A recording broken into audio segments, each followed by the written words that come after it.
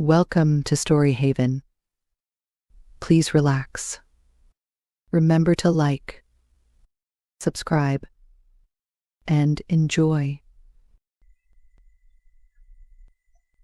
The Idiot by Fyodor Dostoyevsky.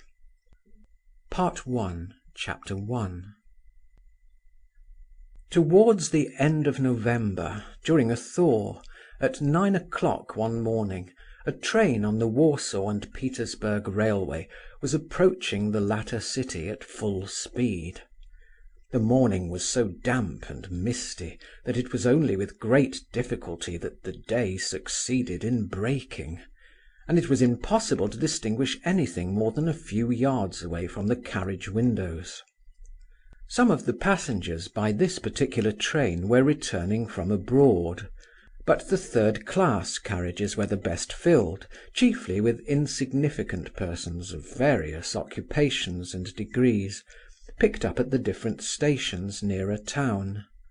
All of them seemed weary, and most of them had sleepy eyes and a shivering expression, while their complexions generally appeared to have taken on the colour of the fog outside. When day dawned, two passengers in one of the third-class carriages found themselves opposite each other. Both were young fellows, both were rather poorly dressed, both had remarkable faces, and both were evidently anxious to start a conversation. If they had but known why, at this particular moment, they were both remarkable persons, they would undoubtedly have wondered at the strange chance which had set them down opposite to one another in a third-class carriage of the Warsaw Railway Company. One of them was a young fellow of about 27, not tall, with black curling hair and small grey fiery eyes. His nose was broad and flat, and he had high cheekbones. His thin lips were constantly compressed into an impudent, ironical, it might almost be called a malicious smile. But his forehead was high and well formed, and atoned for a good deal of the ugliness of the lower part of his face. A special feature of this physiognomy was its death-like pallor, which gave to the whole man an indescribably emaciated appearance, in spite of his hard look, and at the same time a sort of passionate and suffering expression, which did not harmonize with his impudent, sarcastic smile and keen, self-satisfied bearing. He wore a large fur, or rather Astrakhan, overcoat, which had kept him warm all night, while his neighbour had been obliged to bear the full severity of a Russian November night entirely unprepared. His wide sleeveless mantle with a large cape to it, the sort of cloak one sees upon travellers during the winter months in Switzerland or North Italy, was by no means adapted to the long cold journey through Russia, from Eydkuhnen to St. Petersburg. The wearer of this cloak was a young fellow also of about 26 or 27 years of age, slightly above the middle height, very fair, with a thin, pointed and very light-coloured beard. His eyes were large and blue, and had an intent look about them, yet that heavy expression, which some people affirm to be a peculiarity as well as evidence of an epileptic subject. His face was decidedly a pleasant one for all that, refined, but quite colourless, except for the circumstance that at this moment it was blue with cold. He held a bundle made up of an old faded silk handkerchief that apparently contained all his travelling wardrobe, and wore thick shoes and gaiters, his whole appearance being very un-Russian. His black-haired neighbour inspected these peculiarities, having nothing better to do, and at length remarked, with that rude enjoyment of the discomforts of others which the common classes so often show: "Cold?" "Very," said his neighbour readily, "and this is a thaw too. Fancy if it had been a hard frost. I never thought it would be so cold in the old country. I've grown quite out of the way of it." What, been abroad, I suppose?" "Yes, straight from Switzerland." "Phew, my goodness!" The black-haired young fellow whistled, and then laughed. The conversation proceeded. The readiness of the fair-haired young man in the cloak to answer all his opposite neighbour's questions was surprising. He seemed to have no suspicion of any impertinence or inappropriateness in the fact of such questions being put to him. Replying to them, he made known to the inquirer that he certainly had been long absent from Russia, more than 4 years; that he had been sent abroad for his health; that he had suffered from some strange nervous malady, a kind of epilepsy with convulsive spasms. His interlocutor burst out laughing several times at his answers, and more than ever when to the question whether he had been cured, the patient replied, "No, they did not cure me." "Ha, that's it! You stumped up your money for nothing, and we believe in those fellows here," remarked the black-haired individual sarcastically.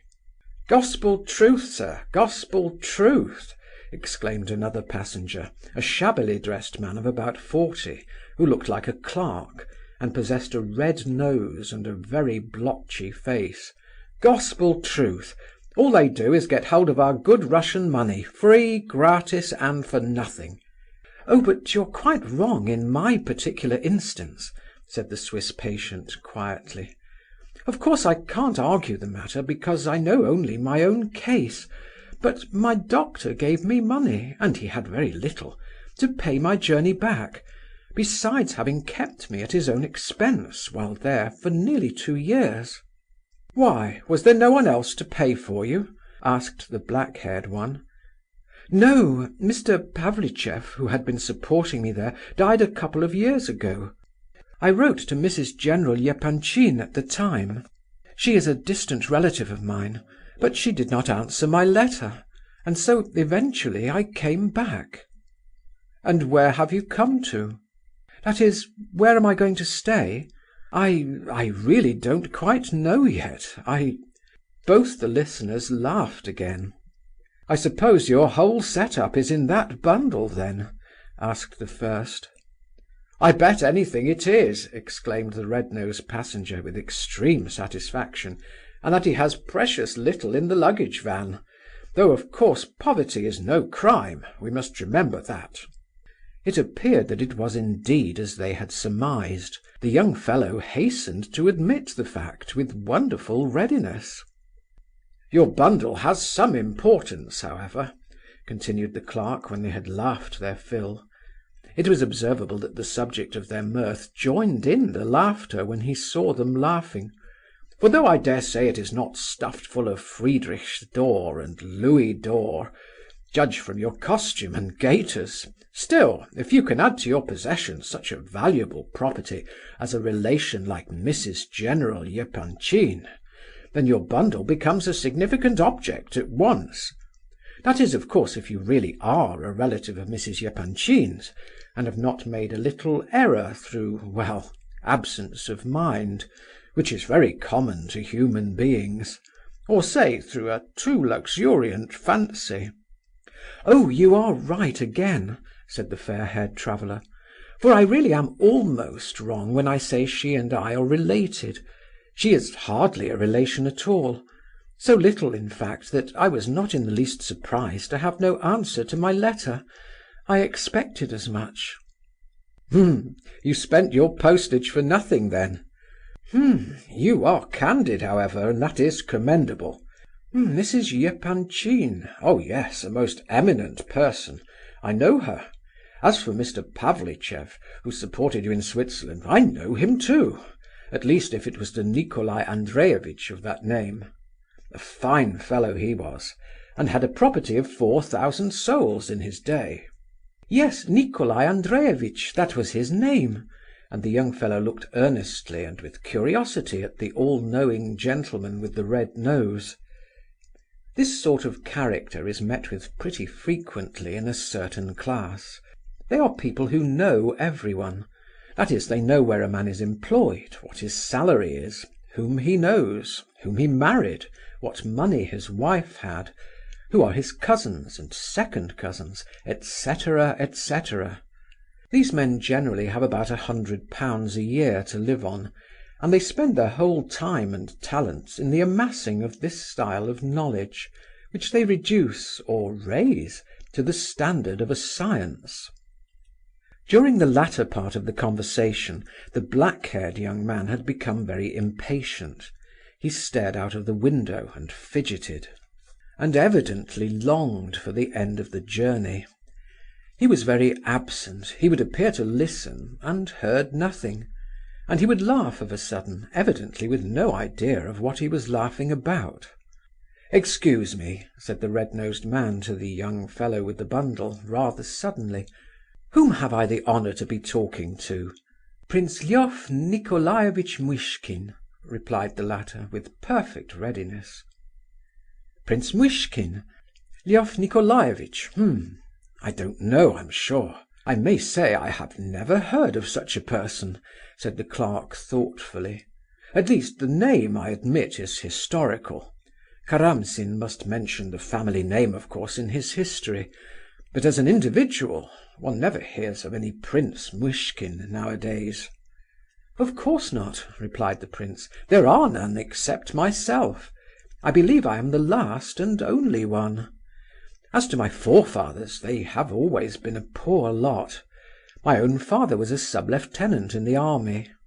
I don't know how Mrs. Epanchin comes into the Muishkin family, but she is descended from the Princess Muishkin, and she too is the last of her line." "And did you learn science and all that with your professor over there?" asked the black-haired passenger. "Oh yes, I did learn a little, but—" "I've never learned anything whatever," said the other. "Oh, but I learnt very little, you know," added the prince, as though excusing himself. "They could not teach me very much on account of my illness." "Do you know the Rogojins?" asked his questioner abruptly. "No, I don't, not at all. I hardly know anyone in Russia. Why, is that your name?" "Yes, I am Rogojin, Parfen Rogojin." "Parfen Rogojin? Dear me! Then don't you belong to those very Rogojins, perhaps?" began the clerk, with a very perceptible increase of civility in his tone. "Yes, those very ones," interrupted Rogojin impatiently and with scant courtesy. I may remark that he had not once taken any notice of the blotchy-faced passenger, and had hitherto addressed all his remarks direct to the prince. "Dear me, is it possible?" observed the clerk, while his face assumed an expression of great deference and servility, if not of absolute alarm. "What? A son of that very Semyon Rogojin, hereditary honourable citizen, who died a month or so ago and left 2.5 millions of roubles." "And how do you know that he left 2.5 millions of roubles?" asked Rogojin disdainfully, and not deigning so much as to look at the other. "However, it's true enough that my father died a month ago, and that here am I returning from Pskov a month after, with hardly a boot to my foot. They've treated me like a dog. I've been ill of fever at Pskov the whole time, and not a line nor farthing of money have I received from my mother or my confounded brother. And now you'll have 1,000,000 roubles at least, goodness gracious me!" exclaimed the clerk, rubbing his hands. "5 weeks since I was just like yourself," continued Rogojin, addressing the prince, "with nothing but a bundle and the clothes I wore. I ran away from my father and came to Pskov, to my aunt's house, where I caved in at once with fever, and he went and died while I was away. All honour to my respected father's memory, but he uncommonly nearly killed me all the same. Give you my word, prince, if I hadn't cut and run then, when I did, he'd have murdered me like a dog." "I suppose you angered him somehow?" asked the prince, looking at the millionaire with considerable curiosity. But though there may have been something remarkable in the fact that this man was heir to millions of roubles, there was something about him which surprised and interested the prince more than that. Rogojin, too, seemed to have taken up the conversation with unusual alacrity. It appeared that he was still in a considerable state of excitement, if not absolutely feverish, and was in real need of someone to talk to, for the mere sake of talking, a safety valve to his agitation. As for his red-nosed neighbour, the latter, since the information as to the identity of Rogojin hung over him, seemed to be living on the honey of his words and in the breath of his nostrils, catching at every syllable as though it were a pearl of great price. "Oh yes, I angered him, I certainly did anger him," replied Rogojin.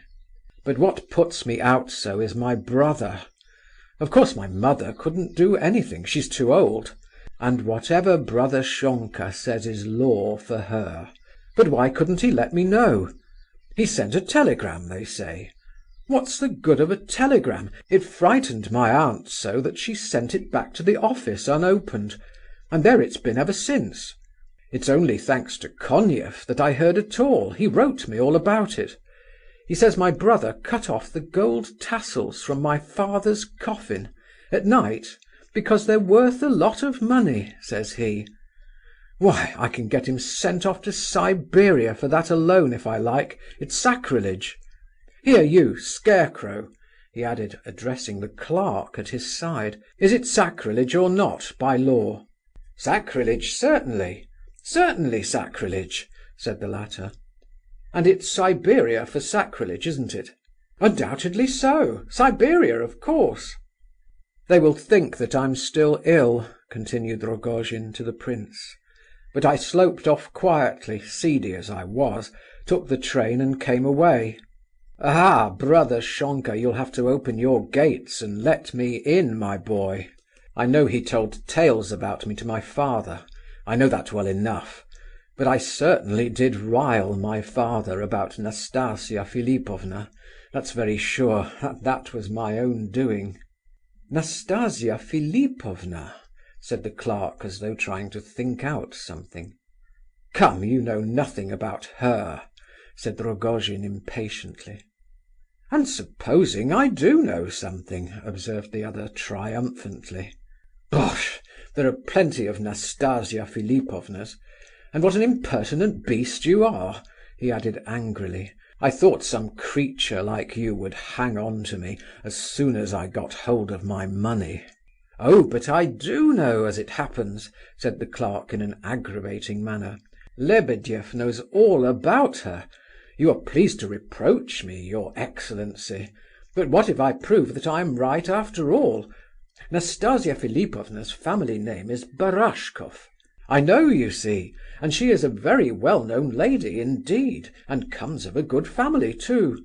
She is connected with one Totsky, Afanasy Ivanovitch, a man of considerable property, a director of companies and so on, and a great friend of General Epanchin, who is interested in the same matters as he is." "My eyes," said Rogojin, really surprised at last. "The devil take the fellow! How does he know that?" "Why, he knows everything. Lebedeff knows everything. I was a month or two with Lihachof after his father died, your excellency, and while he was knocking about (he's in the debtor's prison now), I was with him, and he couldn't do a thing without Lebedeff. And I got to know Nastasia Philipovna and several people at that time."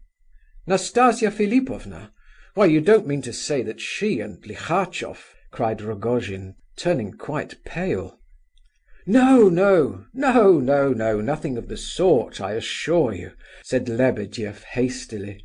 "Oh dear no, not for the world. Totski's the only man with any chance there. Oh no. He takes her to his box at the opera at the French theatre of an evening, and the officers and people all look at her and say, 'By Jove, there's the famous Nastasia Philipovna.' But no one ever gets any further than that, for there is nothing more to say." "Yes, it's quite true," said Rogojin, frowning gloomily. "So Zaleshoff told me. I was walking about the Nevsky one fine day, prince, in my father's old coat, when she suddenly came out of a shop and stepped into her carriage. I swear I was all of a blaze at once.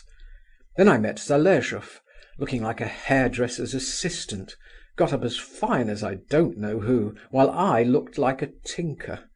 "Don't flatter yourself, my boy," said he. "She's not for such as you. She's a princess, she is, and her name is Nastasia Philipovna Barashkov, and she lives with Totski, who wishes to get rid of her because he's growing rather old, 55 or so, and wants to marry a certain beauty, the loveliest woman in all Petersburg." And then he told me that I could see Nastasia Philipovna at the opera house that evening if I liked, and described which was her box. Well, I'd like to see my father allowing any of us to go to the theatre. He'd sooner have killed us any day. However, I went for an hour or so and saw Nastasia Philipovna, and I never slept a wink all night after.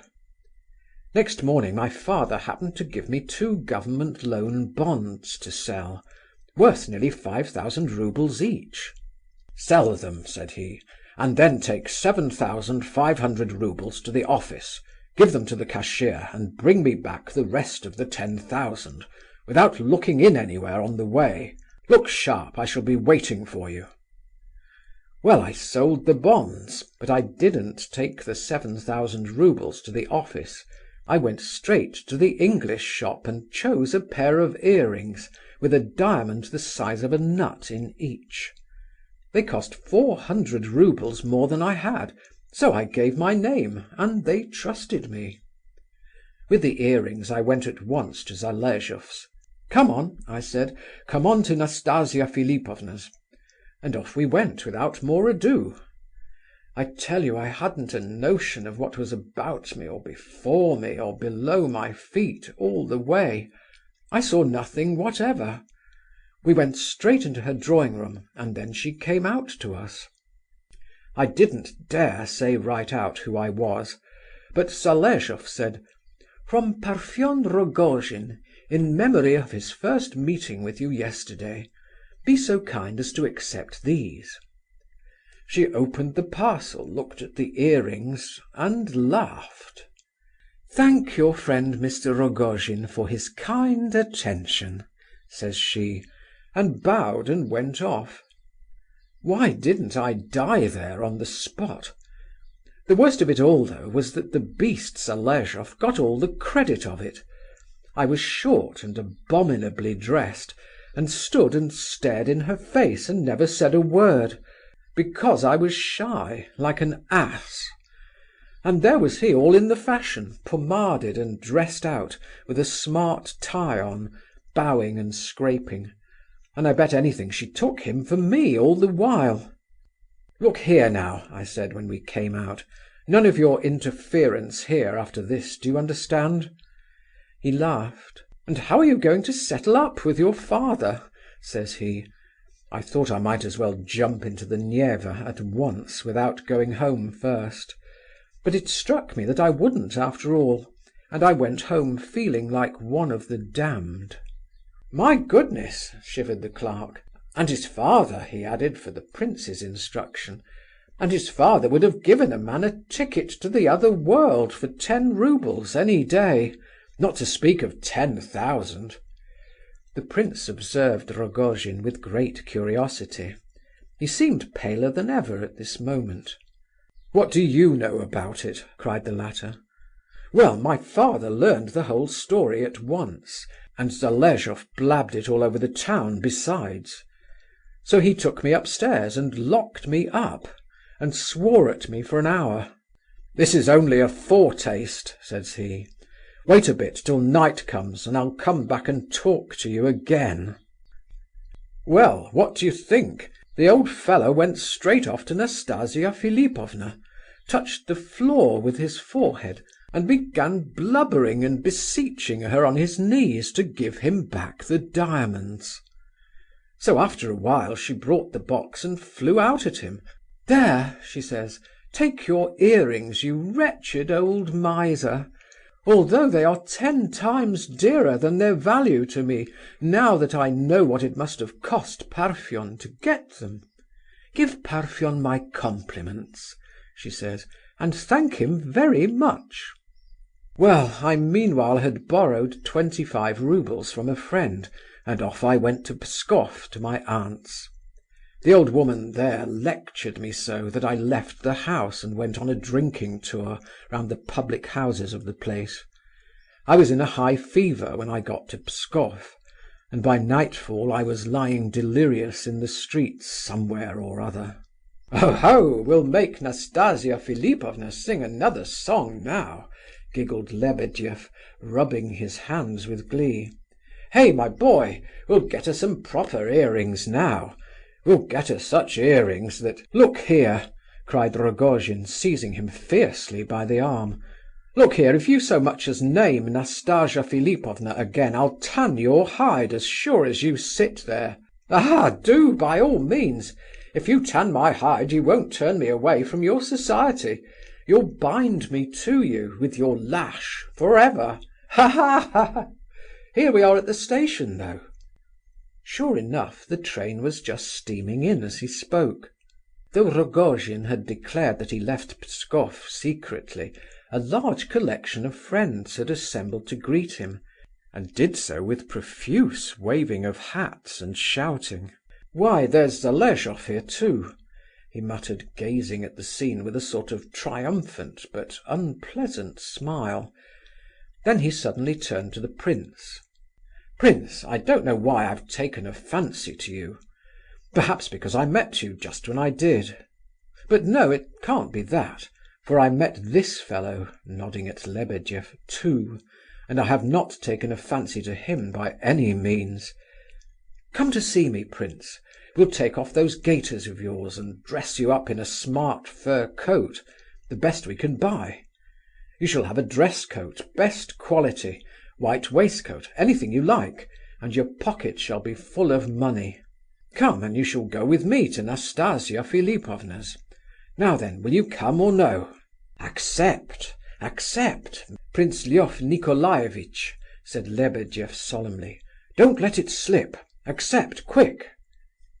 Prince Muishkin rose and stretched out his hand courteously, while he replied with some cordiality, "I will come with the greatest pleasure, and thank you very much for taking a fancy to me. I dare say I may even come today if I have time, for I tell you frankly that I like you very much too. I liked you especially when you told us about the diamond earrings, but I liked you before that as well, though you have such a dark, clouded sort of face. Thanks very much for the offer of clothes and a fur coat. I shall certainly require both clothes and coat very soon. As for money, I have hardly a kopeck about me at this moment." "You shall have lots of money. By the evening I shall have plenty, so come along." "That's true enough, he'll have lots before evening," put in Lebedeff. "But look here, are you a great hand with the ladies? Let's know that first," asked Rogojin. "Oh no," said the prince. "I couldn't, you know, my illness. I hardly ever saw a soul." "Well, here, you fellow, you can come along with me now if you like," cried Rogojin to Lebedeff, and so they all left the carriage. Lebedeff had his desire. He went off with the noisy group of Rogojin's friends towards the Voznesensky, while the prince's route lay towards the Litaynaya. It was damp and wet. The prince asked his way of passers-by, and finding that he was a couple of miles or so from his destination, he determined to take a droshky. End of Part 1, Chapter 1. Part 1, Chapter 2. General Epanchin lived in his own house near the Litaynaya. Besides this large residence, 5/6 of which was let in flats and lodgings, the general was owner of another enormous house in the Sadovaya, bringing in even more rent than the first. Besides these houses he had a delightful little estate just out of town, and some sort of factory in another part of the city. General Epanchin, as everyone knew, had a good deal to do with certain government monopolies. He was also a voice, and an important one, in many rich public companies of various descriptions. In fact, he enjoyed the reputation of being a well-to-do man of busy habits, many ties, and affluent means. He had made himself indispensable in several quarters, amongst others in his department of the government, and yet it was a known fact that Fyodor Ivanovitch Epanchin was a man of no education whatever, and had absolutely risen from the ranks. This last fact could of course reflect nothing but credit upon the general, and yet, though unquestionably a sagacious man, he had his own little weaknesses, very excusable ones, one of which was a dislike to any allusion to the above circumstance. He was undoubtedly clever. For instance, he made a point of never asserting himself when he would gain more by keeping in the background, and in consequence many exalted personages valued him principally for his humility and simplicity, and because he knew his place. And yet if these good people could only have had a peep into the mind of this excellent fellow who knew his place so well! The fact is that in spite of his knowledge of the world and his really remarkable abilities, he always liked to appear to be carrying out other people's ideas rather than his own. And also his luck seldom failed him, even at cards, for which he had a passion that he did not attempt to conceal. He played for high stakes, and moved altogether in very varied society. As to age, General Epanchin was in the very prime of life, that is, about 55 years of age, the flowering time of existence, when real enjoyment of life begins. His healthy appearance, good colour, sound though discoloured teeth, sturdy figure, preoccupied air during business hours, and jolly good humour during his game at cards in the evening, all bore witness to his success in life, and combined to make existence a bed of roses to his excellency. The general was lord of a flourishing family, consisting of his wife and 3 grown-up daughters. He had married young, while still a lieutenant, his wife being a girl of about his own age, who possessed neither beauty nor education, and who brought him no more than 50 souls of landed property, which little estate served, however, as a nest-egg for far more important accumulations.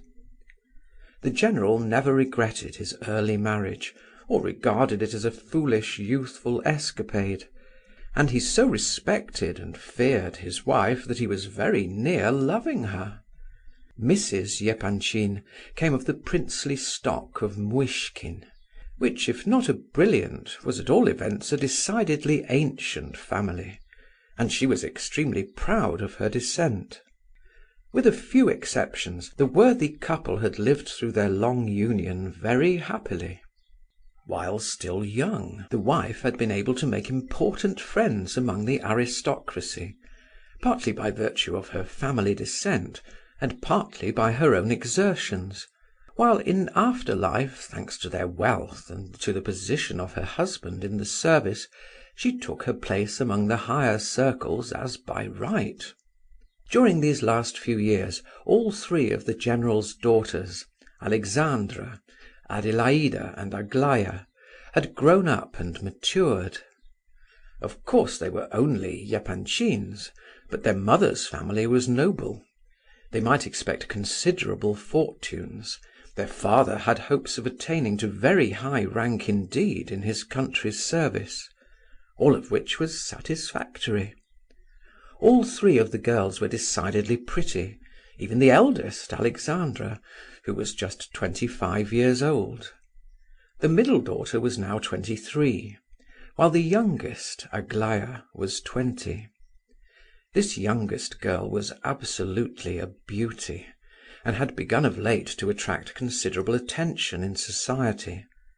But this was not all, for every one of the 3 was clever, well educated, and accomplished. It was a matter of general knowledge that the three girls were very fond of one another, and supported each other in every way. It was even said that the two elder ones had made certain sacrifices for the sake of the idol of the household, Aglaya.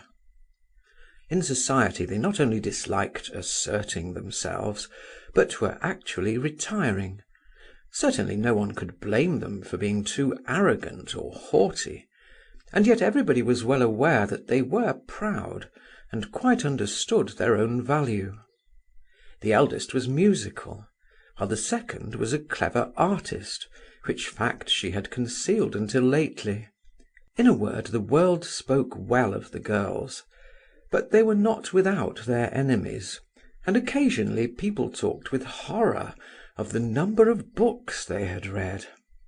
They were in no hurry to marry. They liked good society, but were not too keen about it. All this was the more remarkable because everyone was well aware of the hopes and aims of their parents. It was about 11 o'clock in the forenoon when the prince rang the bell at General Epanchin's door. The general lived on the first floor or flat of the house, as modest a lodging as his position permitted. A liveried servant opened the door, and the prince was obliged to enter into long explanations with this gentleman, who from the first glance looked at him and his bundle with grave suspicion. At last, however, on the repeated positive assurance that he really was Prince Muishkin, and must absolutely see the general on business, the bewildered domestic showed him into a little antechamber, leading to a waiting room that adjoined the general's study. There handing him over to another servant, whose duty it was to be in this antechamber all the morning, and announce visitors to the general. This second individual wore a dress coat, and was some 40 years of age.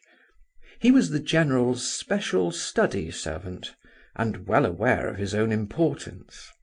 "Wait in the next room, please, and leave your bundle here," said the doorkeeper, as he sat down comfortably in his own easy chair in the antechamber. He looked at the prince in severe surprise, as the latter settled himself in another chair alongside, with his bundle on his knees. "If you don't mind, I would rather sit here with you," said the prince. "I should prefer it to sitting in there." "Oh, but you can't stay here. You are a visitor, a guest, so to speak. Is it the general himself you wish to see?"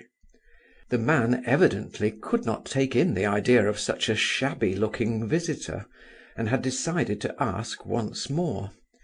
"Yes, I have business," began the prince. "I do not ask you what your business may be. All I have to do is to announce you, and unless the secretary comes in here, I cannot do that." The man's suspicions seemed to increase more and more. The prince was too unlike the usual run of daily visitors, and although the general certainly did receive, on business, all sorts and conditions of men, yet in spite of this fact the servant felt great doubts on the subject of this particular visitor. The presence of the secretary as an intermediary was, he judged, essential in this case. "Surely you are from abroad?" he inquired at last in a confused sort of way. He had begun his sentence intending to say, "Surely you are not Prince Muishkin, are you?" "Yes, straight from the train. Did not you intend to say, 'Surely you are not Prince Muishkin,' just now, but refrained out of politeness?" grunted the astonished servant. "I assure you I am not deceiving you. You shall not have to answer for me. As to my being dressed like this, and carrying a bundle, there's nothing surprising in that. The fact is, my circumstances are not particularly rosy at this moment." "No, no, I'm not afraid of that, you see. I have to announce you, that's all. The secretary will be out directly. That is, unless you—yes, that's the rub. Unless you— Come, you must allow me to ask you, you've not come to beg, have you?" "Oh dear, no.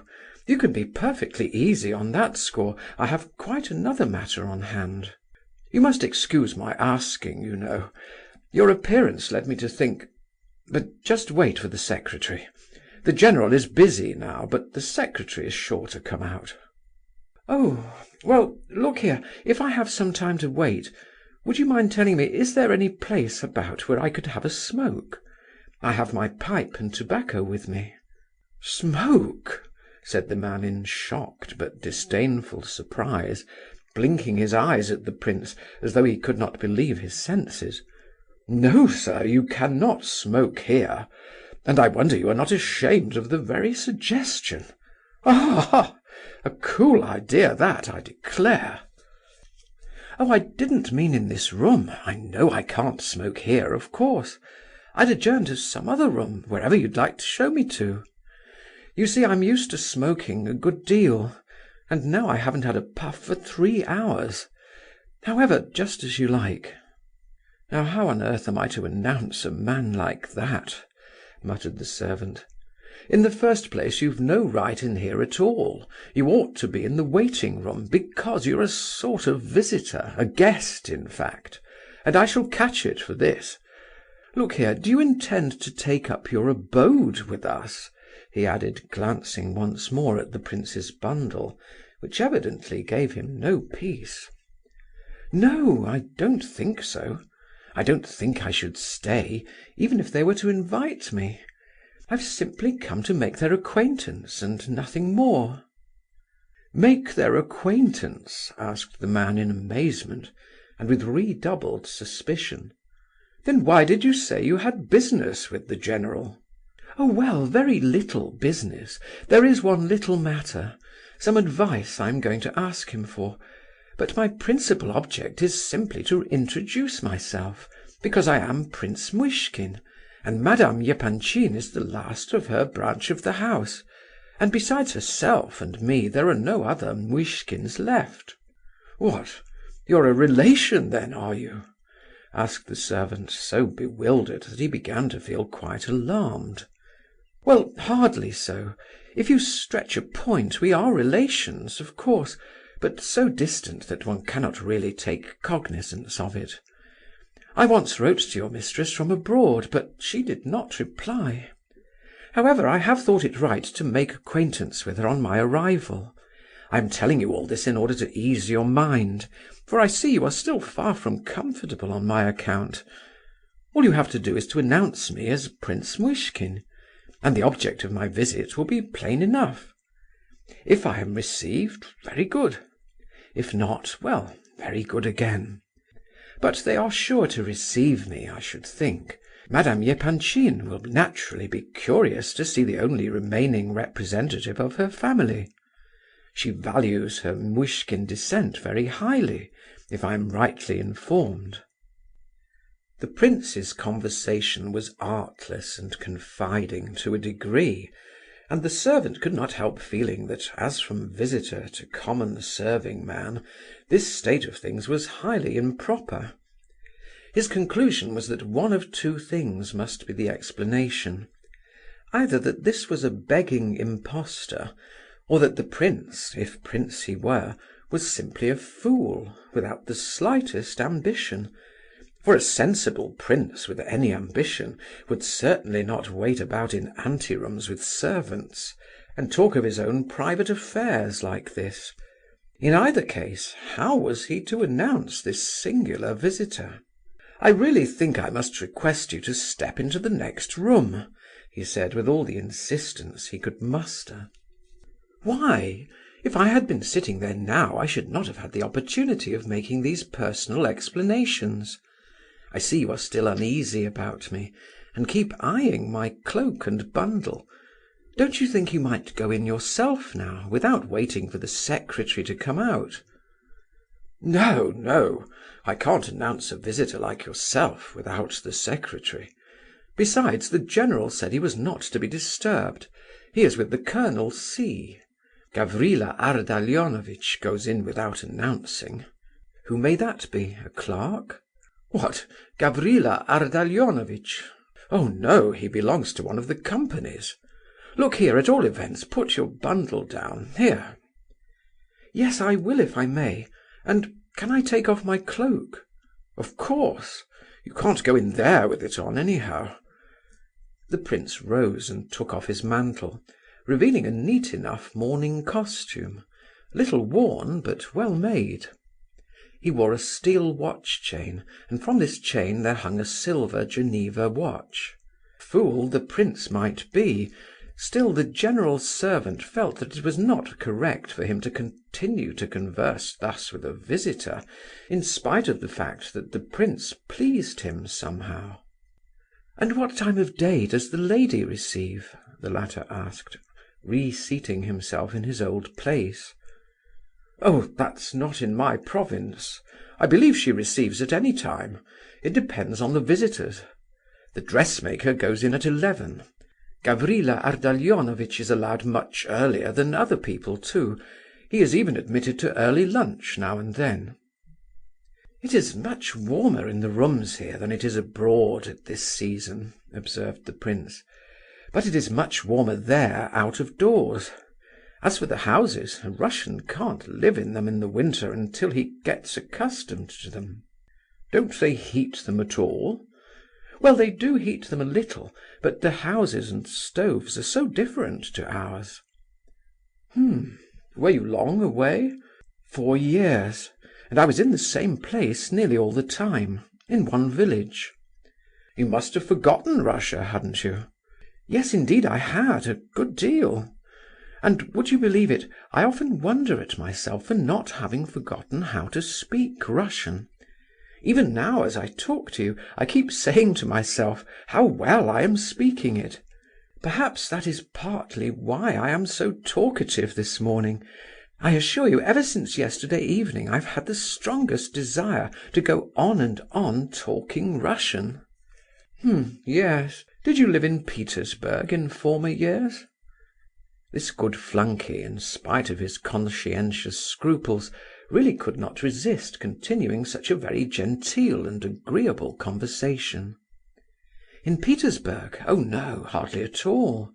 And now they say so much is changed in the place that even those who did know it well are obliged to relearn what they knew. They talk a good deal about the new law courts and changes there, don't they?" "Yes, that's true enough. Well now, how is the law over there? Do they administer it more justly than here?" "Oh, I don't know about that. I've heard much that is good about our legal administration, too. There is no capital punishment here, for one thing." "Is there over there?" "Yes, I saw an execution in France, at Lyons. Schneider took me over with him to see it." "What, did they hang the fellow?" "No, they cut off people's heads in France." "What did the fellow do? Yell?" "Oh no, it's the work of an instant. They put a man inside a frame, and a sort of broad knife falls by machinery. They call the thing a guillotine. It falls with fearful force and weight. The head springs off so quickly that you can't wink your eye in between. But all the preparations are so dreadful. When they announce the sentence, you know, and prepare the criminal and tie his hands, and cart him off to the scaffold, that's the fearful part of the business. The people all crowd round, even women, though they don't at all approve of women looking on." "No, it's not a thing for women." "Of course not, of course not. The criminal was a fine, intelligent, fearless man. Le Gros was his name, and I may tell you, believe it or not as you like, that when that man stepped upon the scaffold, he cried. He did indeed. He was as white as a bit of paper. Isn't it a dreadful idea that he should have cried? Cried! Who ever heard of a grown man crying from fear? Not a child, but a man who never had cried before. A grown man of 45 years. Imagine what must have been going on in that man's mind at such a moment, what dreadful convulsions his whole spirit must have endured. It is an outrage on the soul, that's what it is. Because it is said, 'Thou shalt not kill,' is he to be killed because he murdered someone else? No, it is not right, it's an impossible theory. I assure you, I saw the sight a month ago, and it's dancing before my eyes to this moment. I dream of it often." The prince had grown animated as he spoke, and a tinge of colour suffused his pale face, though his way of talking was as quiet as ever. The servant followed his words with sympathetic interest.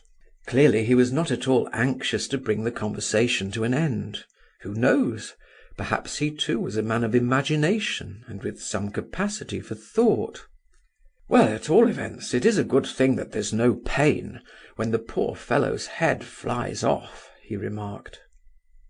"Do you know, though," cried the prince warmly, "you made that remark now, and everyone says the same thing, and the machine is designed with the purpose of avoiding pain, this guillotine, I mean. But a thought came into my head then. What if it be a bad plan, after all? You may laugh at my idea, perhaps, but I could not help its occurring to me all the same. Now, with the rack and tortures and so on, you suffer terrible pain, of course, but then your torture is bodily pain only, although no doubt you have plenty of that, until you die. But here, I should imagine the most terrible part of the whole punishment is, not the bodily pain at all, but the certain knowledge that in an hour, then in 10 minutes, then in half a minute, then now, this very instant, your soul must quit your body, and that you will no longer be a man, and that this is certain, certain. That's the point, the certainty of it. Just that instant when you place your head on the block and hear the iron grate over your head, then, that quarter of a second is the most awful of all. This is not my own fantastical opinion. Many people have thought the same, but I feel it so deeply that I'll tell you what I think.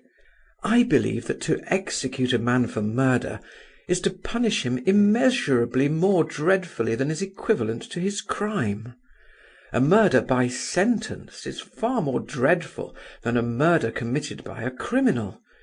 The man who is attacked by robbers at night, in a dark wood or anywhere, undoubtedly hopes and hopes that he may yet escape until the very moment of his death. There are plenty of instances of a man running away or imploring for mercy, at all events hoping on in some degree, even after his throat was cut. But in the case of an execution, that last hope, having which it is so immeasurably less dreadful to die, is taken away from the wretch, and certainty substituted in its place. There is his sentence, and with it that terrible certainty that he cannot possibly escape death, which I consider must be the most dreadful anguish in the world. You may place a soldier before a cannon's mouth in battle and fire upon him, and he will still hope.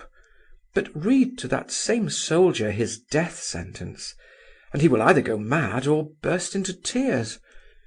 Who dares to say that any man can suffer this without going mad? No, no! It is an abuse, a shame. It is unnecessary. Why should such a thing exist? Doubtless there may be men who have been sentenced, who have suffered this mental anguish for a while, and then have been reprieved. Perhaps such men may have been able to relate their feelings afterwards. Our Lord Christ spoke of this anguish and dread. No, no, no, no man should be treated so. No man, no man. The servant, though of course he could not have expressed all this as the prince did, still clearly entered into it and was greatly conciliated, as was evident from the increased amiability of his expression. "If you are really very anxious for a smoke," he remarked, "I think it might possibly be managed, if you are very quick about it. You see, they might come out and inquire for you, and you wouldn't be on the spot. You see that door there? Go in there and you'll find a little room on the right. You can smoke there, only open the window, because I ought not to allow it, really, and—" But there was no time after all. A young fellow entered the ante-room at this moment, with a bundle of papers in his hand. The footman hastened to help him take off his overcoat. The new arrival glanced at the prince out of the corners of his eyes. "This gentleman declares, Gavrila Ardalionovitch," began the man confidentially and almost familiarly, "that he is Prince Muishkin and a relative of Madame Epanchin's. He has just arrived from abroad, with nothing but a bundle by way of luggage." The prince did not hear the rest, because at this point the servant continued his communication in a whisper. Gavrila Ardalionovitch listened attentively, and gazed at the prince with great curiosity. At last he motioned the man aside and stepped hurriedly towards the prince. "Are you Prince Muishkin?" he asked with the greatest courtesy and amiability. He was a remarkably handsome young fellow of some 28 summers, fair and of middle height. He wore a small beard, and his face was most intelligent. Yet his smile, in spite of its sweetness, was a little thin, if I may so call it, and showed his teeth too evenly. His gaze, though decidedly good-humoured and ingenuous, was a trifle too inquisitive and intent to be altogether agreeable. Probably when he is alone he looks quite different, and hardly smiles at all, thought the prince.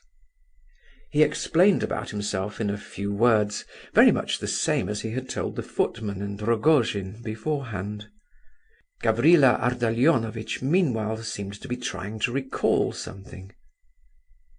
"Was it not you, then, who sent a letter a year or less ago, from Switzerland, I think it was, to Elizabeta Prokofievna, Mrs. Epanchin?" "It was." "Oh, then, of course they will remember who you are. You wish to see the general? I'll tell him at once. He will be free in a minute.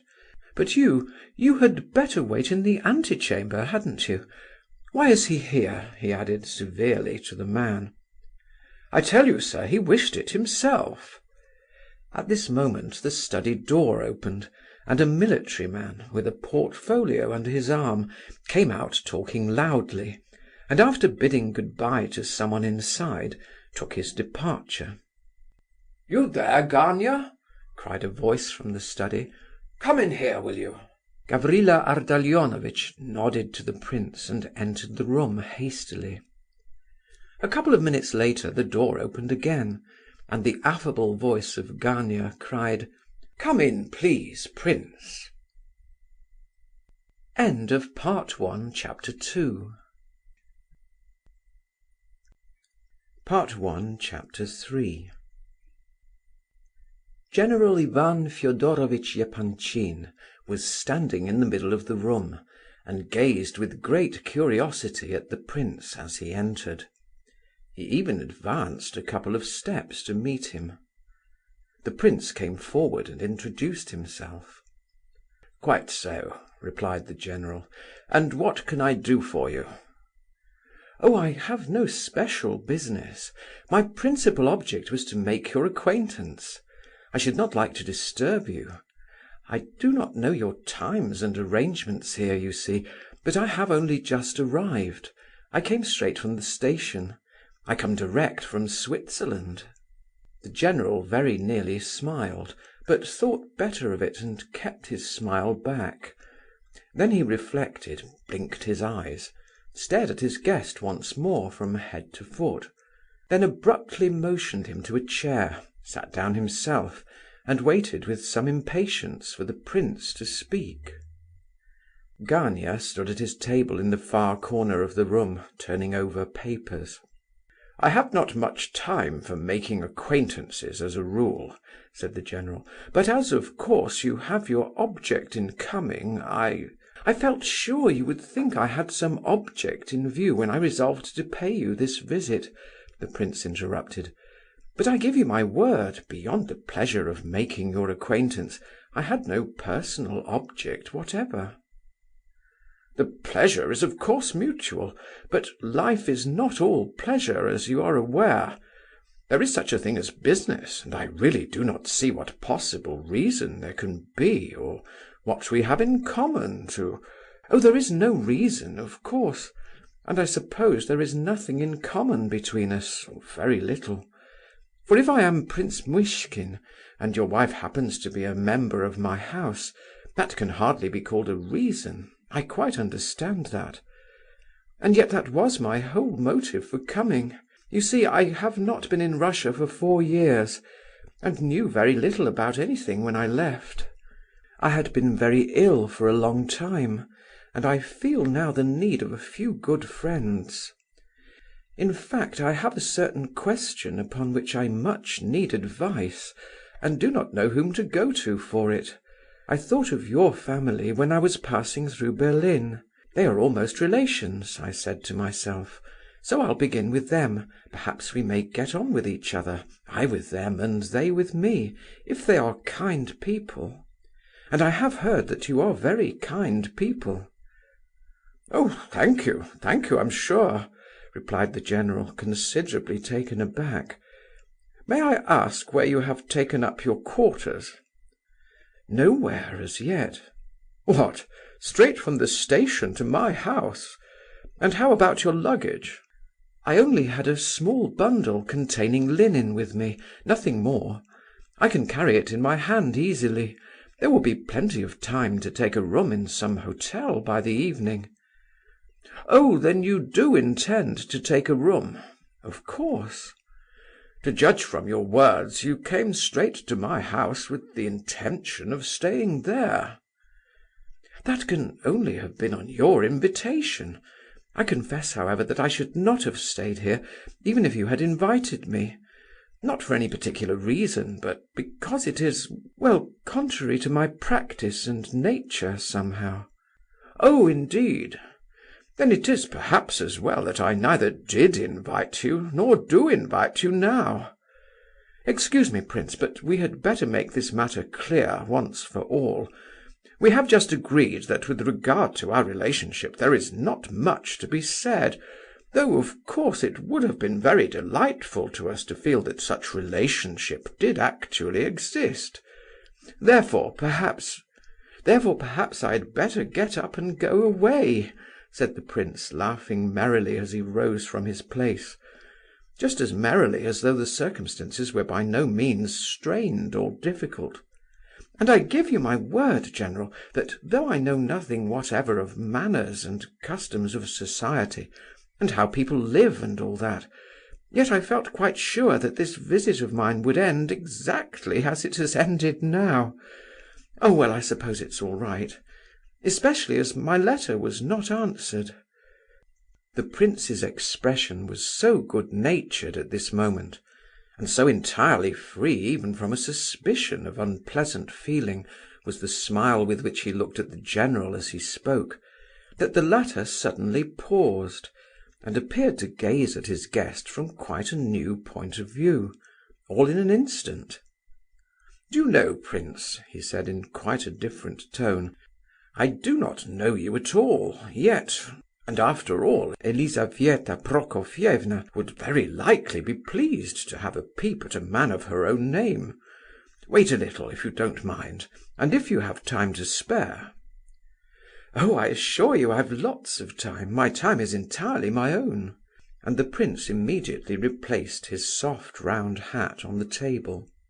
"I confess I thought Elizabetha Prokofievna would very likely remember that I had written her a letter.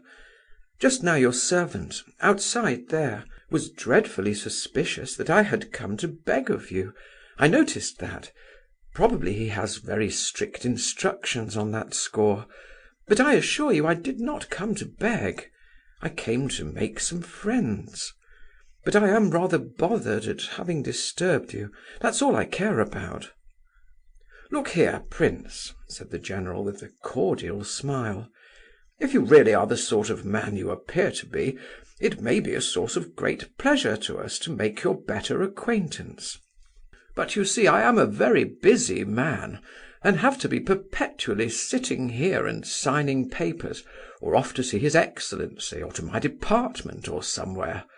So that though I should be glad to see more of people, nice people, you see however, I'm sure you're so well brought up that you will see at once. But how old are you, prince?" 26. "No, I thought you very much younger."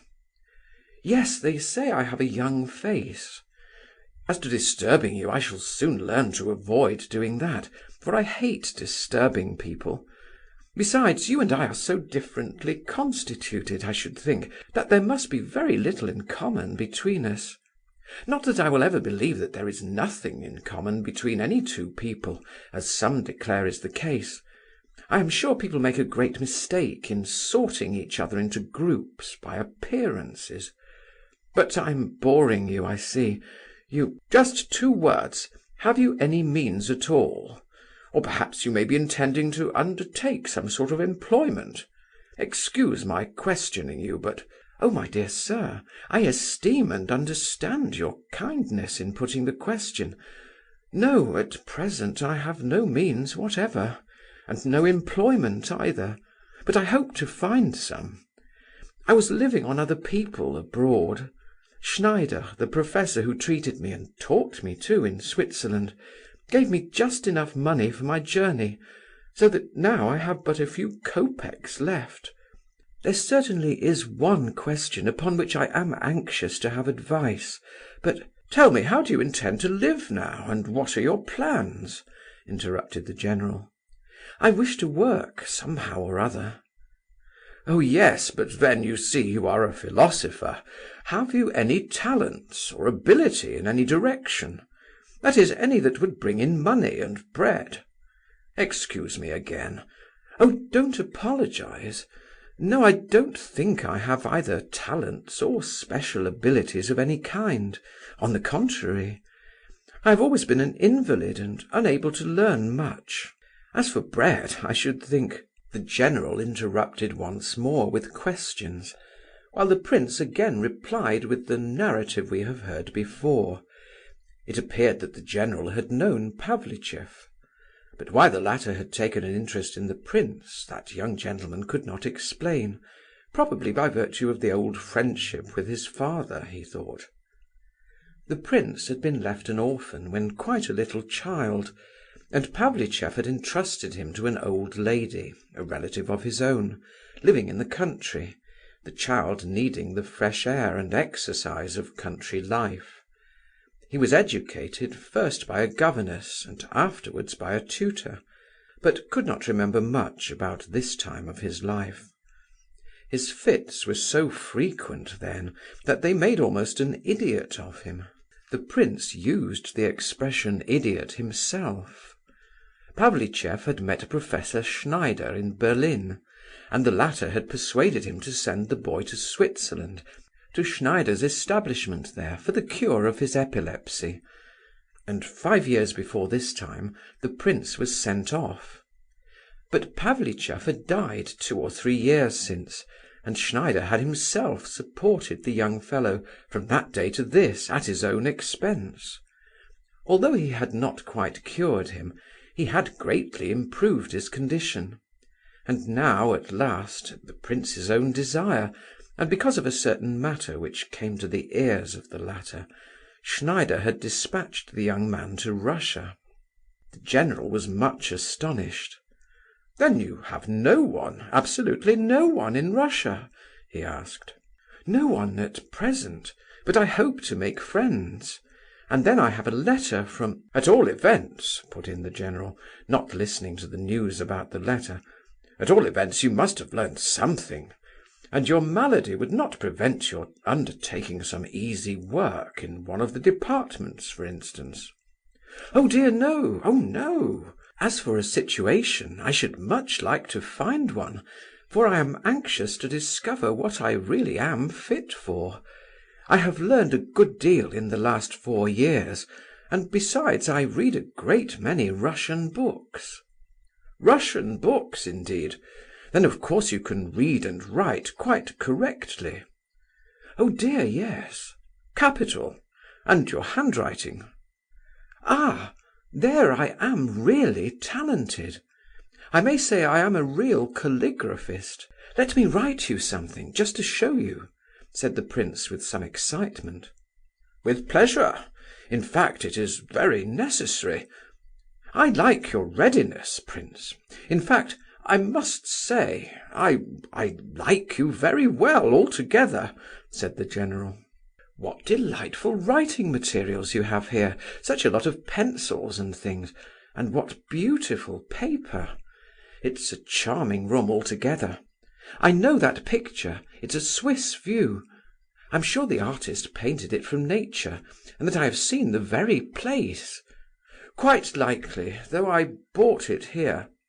Gania, give the prince some paper. Here are pens and paper. Now then, take this table. What's this?" the general continued to Gania, who had that moment taken a large photograph out of his portfolio and shown it to his senior. "Hallo! Nastasia Philipovna. Did she send it you herself?" "Herself?" he inquired with much curiosity and great animation. "She gave it me just now, when I called in to congratulate her. I asked her for it long ago.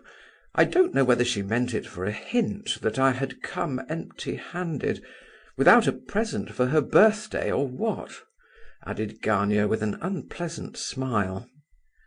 "Oh, nonsense, nonsense," said the general with decision. "What extraordinary ideas you have, Gania, as if she would hint. That's not her way at all. Besides, what could you give her without having thousands at your disposal? You might have given her your portrait, however. Has she ever asked you for it?" "No, not yet. Very likely she never will. I suppose you haven't forgotten about tonight, have you, Ivan Fedorovitch? You were one of those specially invited, you know." "Oh no, I remember all right, and I shall go, of course. I should think so. She's 25 years old today. And you know, Gania, you must be ready for great things. She has promised both myself and Afanasy Ivanovitch that she will give a decided answer tonight, yes or no, so be prepared." Gania suddenly became so ill at ease that his face grew paler than ever. "Are you sure she said that?" he asked, and his voice seemed to quiver as he spoke. "Yes, she promised. We both worried her so that she gave in. But she wished us to tell you nothing about it until the day." The general watched Gania's confusion intently, and clearly did not like it. "Remember, Ivan Fedorovitch," said Gania in great agitation, "that I was to be free too until her decision, and that even then I was to have my yes or no free." "Why, don't you? Aren't you?" began the general in alarm. "Oh, don't misunderstand." "But, my dear fellow, what are you doing? What do you mean?" "Oh, I'm not rejecting her. I may have expressed myself badly, but I didn't mean that." "Reject her? I should think not," said the general with annoyance, and apparently not in the least anxious to conceal it.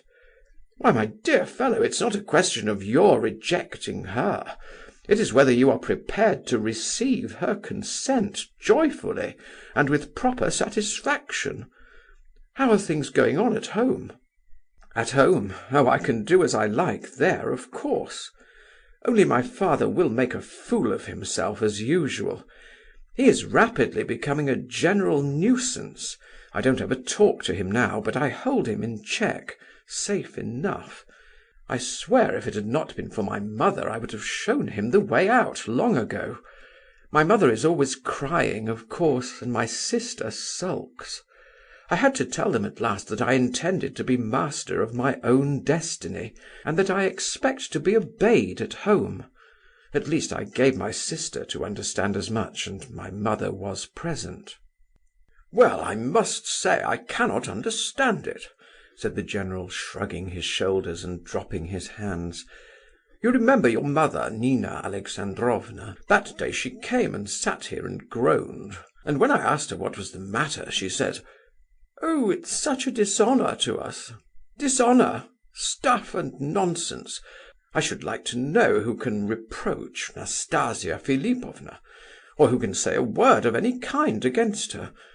Did she mean because Nastasia had been living with Totski? What nonsense it is! You would not let her come near your daughters, says Nina Alexandrovna. What next, I wonder? I don't see how she can fail to understand. Her own position, prompted Gania. She does understand. Don't be annoyed with her. I have warned her not to meddle in other people's affairs.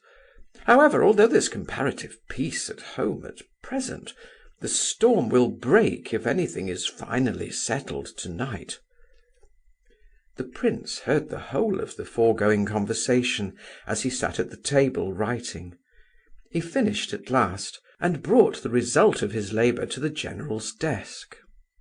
"So this is Nastasia Philipovna," he said, looking attentively and curiously at the portrait. "How wonderfully beautiful!" he immediately added, with warmth. The picture was certainly that of an unusually lovely woman. She was photographed in a black silk dress of simple design. Her hair was evidently dark and plainly arranged. Her eyes were deep and thoughtful, the expression of her face passionate but proud. She was rather thin, perhaps, and a little pale. Both Gania and the general gazed at the prince in amazement. "How do you know it's Nastasia Philipovna?" asked the general. "You surely don't know her already, do you?" "Yes, I do. I have only been one day in Russia, but I have heard of the great beauty." And the prince proceeded to narrate his meeting with Rogojin in the train and the whole of the latter's story. "There's news!" said the general in some excitement, after listening to the story with engrossed attention. "Oh, of course it's nothing but humbug!" cried Gania, a little disturbed, however. "It's all humbug. The young merchant was pleased to indulge in a little innocent recreation. I have heard something of Rogojin." "Yes, so have I," replied the general. "Nastasia Philipovna told us all about the earrings that very day. But now it's quite a different matter. You see, the fellow really has 1,000,000 of roubles, and he is passionately in love. The whole story smells of passion, and we all know what this class of gentry is capable of when infatuated. I am much afraid of some disagreeable scandal. I am indeed." "You are afraid of the 1,000,000, I suppose," said Gania, grinning and showing his teeth. "And you are not, I presume, "How did he strike you, prince?" asked Gania suddenly. "Did he seem to be a serious sort of a man, or just a common rowdy fellow? What was your opinion about the matter?" While Gania put this question, a new idea suddenly flashed into his brain, and blazed out impatiently in his eyes. The general, who was really agitated and disturbed, looked at the prince too, but did not seem to expect much from his reply. "I really don't quite know how to tell you," replied the prince, "but it certainly did seem to me that the man was full of passion, and not perhaps quite healthy passion. He seemed to be still far from well. Very likely he will be in bed again in a day or two, especially if he lives fast." "No, do you think so?" said the general, catching at the idea. "Yes, I do think so."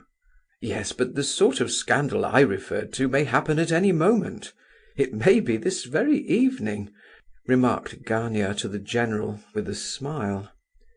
"Of course, quite so. In that case it all depends upon what is going on in her brain at this moment. You know the kind of person she is at times." "How? What kind of person is she?" cried the general, arrived at the limits of his patience.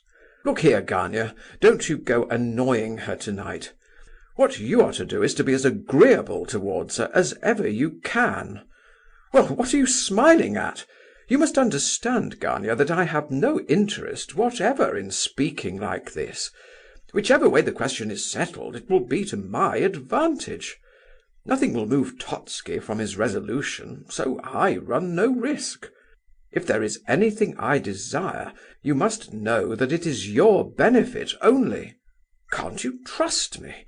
You are a sensible fellow, and I have been counting on you, for in this matter, that "Yes, that's the chief thing," said Gania, helping the general out of his difficulties again, and curling his lips in an envenomed smile, which he did not attempt to conceal. He gazed with his fevered eyes straight into those of the general, as though he were anxious that the latter might read his thoughts. The general grew purple with anger. "Yes, of course it is the chief thing," he cried, looking sharply at Gania. "What a very curious man you are, Gania.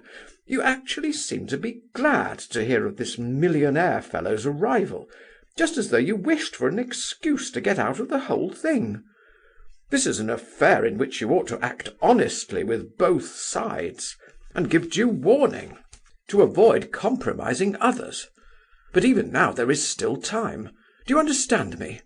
I wish to know whether you desire this arrangement or whether you do not. If not, say so, and welcome.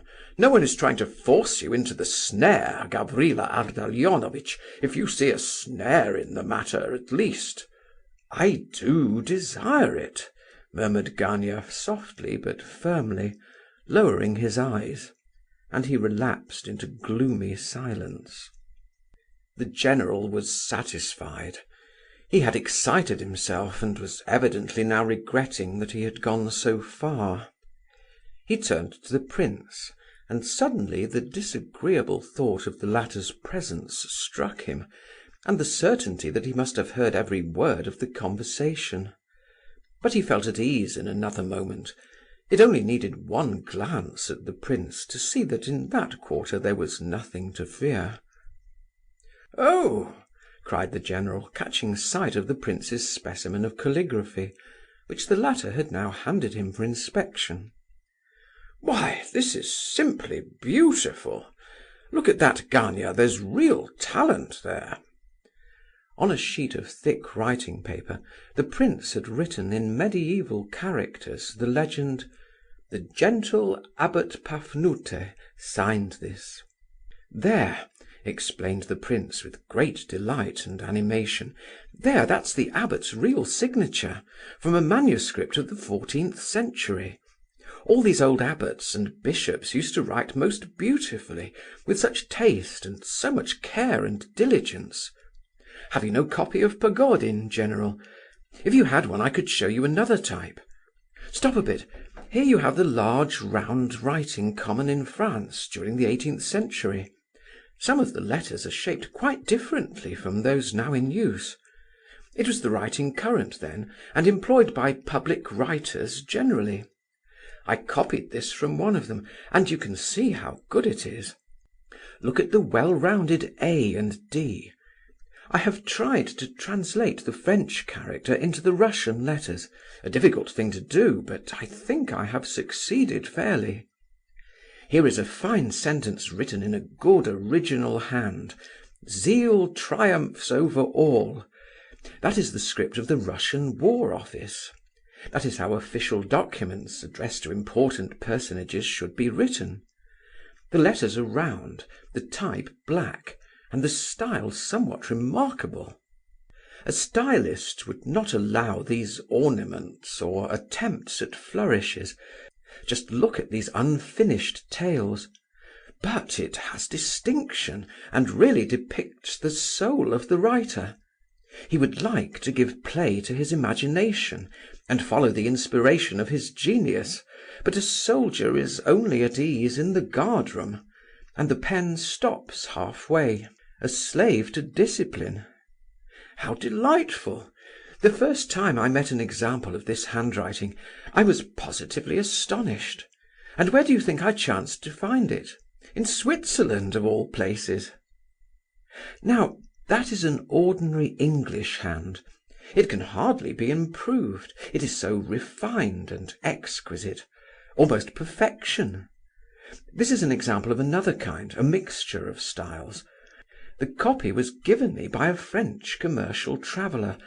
It is founded on the English, but the downstrokes are a little blacker and more marked. Notice that the oval has some slight modification. It is more rounded. This writing allows for flourishes.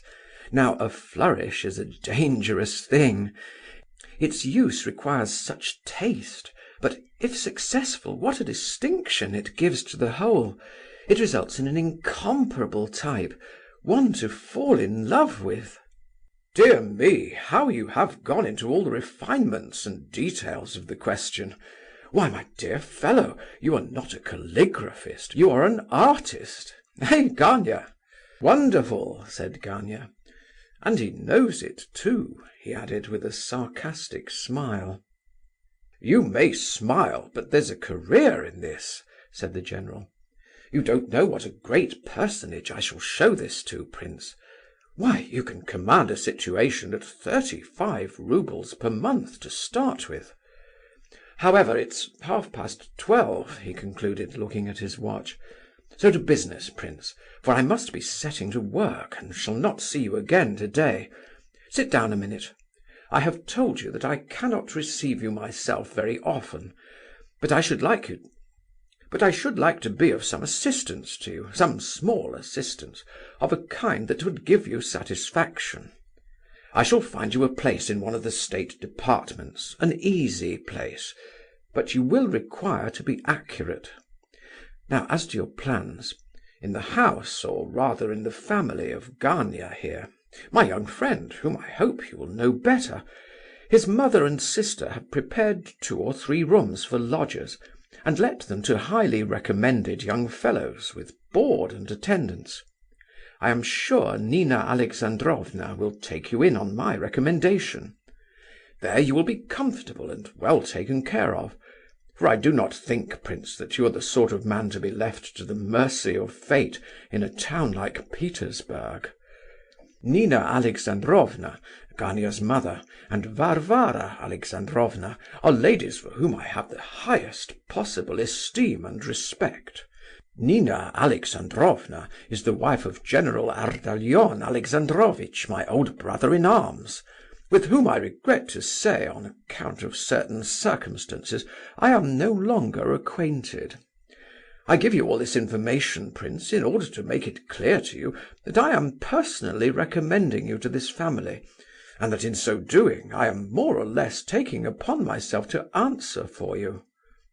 The terms are most reasonable, and I trust that your salary will very shortly prove amply sufficient for your expenditure. Of course, pocket money is a necessity, if only a little. Do not be angry, prince, if I strongly recommend you to avoid carrying money in your pocket. But as your purse is quite empty at the present moment, you must allow me to press these 25 roubles upon your acceptance, as something to begin with. Of course we will settle this little matter another time, and if you are the upright, honest man you look, I anticipate very little trouble between us on that score. Taking so much interest in you as you may perceive I do, I am not without my object, and you shall know it in good time. You see, I am perfectly candid with you. I hope, Gania, you have nothing to say against the prince's taking up his abode in your house." "Oh, on the contrary, my mother will be very glad," said Gania, courteously and kindly. "I think only one of your rooms is engaged as yet, is it not? That fellow Ferdishenko." "Yes, I don't like that Ferdishenko. I can't understand why Nastasia Philipovna encourages him so. Is he really her cousin, as he says?" "Oh dear no, it's all a joke. No more cousin than I am." "Well, what do you think of the arrangement, prince?" "Thank you, General. You have behaved very kindly to me. All the more so since I did not ask you to help me. I don't say that out of pride. I certainly did not know where to lay my head tonight. Rogojin asked me to come to his house, of course, but—" "Rogojin? No, no, my good fellow. I should strongly recommend you, paternally, or, if you prefer it, as a friend, to forget all about Rogojin, and in fact to stick to the family in which you are about to enter." "Thank you," began the prince, "and since you are so very kind, there is just one matter which I—" "You really must excuse me," interrupted the general, "but I positively haven't another moment now. I shall just tell Elizabetha Prokofievna about you, and if she wishes to receive you at once, as I shall advise her, I strongly recommend you to ingratiate yourself with her at the first opportunity, for my wife may be of the greatest service to you in many ways. If she cannot receive you now, you must be content to wait till another time. Meanwhile you, Gania, just look over these accounts, will you? We mustn't forget to finish off that matter." The general left the room, and the prince never succeeded in broaching the business which he had on hand, though he had endeavoured to do so 4 times. Gania lit a cigarette and offered one to the prince. The latter accepted the offer, but did not talk, being unwilling to disturb Gania's work.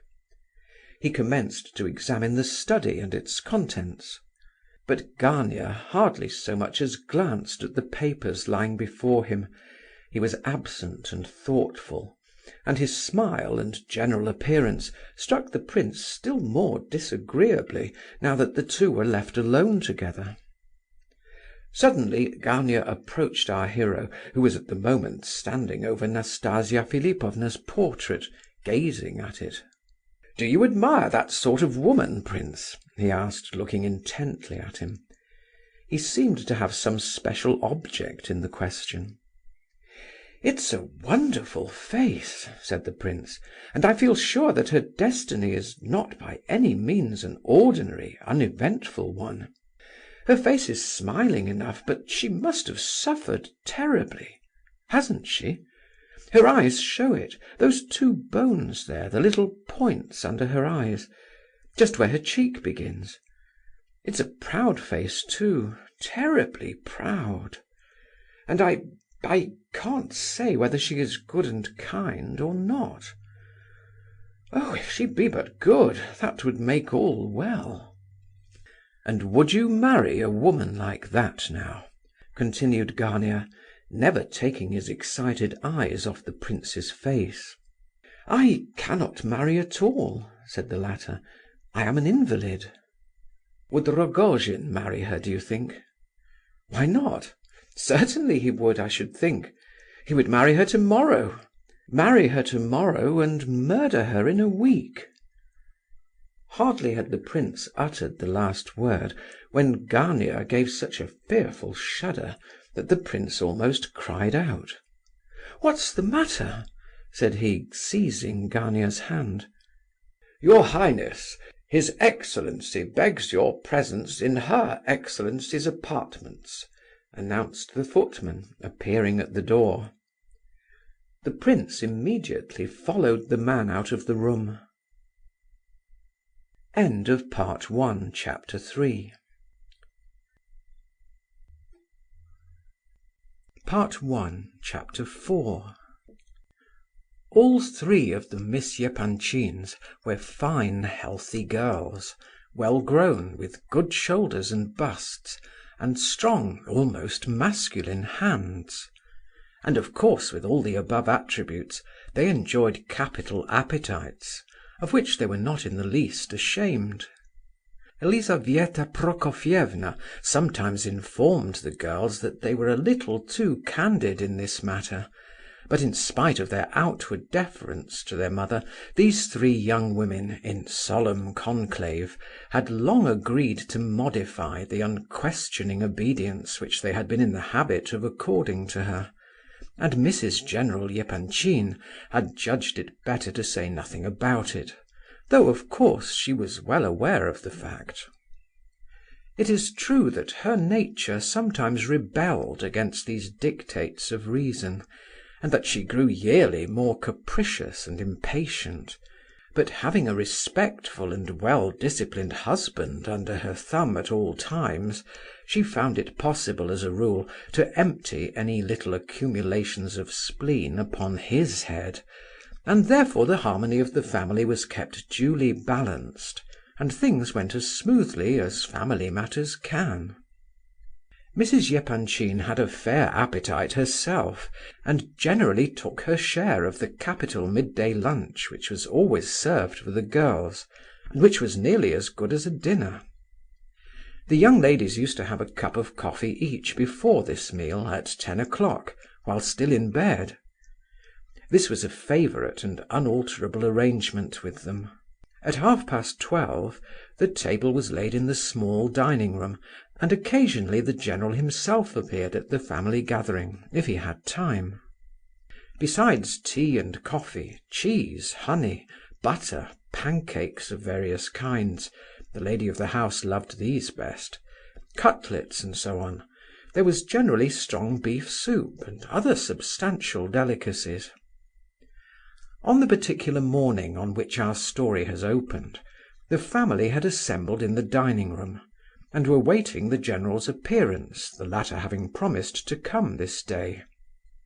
If he had been one moment late he would have been sent for at once, but he turned up punctually. As he came forward to wish his wife good morning and kiss her hands, as his custom was, he observed something in her look which boded ill. He thought he knew the reason, and had expected it, but still he was not altogether comfortable. His daughters advanced to kiss him too, and though they did not look exactly angry, there was something strange in their expression as well. The general was, owing to certain circumstances, a little inclined to be too suspicious at home, and needlessly nervous. But as an experienced father and husband, he judged it better to take measures at once to protect himself from any dangers there might be in the air.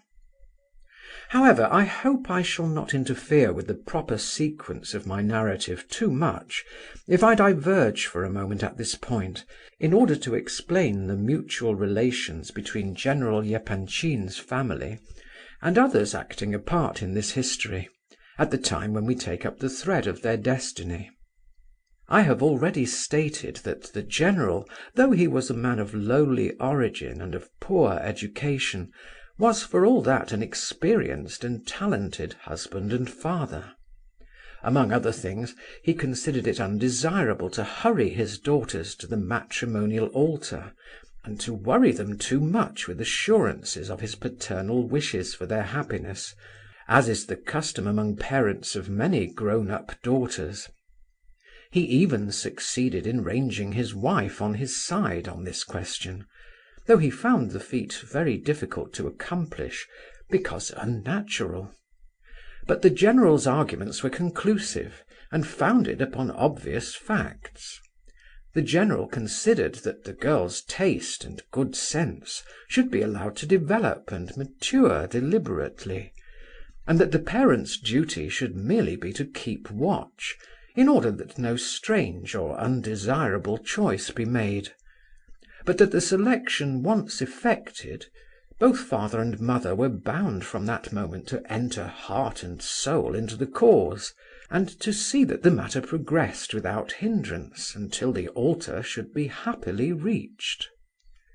Besides this, it was clear that the Epanchins' position gained each year, with geometrical accuracy, both as to financial solidity and social weight, and therefore the longer the girls waited, the better was their chance of making a brilliant match. But again, amidst the incontrovertible facts just recorded, one more, equally significant, rose up to confront the family, and this was that the eldest daughter, Alexandra, had imperceptibly arrived at her 25th birthday. Almost at the same moment, Afanasy Ivanovitch Totski, a man of immense wealth, high connections, and good standing, announced his intention of marrying. Afanasy Ivanovitch was a gentleman of 55 years of age, artistically gifted, and of most refined tastes. He wished to marry well, and moreover he was a keen admirer and judge of beauty. Now, since Totski had of late been upon terms of great cordiality with Epanchin, which excellent relations were intensified by the fact that they were, so to speak, partners in several financial enterprises, It so happened that the former now put in a friendly request to the general for counsel with regard to the important step he meditated. Might he suggest, for instance, such a thing as a marriage between himself and one of the general's daughters? Evidently the quiet, pleasant current of the family life of the Epanchins was about to undergo a change. The undoubted beauty of the family, par excellence, was the youngest, Aglaya, as aforesaid. But Totski himself, though an egotist of the extremest type, realized that he had no chance there. Aglaya was clearly not for such as he. Perhaps the sisterly love and friendship of the three girls had more or less exaggerated Aglaya's chances of happiness.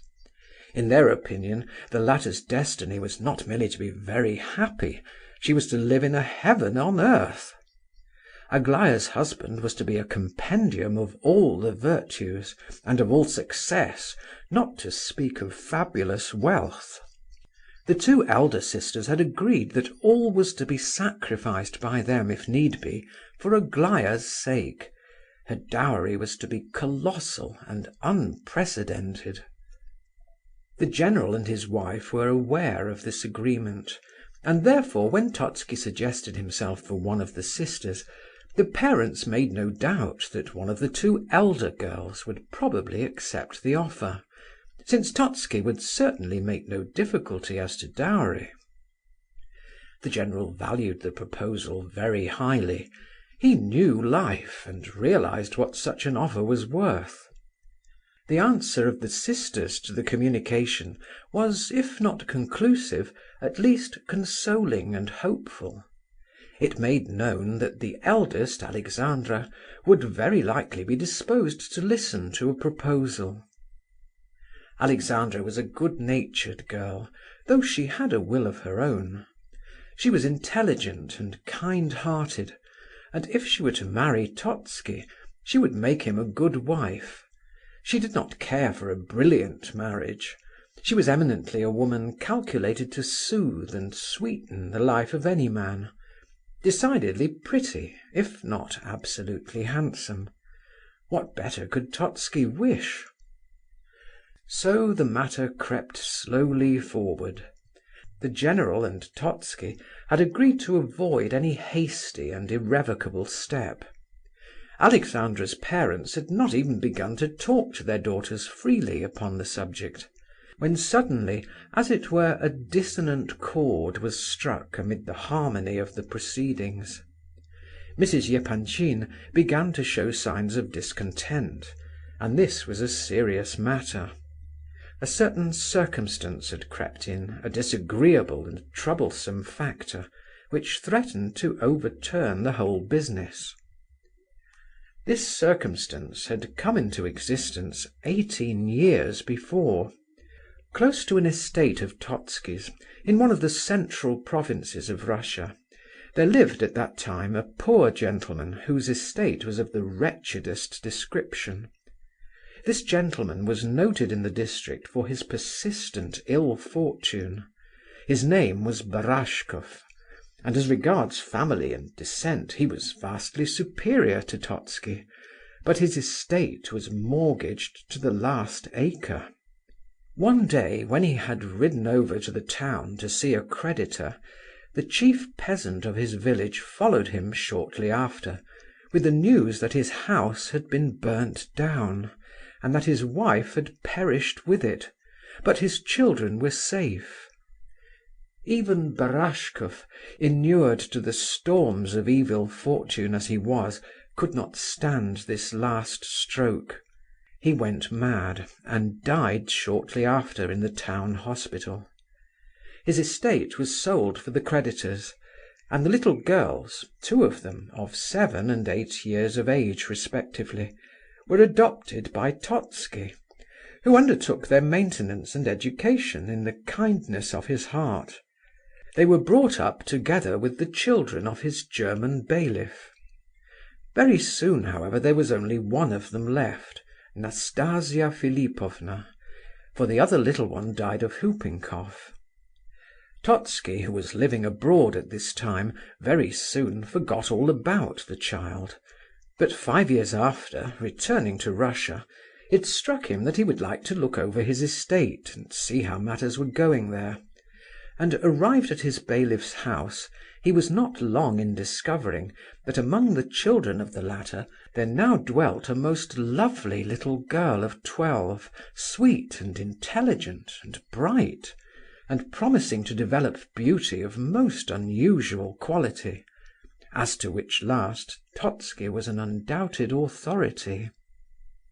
He only stayed at his country seat a few days on this occasion, but he had time to make his arrangements. Great changes took place in the child's education. A good governess was engaged, a Swiss lady of experience and culture. For 4 years this lady resided in the house with little Nastya, and then the education was considered complete.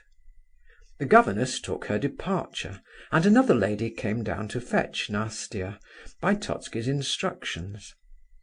The child was now transported to another of Totski's estates in a distant part of the country. Here she found a delightful little house, just built, and prepared for her reception with great care and taste. And here she took up her abode, together with the lady who had accompanied her from her old home. In the house there were 2 experienced maids, musical instruments of all sorts, a charming young ladies' library, pictures, paint boxes, a lap-dog, and everything to make life agreeable. Within a fortnight Totski himself arrived, and from that time he appeared to have taken a great fancy to this part of the world, and came down each summer, staying 2 and 3 months at a time. So passed 4 years, peacefully and happily, in charming surroundings. At the end of that time, and about 4 months after Totski's last visit, he had stayed but a fortnight on this occasion, a report reached Nastasia Philipovna that he was about to be married in St. Petersburg to a rich, eminent and lovely woman. The report was only partially true, the marriage project being only in an embryo condition, but a great change now came over Nastasia Philipovna.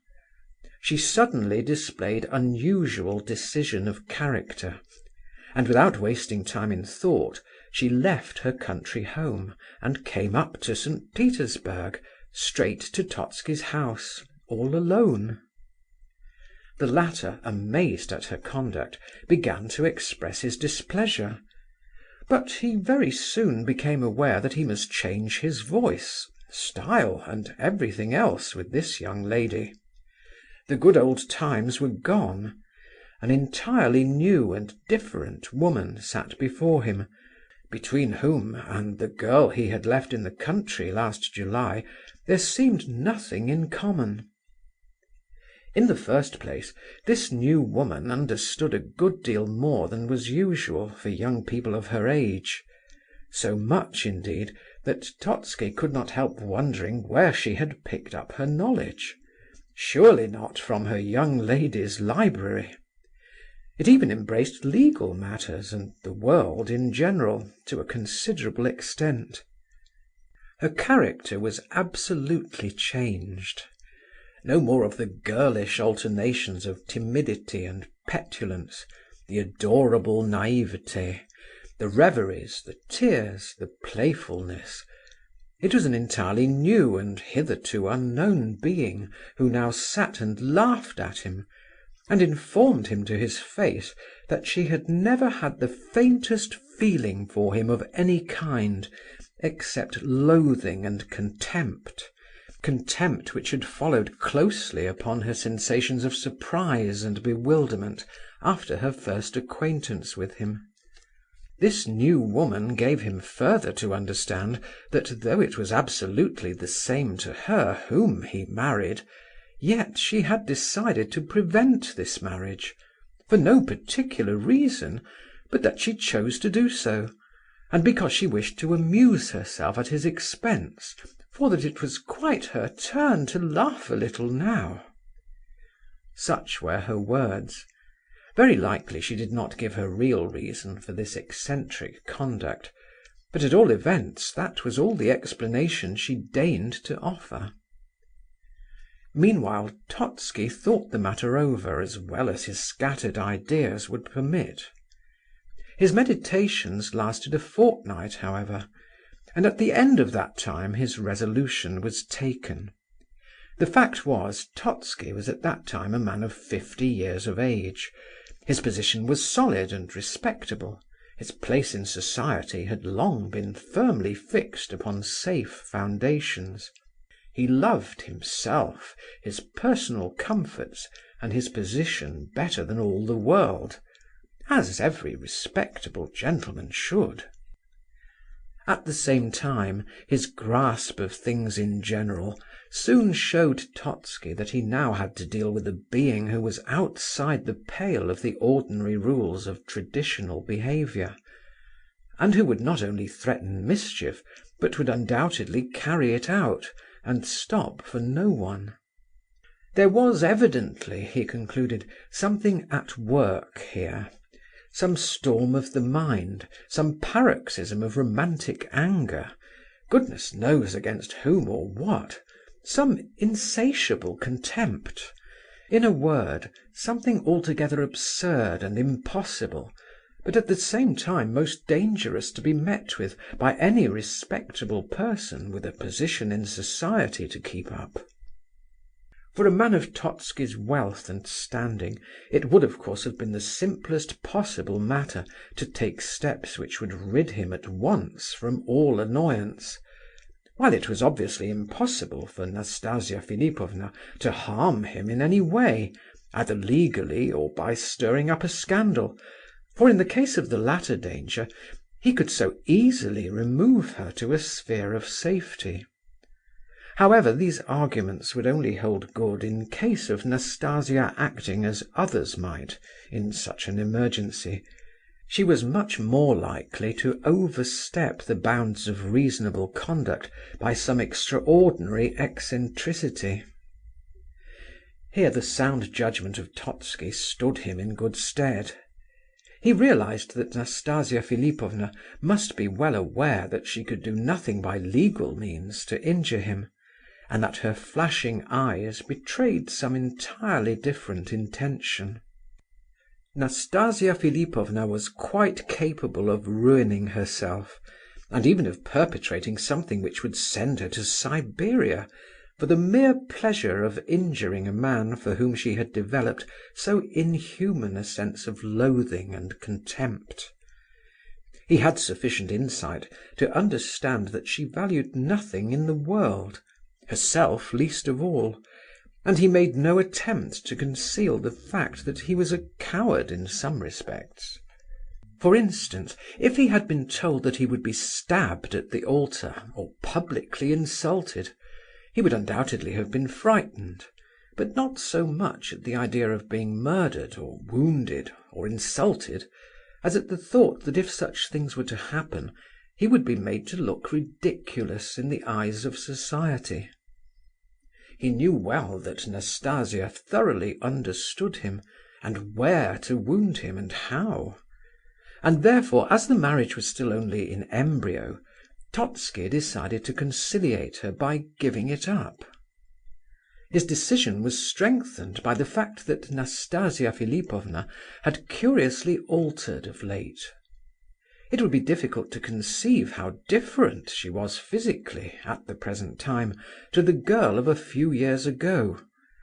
She was pretty then, but now...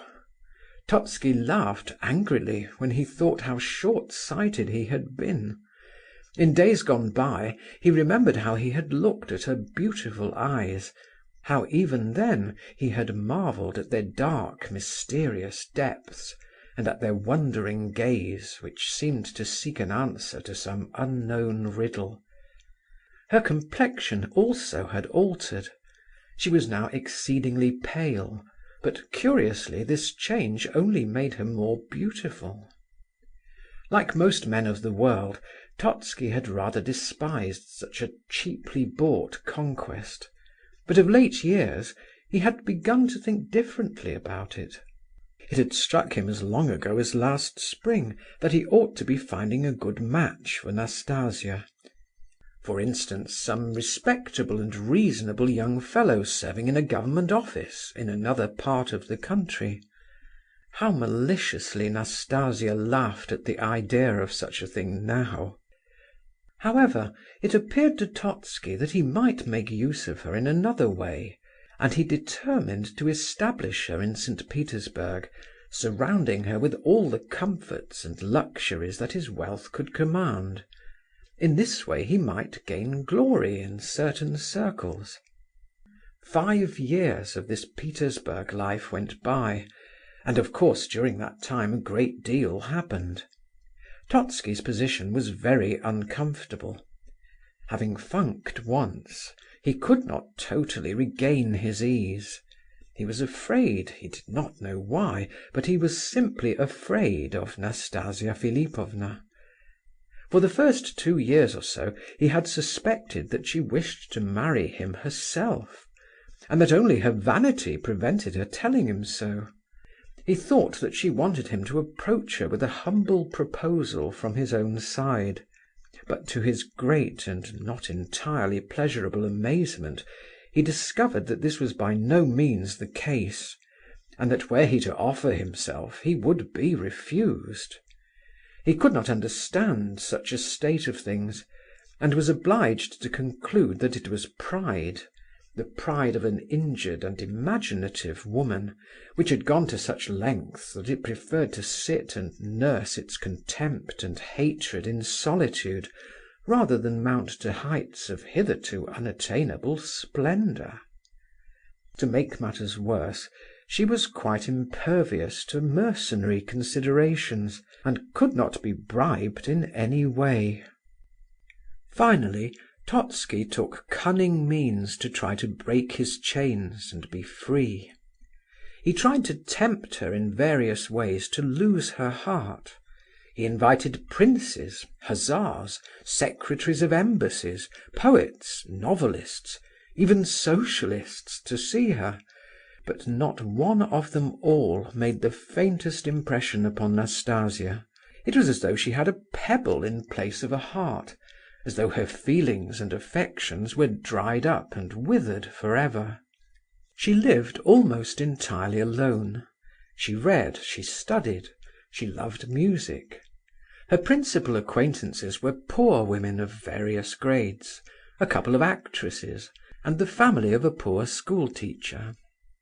Among these people she was much beloved. She received 4 or 5 friends sometimes of an evening. Totski often came. Lately, too, General Epanchin had been enabled with great difficulty to introduce himself into her circle. Gania made her acquaintance also, and others were Ferdishenko, an ill-bred and would-be witty young clerk, and Ptitsin, a moneylender of modest and polished manners, who had risen from poverty. In fact, Nastasia Philipovna's beauty became a thing known to all the town, but not a single man could boast of anything more than his own admiration for her, and this reputation of hers, and her wit and culture and grace, all confirmed Totski in the plan he had now prepared. And it was at this moment that General Epanchin began to play so large and important a part in the story. When Totski had approached the general with his request for friendly counsel as to a marriage with one of his daughters, he had made a full and candid confession. He had said that he intended to stop at no means to obtain his freedom. Even if Nastasia were to promise to leave him entirely alone in future, he would not, he said, believe and trust her. Words were not enough for him. He must have solid guarantees of some sort. So he and the general determined to try what an attempt to appeal to her heart would effect. Having arrived at Nastasia's house one day with Epanchin, Totski immediately began to speak of the intolerable torment of his position.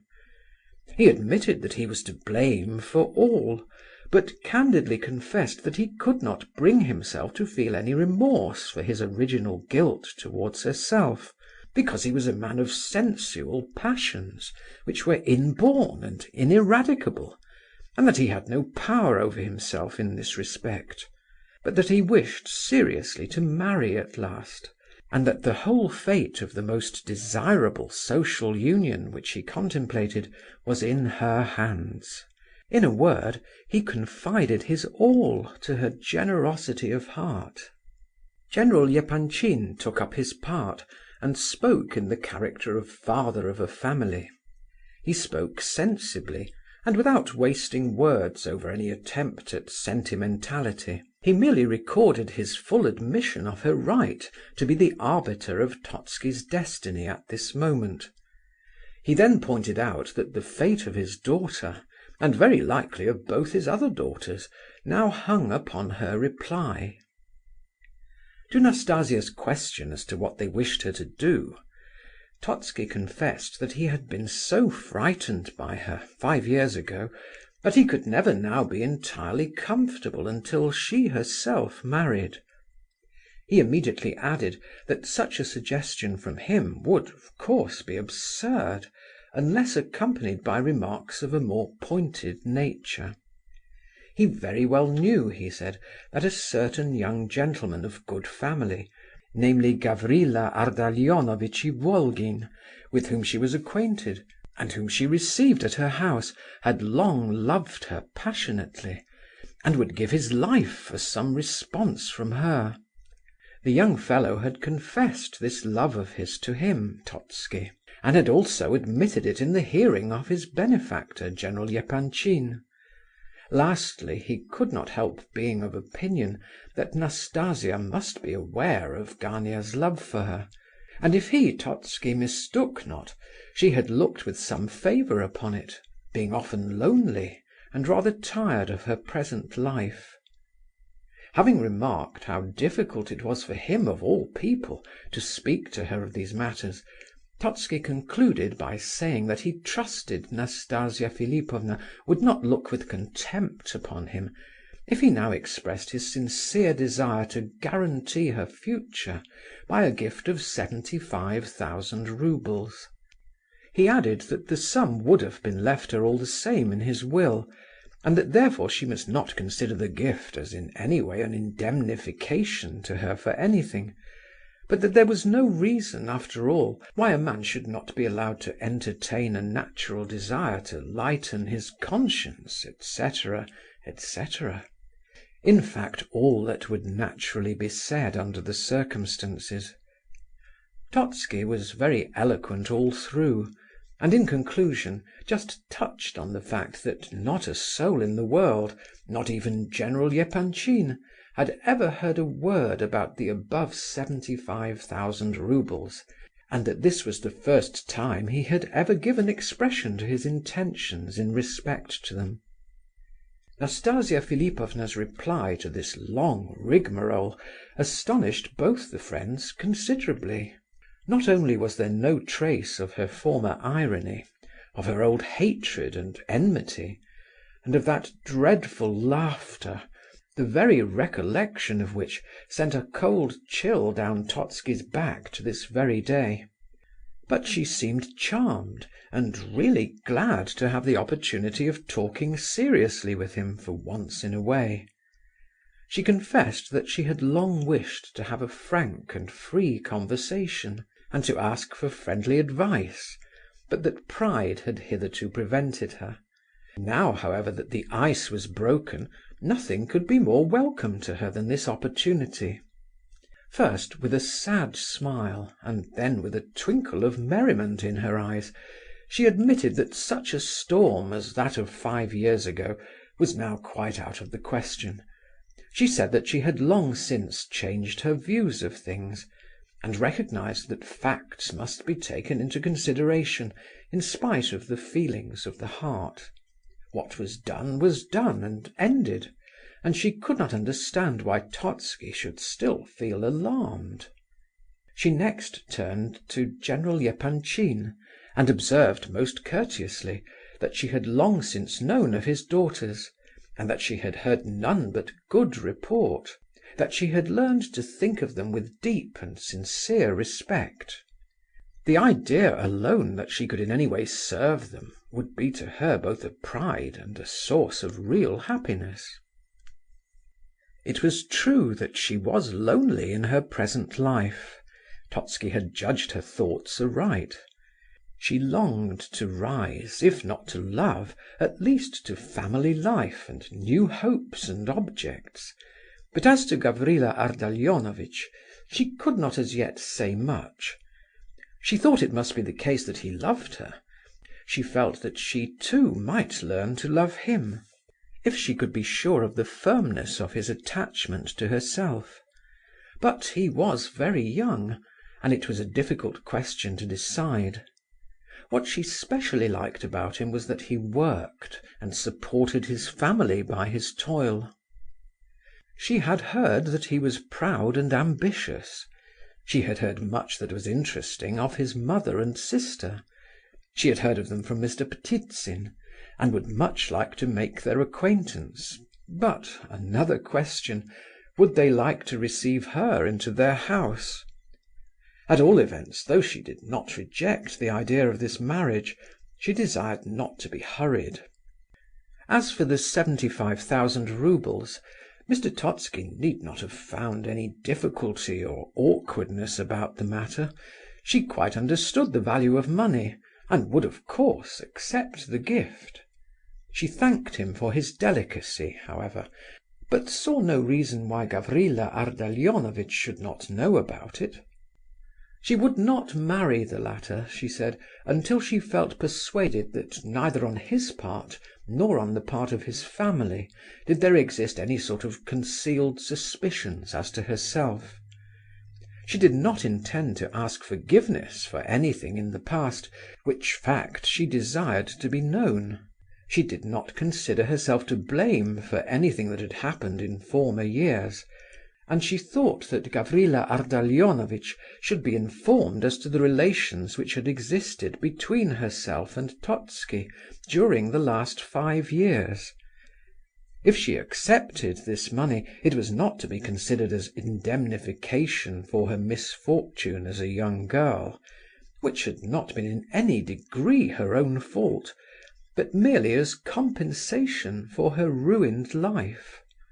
She became so excited and agitated during all these explanations and confessions that General Epanchin was highly gratified, and considered the matter satisfactorily arranged once for all.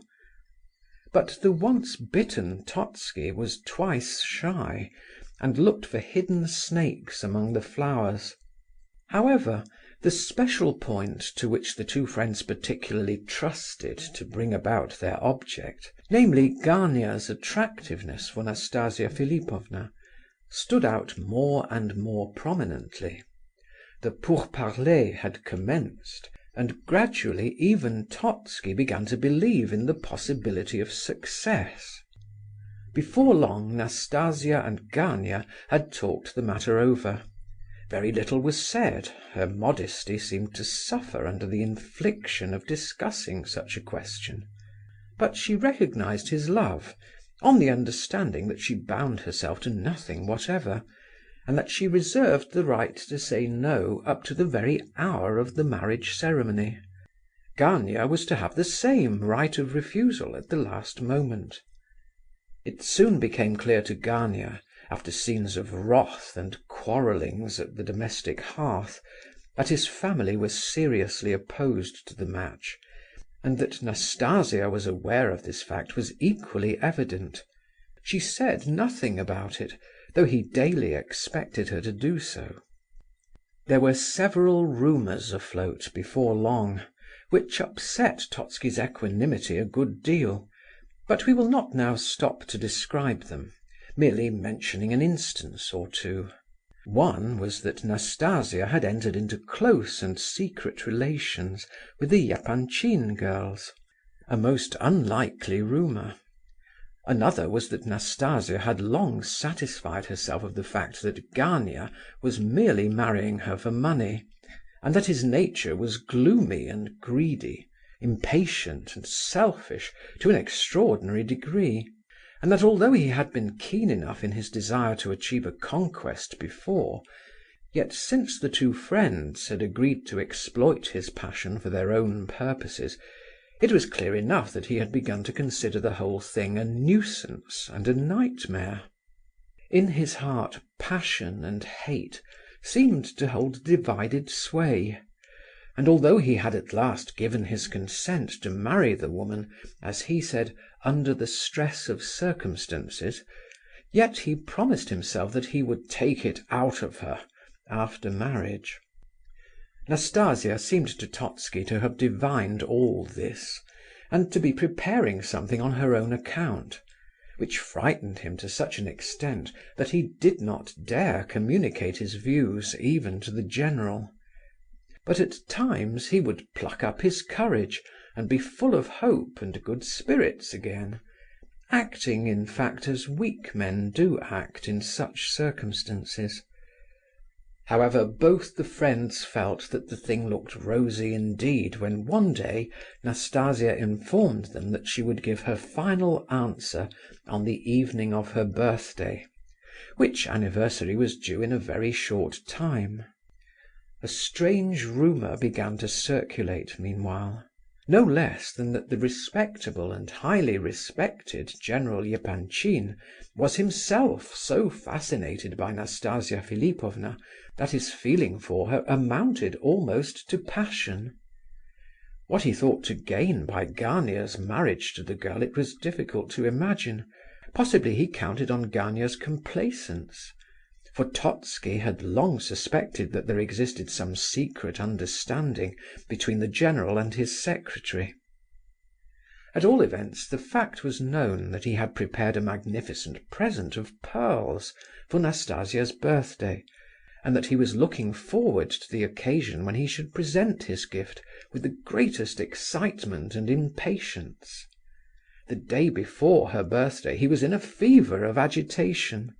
Mrs. Epanchin, long accustomed to her husband's infidelities, had heard of the pearls, and the rumour excited her liveliest curiosity and interest. The general remarked her suspicions, and felt that a grand explanation must shortly take place, which fact alarmed him much. This is the reason why he was so unwilling to take lunch, on the morning upon which we took up this narrative, with the rest of his family.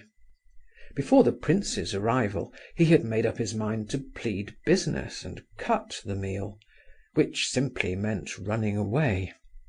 He was particularly anxious that this one day should be passed, especially the evening, without unpleasantness between himself and his family.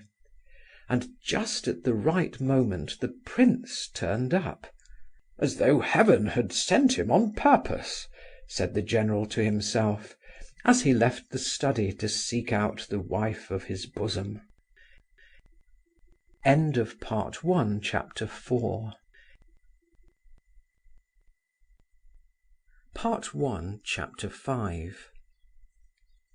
Mrs. General Epanchin was a proud woman by nature.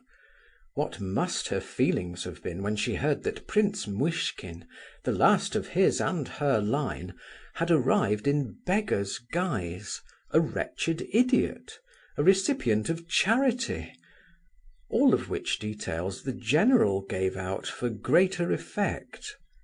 He was anxious to steal her interest at the first swoop, so as to distract her thoughts from other matters nearer home. Mrs. Epanchin was in the habit of holding herself very straight and staring before her without speaking, in moments of excitement. She was a fine woman of the same age as her husband, with a slightly hooked nose, a high, narrow forehead, thick hair turning a little grey, and a sallow complexion. Her eyes were grey and wore a very curious expression at times. She believed them to be most effective, a belief that nothing could alter. "What, receive him? Now? At once?" asked Mrs. Epanchin, gazing vaguely at her husband as he stood fidgeting before her. "Oh dear me, I assure you there is no need to stand on ceremony with him," the general explained hastily. "He is quite a child, not to say a pathetic-looking creature. He has fits of some sort, and has just arrived from Switzerland, straight from the station, dressed like a German and without a farthing in his pocket. I gave him 25 roubles to go on with, and am going to find him some easy place in one of the government offices. I should like you to ply him well with the victuals, my dears, for I should think he must be very hungry." "You astonish me," said the lady, gazing as before. "Fits, and hungry too! What sort of fits?" "Oh, they don't come on frequently. Besides, he's a regular child, though he seems to be fairly educated. I should like you, if possible, my dears," the general added, making slowly for the door, "to put him through his paces a bit and see what he is good for. I think you should be kind to him. It is a good deed, you know. However, just as you like, of course. But he is a sort of relation, remember, and I thought it might interest you to see the young fellow, seeing that this is so." "Oh, of course, mamma, if we needn't stand on ceremony with him, we must give the poor fellow something to eat after his journey, especially as he has not the least idea where to go," said Alexandra, the eldest of the girls. "Besides, he's quite a child. We can entertain him with a little hide and seek in case of need," said Adelaida. "Hide and seek? What do you mean?" inquired Mrs. Epanchin. "Oh, do stop pretending, mamma," cried Aglaya in vexation. "Send him up, father. Mother allows." The general rang the bell and gave orders that the prince should be shown in. "Only on condition that he has a napkin under his chin at lunch, then," said Mrs. Epanchin. "And let Fyodor or Mavra stand behind him while he eats. Is he quiet when he has these fits? He doesn't show violence, does he?" "On the contrary, he seems to be very well brought up. His manners are excellent. But here he is himself. Here you are, prince. Let me introduce you, the last of the Muishkins, a relative of your own, my dear, or at least of the same name. Receive him kindly, please. They'll bring in lunch directly, prince. You must stop and have some. But you must excuse me. I'm in a hurry. I must be off." "We all know where you must be off to," said Mrs. Epanchin in a meaning voice. "Yes, yes, I must hurry away. I'm late. Look here, dears, let him write you something in your albums. You've no idea what a wonderful calligraphist he is, wonderful talent. He has just written out 'Abbot Pafnute signed this' for me. Well, au revoir. Stop a minute, where are you off to? Who is this abbot?" cried Mrs. Epanchin to her retreating husband in a tone of excited annoyance. "Yes, my dear, it was an old abbot of that name. I must be off to see the count. He's waiting for me. I'm late. Goodbye, au revoir, prince." And the general bolted at full speed.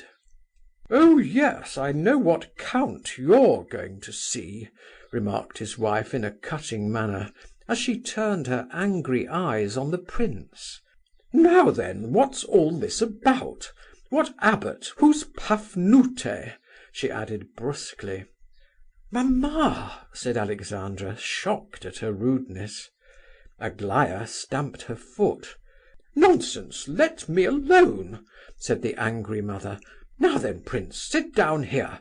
No, nearer, come nearer the light. I want to have a good look at you. So now then, who is this abbot?"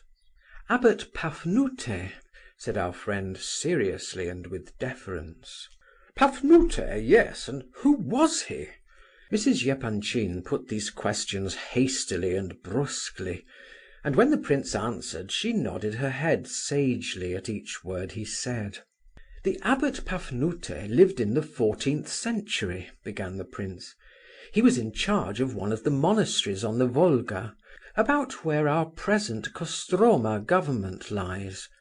He went to Oryol, and helped in the great matters then going on in the religious world. He signed an edict there, and I have seen a print of his signature. It struck me, so I copied it. When the general asked me in his study to write something for him to show my handwriting, I wrote, 'The abbot Pafnute signed this,' in the exact handwriting of the abbot. The general liked it very much, and that's why he recalled it just now." "Aglaya, make a note of Pafnute, or we shall forget him. And where is this signature?" "I think it was left on the general's table." "Let it be sent for at once." "Oh, I'll write you a new one in half a minute," said the prince, "if you like." "Of course, mamma," said Alexandra, "but let's have lunch now, we are all hungry." "Yes, come along, prince," said the mother. "Are you very hungry?" "Yes, I must say that I am pretty hungry, thanks very much." "I like to see that you know your manners, and you are by no means such a person as the general thought fit to describe you. Come along. You sit here opposite to me," she continued. "I wish to be able to see your face. Alexandra, Adelaida, look after the prince. He doesn't seem so very ill, does he? I don't think he requires a napkin under his chin after all. Are you accustomed to having one on, prince?" "Formerly, when I was 7 years old or so, I believe I wore one, but now I usually hold my napkin on my knee when I eat." Of course, of course. And about your fits?" "Fits?" asked the prince, slightly surprised. "I very seldom have fits nowadays. I don't know how it may be here, though. They say the climate may be bad for me." "He talks very well, you know," said Mrs. Epanchin, who still continued to nod at each word the prince spoke. "I really did not expect it at all. In fact, I suppose it was all stuff and nonsense on the general's part, as usual. Eat away, prince, and tell me where you were born and where you were brought up. I wish to know all about you. You interest me very much."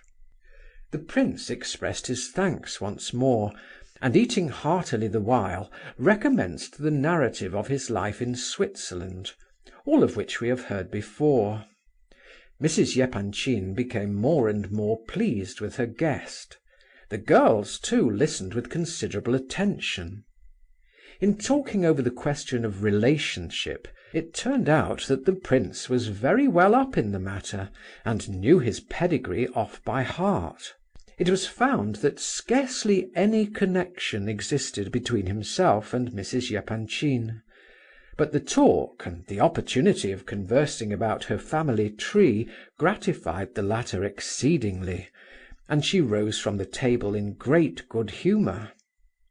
"Let's all go to my boudoir," she said, "and they shall bring some coffee in there. That's the room where we all assemble and busy ourselves as we like best," she explained. "Alexandra, my eldest here, plays the piano, or reads or sews. Adelaida paints landscapes and portraits, but never finishes any, and Aglaya sits and does nothing. I don't work too much either. Here we are now. Sit down, prince, near the fire, and talk to us. I want to hear you relate something. I wish to make sure of you first, and then tell my old friend, Princess Bielokonski, about you. I wish you to know all the good people and to interest them. Now then, begin." "Mamma, it's rather a strange order, that," said Adelaida, who was fussing among her paints and paint-brushes at the easel. Aglaya and Alexandra had settled themselves with folded hands on a sofa, evidently meaning to be listeners. The prince felt that the general attention was concentrated upon himself. "I should refuse to say a word if I were ordered to tell a story like that," observed Aglaya. "Why, what's there strange about it? He has a tongue. Why shouldn't he tell us something? I want to judge whether he is a good storyteller. Anything you like, prince. How you liked Switzerland. What was your first impression? Anything. You'll see he'll begin directly and tell us all about it beautifully." "The impression was forcible," the prince began. "There, you see, girls," said the impatient lady. "He has begun, you see." "Well then, let him talk, mamma," said Alexandra. "This prince is a great humbug and by no means an idiot," she whispered to Aglaya. "Oh, I saw that at once," replied the latter. "I don't think it at all nice of him to play a part. What does he wish to gain by it, I wonder?" "My first impression was a very strong one," repeated the prince. "When they took me away from Russia, I remember I passed through many German towns and looked out of the windows, but did not trouble so much as to ask questions about them. This was after a long series of fits. I always used to fall into a sort of torpid condition after such a series, and lost my memory almost entirely. And though I was not altogether without reason at such times, yet I had no logical power of thought. This would continue for 3 or 4 days, and then I would recover myself again. I remember my melancholy was intolerable. I felt inclined to cry. I sat and wondered uncomfortably. The consciousness that everything was strange weighed terribly upon me. I could understand that it was all foreign and strange. I recollect I awoke from this state for the first time at Basle one evening. The bray of a donkey aroused me, a donkey in the town market. I saw the donkey and was extremely pleased with it, and from that moment my head seemed to clear. "A donkey? How strange! Yet it is not strange. Any one of us might fall in love with a donkey. It happened in mythological times," said Madame Epanchin, looking wrathfully at her daughters, who had begun to laugh. "Go on, prince." "Since that evening I have been specially fond of donkeys. I began to ask questions about them, for I had never seen one before, and I at once came to the conclusion that this must be one of the most useful of animals, strong, willing, patient, cheap. And thanks to this donkey I began to like the whole country I was travelling through, and my melancholy passed away." "All this is very strange and interesting," said Mrs. Epanchin. "Now let's leave the donkey and go on to other matters. What are you laughing at, Aglaya? And you too, Adelaida? The prince told us his experiences very cleverly. He saw the donkey himself. And what have you ever seen? You have never been abroad." "I have seen a donkey though, mamma," said Aglaya. "And I've heard one," said Adelaida, and all 3 of the girls laughed out loud, and the prince laughed with them. "Well, it's too bad of you," said mamma. "You must forgive them, prince. They are good girls. I am very fond of them, though I often have to be scolding them. They are all as silly and mad as March hares." "Oh, why shouldn't they laugh?" said the prince. "I shouldn't have let the chance go by in their place, I know. But I stick up for the donkey all the same. He's a patient, good-natured fellow." "Are you a patient man, prince? I ask out of curiosity," said Mrs. Epanchin. All laughed again. "Oh, that wretched donkey again, I see," cried the lady. "I assure you, prince, I was not guilty of the least insinuation. Oh, I assure you, I take your word for it." And the prince continued laughing merrily.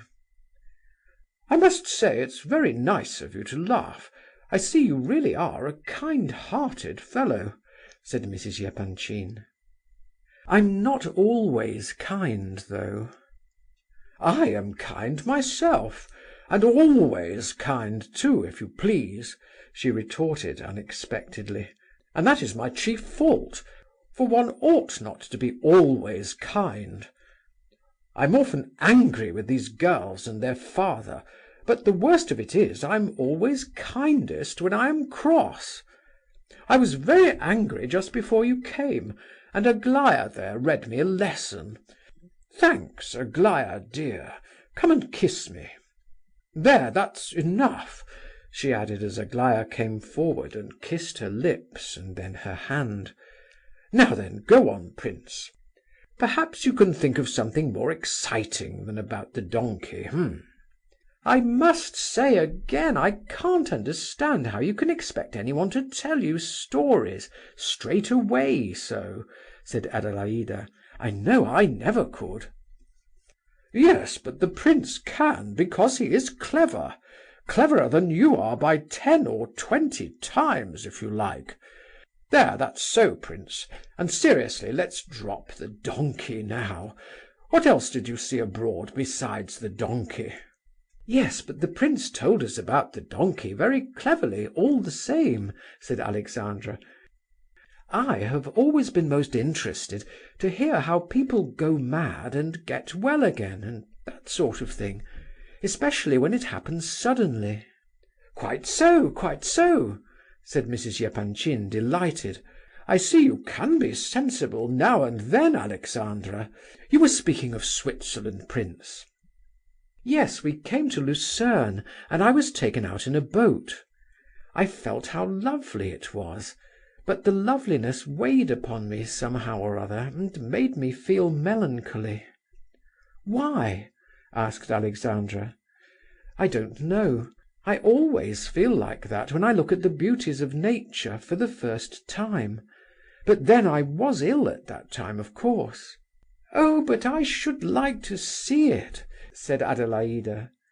"And I don't know when we shall ever go abroad.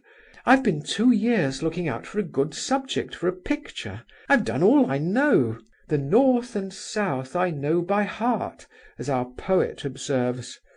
Do help me to a subject, prince." "Oh, but I know nothing about painting. It seems to me one only has to look and paint what one sees." "But I don't know how to see." "Nonsense, what rubbish you talk!" the mother struck in. "Not know how to see? Open your eyes and look. If you can't see here, you won't see abroad either. Tell us what you saw yourself, prince." "Yes, that's better," said Adelaida. "The prince learned to see abroad." "Oh, I hardly know. You see, I only went to restore my health. I don't know whether I learned to see exactly. I was very happy, however, nearly all the time." "Happy? You can be happy?" cried Aglaya. "Then how can you say you did not learn to see? I should think you could teach us to see." "Oh, do teach us," laughed Adelaida. "Oh, I can't do that," said the prince, laughing too. "I lived almost all the while in one little Swiss village. What can I teach you? At first I was only just not absolutely dull. Then my health began to improve. Then every day became dearer and more precious to me, and the longer I stayed, the dearer became the time to me. So much so that I could not help observing it. But why this was so it would be difficult to say." "So that you didn't care to go anywhere else?" "Well, at first I did. I was restless. I didn't know how ever I should manage to support life. You know there are such moments, especially in solitude. There was a waterfall near us, such a lovely thin streak of water, like a thread, but white and moving. It fell from a great height, but it looked quite low, and it was half a mile away, though it did not seem 50 paces. I loved to listen to it at night, but it was then that I became so restless. Sometimes I went and climbed the mountain and stood there in the midst of the tall pines, all alone in the terrible silence, with our little village in the distance, and the sky so blue, and the sun so bright, and an old ruined castle on the mountainside far away. I used to watch the line where earth and sky met, and longed to go and seek there the key of all mysteries, thinking that I might find there a new life, perhaps some great city where life should be grander and richer. And then it struck me that life may be grand enough even in a prison." I read that last most praiseworthy thought in my manual when I was 12 years old," said Aglaya. "All this is pure philosophy," said Adelaida. "You are a philosopher, prince, and have come here to instruct us in your views." "Perhaps you are right," said the prince, smiling. "I think I am a philosopher, perhaps. And who knows, perhaps I do wish to teach my views of things to those I meet with.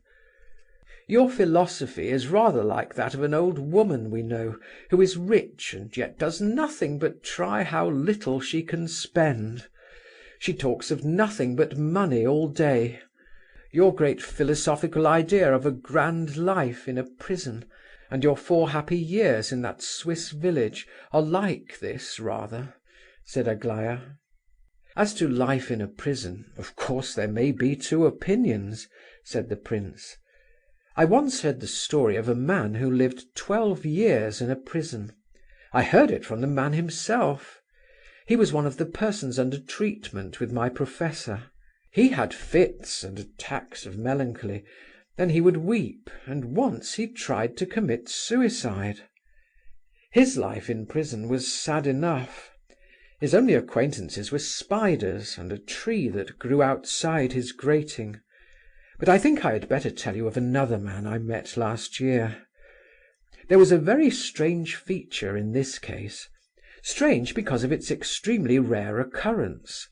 This man had once been brought to the scaffold, in company with several others, and had had the sentence of death by shooting passed upon him for some political crime.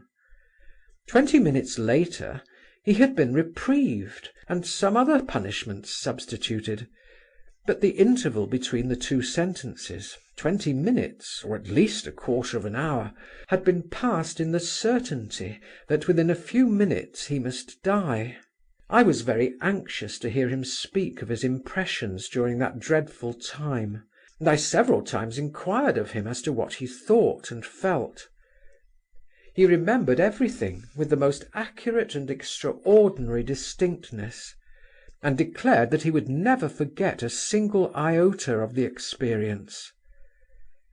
About 20 paces from the scaffold, where he had stood to hear the sentence, were 3 posts fixed in the ground, to which to fasten the criminals, of whom there were several. The first 3 criminals were taken to the posts, dressed in long white tunics with white caps drawn over their faces, so that they could not see the rifles pointed at them. Then a group of soldiers took their stand opposite to each post. My friend was the 8th on the list, and therefore he would have been among the 3rd lot to go up. A priest went about among them with a cross, and there was about 5 minutes of time left for him to live. He said that those 5 minutes seemed to him to be a most interminable period, an enormous wealth of time. He seemed to be living in these minutes so many lives that there was no need as yet to think of that last moment, so that he made several arrangements, dividing up the time into portions, one for saying farewell to his companions, 2 minutes for that, then a couple more for thinking over his own life and career, and all about himself, and another minute for a last look around. He remembered having divided his time like this quite well. While saying goodbye to his friends, he recollected asking one of them some very usual everyday question, and being much interested in the answer. Then, having bade farewell, he embarked upon those 2 minutes which he had allotted for looking into himself. He knew beforehand what he was going to think about. He wished to put it to himself as quickly and clearly as possible that here was he, a living, thinking man, and that in 3 minutes he would be nobody. Or if somebody or something, then what and where? He thought he would decide this question once and for all in these last 3 minutes. A little way off there stood a church, and its gilded spire glittered in the sun. He remembered staring stubbornly at this spire and at the rays of light sparkling from it. He could not tear his eyes from these rays of light. He got the idea that these rays were his new nature, and that in 3 minutes he would become one of them, amalgamated somehow with them. The repugnance to what must ensue almost immediately, and the uncertainty were dreadful, he said, but worst of all was the idea: what should I do if I were not to die now? What if I were to return to life again? What an eternity of days, and all mine! How I should grudge and count up every minute of it, so as not to waste a single instant. He said that this thought weighed so upon him, and became such a terrible burden upon his brain, that he could not bear it, and wished they would shoot him quickly and have done with it. The prince paused, and all waited, expecting him to go on again and finish the story. "Is that all?" asked Aglaya. "All, yes," said the prince, emerging from a momentary reverie. "And why did you tell us this?" "Oh, I happened to recall it, that's all. It fitted into the conversation." "You probably wish to deduce, prince," said Alexandra, "that moments of time cannot be reckoned by money value, and that sometimes 5 minutes are worth priceless treasures. All this is very praiseworthy, but may I ask about this friend of yours who told you the terrible experience of his life? He was reprieved, you say. In other words, they did restore him to that eternity of days. What did he do with these riches of time? Did he keep careful account of his minutes?" "Oh no, he didn't. I asked him myself. He said that he had not lived a bit as he had intended, and had wasted many and many a minute." "Very well, then there's an experiment, and the thing is proved. One cannot live and count each moment. Say what you like, but one cannot." "That is true," said the prince. "I have thought so myself. And yet, why shouldn't one do it?" "You think, then, that you could live more wisely than other people?" said Aglaya. "I have had that idea." "And you have it still?" "Yes, I have it still," the prince replied. He had contemplated Aglaya until now with a pleasant though rather timid smile, but as the last words fell from his lips he began to laugh, and looked at her merrily. "You are not very modest," said she. "But how brave you are," said he. "You are laughing. And that man's tale impressed me so much that I dreamt of it afterwards. Yes, I dreamt of those 5 minutes." He looked at his listeners again with that same serious, searching expression. "You are not angry with me?" he asked suddenly, and with a kind of nervous hurry, although he looked them straight in the face. "Why should we be angry?" they cried. "Only because I seem to be giving you a lecture all the time." At this they laughed heartily. "Please don't be angry with me," continued the prince. "I know very well that I have seen less of life than other people, and have less knowledge of it. I must appear to speak strangely sometimes." He said the last words nervously. "You say you have been happy, and that proves you have lived not less, but more than other people. Why make all these excuses?" interrupted Aglaya in a mocking tone of voice. "Besides, you need not mind about lecturing us. You have nothing to boast of. With your quietism one could live happily 100 years at least. One might show you the execution of a felon, or show you one's little finger. You could draw a moral from either, and be quite satisfied. That sort of existence is easy enough." "I can't understand why you always fly into a temper," said Mrs. Epanchin, who had been listening to the conversation and examining the faces of the speakers in turn. "I do not understand what you mean. What has your little finger to do with it? The prince talks well, though he is not amusing. He began all right, but now he seems sad." Never mind, mamma. Prince, I wish you had seen an execution," said Aglaya. "I should like to ask you a question about that, if you had." "I have seen an execution," said the prince. "You have?" cried Aglaya. "I might have guessed it. That's a fitting crown to the rest of the story. If you have seen an execution, how can you say you lived happily all the while?" "But is there capital punishment where you were?" asked Adelaida. "I saw it at Lyons. Schneider took us there, and as soon as we arrived we came in for that." "Well, and did you like it very much? Was it very edifying and instructive?" asked Aglaya. "No, I didn't like it at all, and was ill after seeing it. But I confess I stared as though my eyes were fixed to the sight. I could not tear them away." "I too should have been unable to tear my eyes away," said Aglaya. "They do not at all approve of women going to see an execution there. The women who do go are condemned for it afterwards in the newspapers.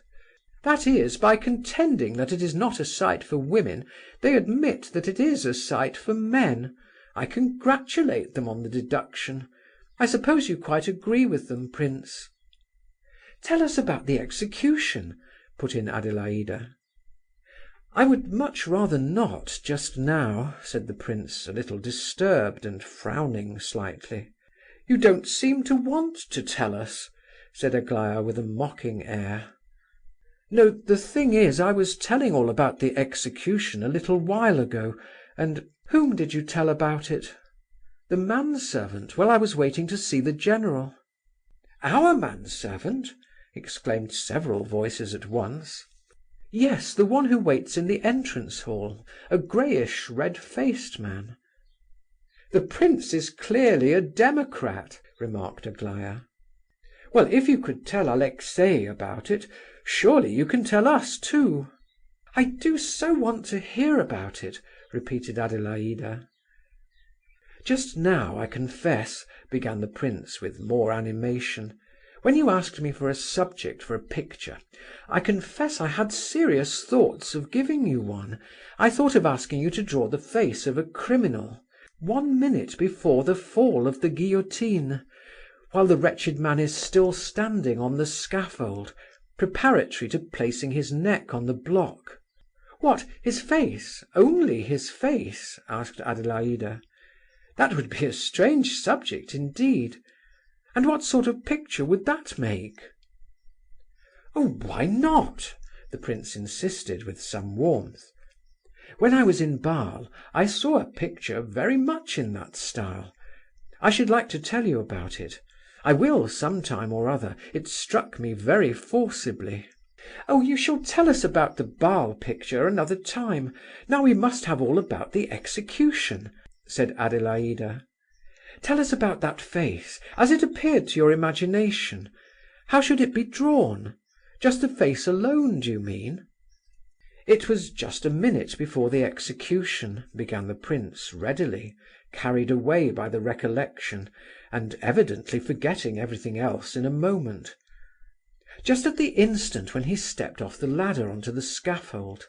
He happened to look in my direction. I saw his eyes, and understood all at once. But how am I to describe it? I do so wish you or somebody else could draw it. You, if possible. I thought at the time what a picture it would make. You must imagine all that went before, of course. All. He had lived in the prison for some time, and had not expected that the execution would take place for at least a week yet. He had counted on all the formalities and so on taking time. But it so happened that his papers had been got ready quickly. At 5 o'clock in the morning he was asleep. It was October, and at 5 in the morning it was cold and dark. The governor of the prison comes in on tiptoe and touches the sleeping man's shoulder gently. He starts up. "What is it?" he says. "The execution is fixed for 10 o'clock." He was only just awake, and would not believe it at first. but began to argue that his papers would not be out for a week, and so on. When he was wide awake and realized the truth, he became very silent and argued no more, so they say. But after a bit he said, "It comes very hard on one so suddenly," and then he was silent again and said nothing. The 3 or 4 hours went by, of course, in necessary preparations, the priest, breakfast, coffee, meat, and some wine they gave him. Doesn't it seem ridiculous?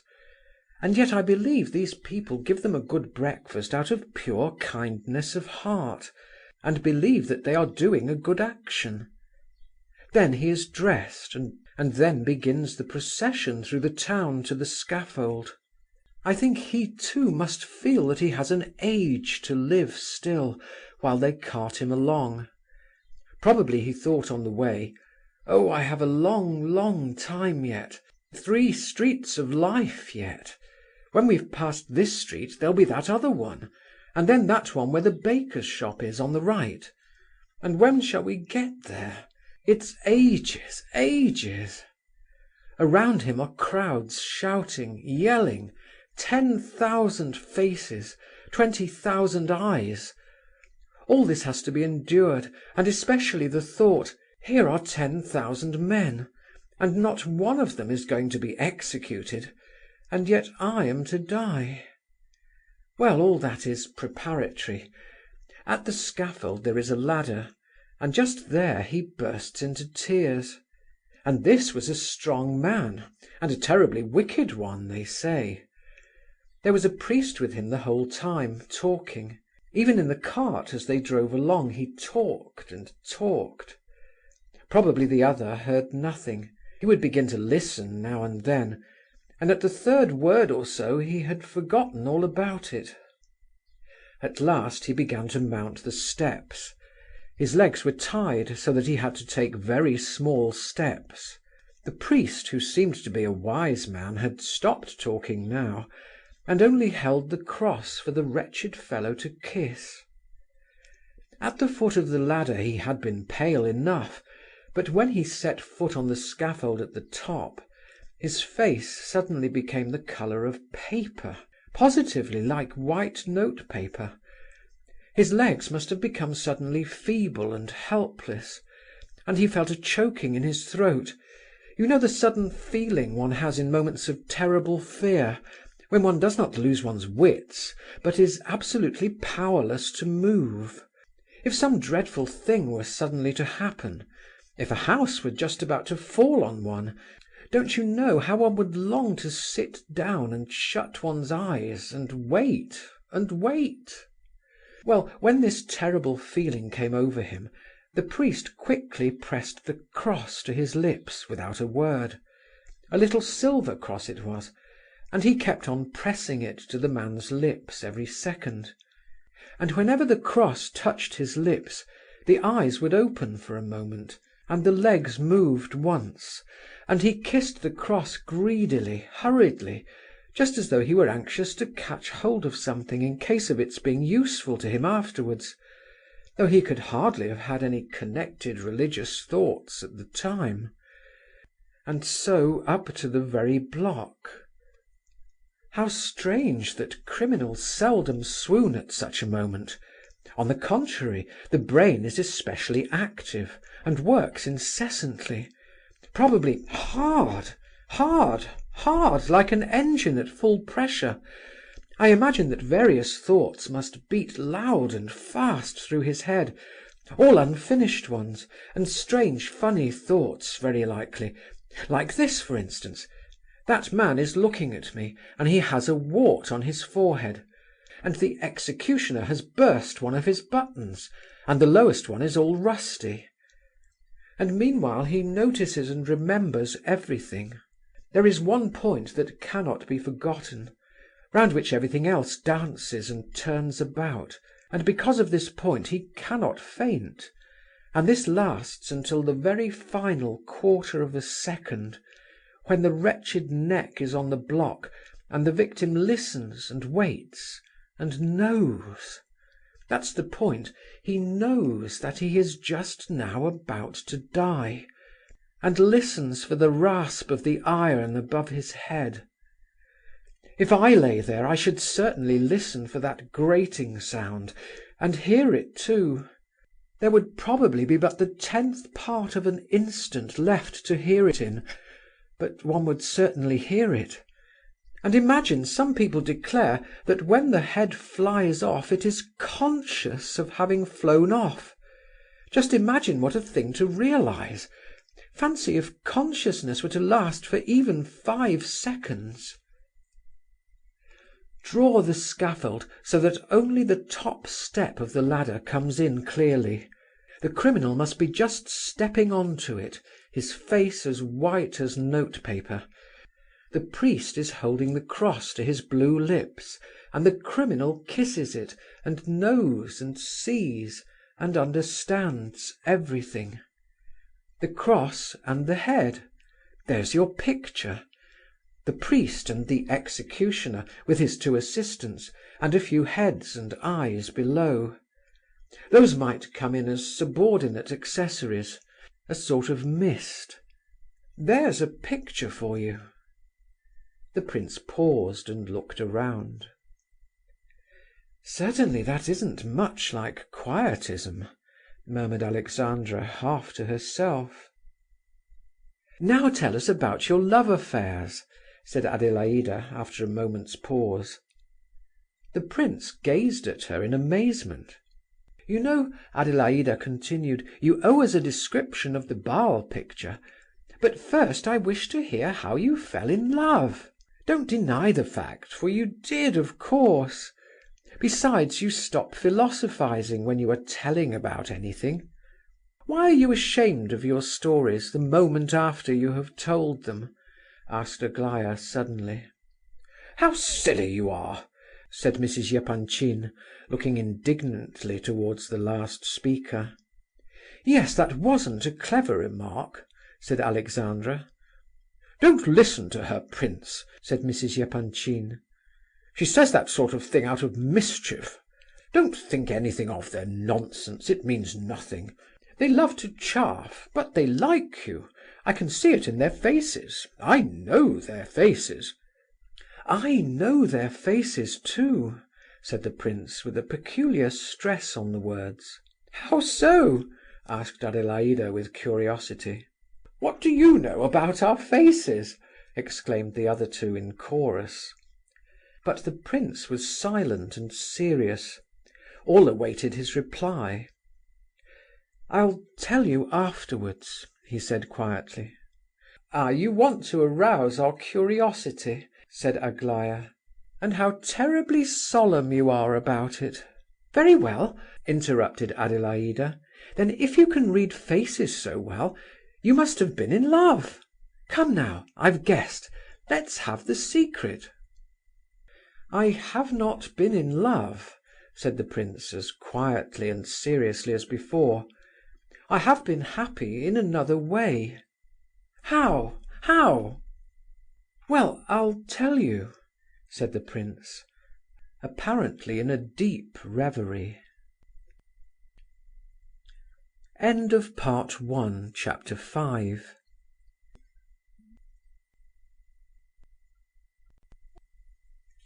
Part 1, Chapter 6.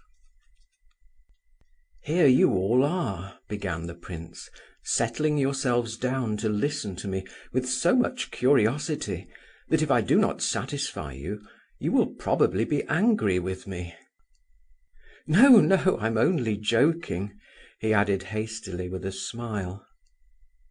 "Well then, they were all children there, and I was always among children and only with children. They were the children of the village in which I lived, and they went to the school there, all of them. I did not teach them, oh no, there was a master for that, one Jules Thibault. I may have taught them some things, but I was among them just as an outsider, and I passed all 4 years of my life there among them. I wished for nothing better. I used to tell them everything, and hid nothing from them. Their fathers and relations were very angry with me, because the children could do nothing without me at last, and used to throng after me at all times. The schoolmaster was my greatest enemy in the end. I had many enemies, and all because of the children. Even Schneider reproached me. What were they afraid of? One can tell a child everything, anything. I have often been struck by the fact that parents know their children so little. They should not conceal so much from them. How well even little children understand that their parents conceal things from them, because they consider them too young to understand. Children are capable of giving advice in the most important matters. How can one deceive these dear little birds when they look at one so sweetly and confidingly? I call them birds because there is nothing in the world better than birds. However, most of the people were angry with me about one and the same thing.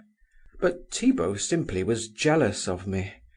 At first he had wagged his head and wondered how it was that the children understood what I told them so well, and could not learn from him. And he laughed like anything when I replied that neither he nor I could teach them very much, but that they might teach us a good deal. How he could hate me and tell scandalous stories about me, living among children as he did, is what I cannot understand. Children soothe and heal the wounded heart. I remember there was one poor fellow at our professor's who was being treated for madness, and you have no idea what those children did for him eventually. I don't think he was mad, but only terribly unhappy. But I'll tell you all about him another day. Now I must get on with this story. The children did not love me at first. I was such a sickly, awkward kind of a fellow then, and I know I am ugly. Besides, I was a foreigner. The children used to laugh at me at first, and they even went so far as to throw stones at me when they saw me kiss Marie. I only kissed her once in my life. No, no, don't laugh. The prince hastened to suppress the smiles of his audience at this point. It was not a matter of love at all. If only you knew what a miserable creature she was, you would have pitied her, just as I did. She belonged to our village. Her mother was an old, old woman, and they used to sell string and thread, and soap and tobacco, out of the window of their little house, and lived by the pittance they gained by this trade. The old woman was ill, and very old, and could hardly move. Marie was her daughter, a girl of 20, weak and thin and consumptive, but still she did heavy work at the houses around, day by day. Well, one fine day a commercial traveller betrayed her and carried her off, and a week later he deserted her. She came home dirty, draggled and shoeless. She had walked for a whole week without shoes. She had slept in the fields and caught a terrible cold. Her feet were swollen and sore, and her hands torn and scratched all over. She never had been pretty even before, but her eyes were quiet, innocent, kind eyes. She was very quiet always. And I remember once, when she had suddenly begun singing at her work, everyone said, "Marie tried to sing today," and she got so chaffed that she was silent for ever after. She had been treated unkindly in the place before, but when she came back now, ill and shunned and miserable, not one of them all had the slightest sympathy for her. Cruel people! Oh, what hazy understandings they have on such matters. Her mother was the first to show the way. She received her wrathfully, unkindly, and with contempt. "You have disgraced me," she said. She was the first to cast her into ignominy, but when they all heard that Marie had returned to the village, they ran out to see her and crowded into the little cottage. Old men, children, women, girls. Such a hurrying, stamping, greedy crowd. Marie was lying on the floor at the old woman's feet, hungry, torn, draggled, crying, miserable. When everyone crowded into the room, she hid her face in her dishevelled hair and lay cowering on the floor. Everyone looked at her as though she were a piece of dirt off the road. The old men scolded and condemned, and the young ones laughed at her. The women condemned her too, and looked at her contemptuously, just as if she were some loathsome insect. Her mother allowed all this to go on, and nodded her head and encouraged them. The old woman was very ill at that time, and knew she was dying. She really did die a couple of months later, and though she felt the end approaching, she never thought of forgiving her daughter, to the very day of her death. She would not even speak to her. She made her sleep on straw in a shed, and hardly gave her food enough to support life. Marie was very gentle to her mother, and nursed her, and did everything for her. But the old woman accepted all her services without a word, and never showed her the slightest kindness. Marie bore all this, and I could see when I got to know her that she thought it quite right and fitting, considering herself the lowest and meanest of creatures. When the old woman took to her bed finally, the other old women in the village sat with her by turns, as the custom is there, and then Marie was quite driven out of the house. They gave her no food at all, and she could not get any work in the village. None would employ her. The men seemed to consider her no longer a woman. They said such dreadful things to her.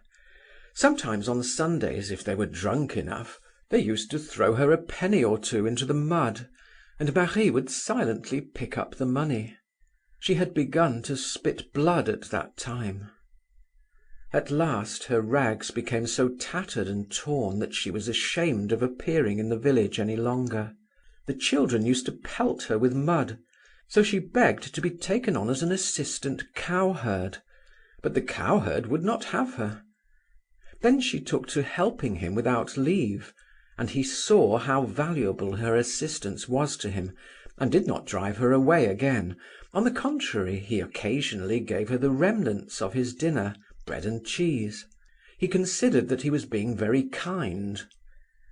When the mother died, the village parson was not ashamed to hold Marie up to public derision and shame.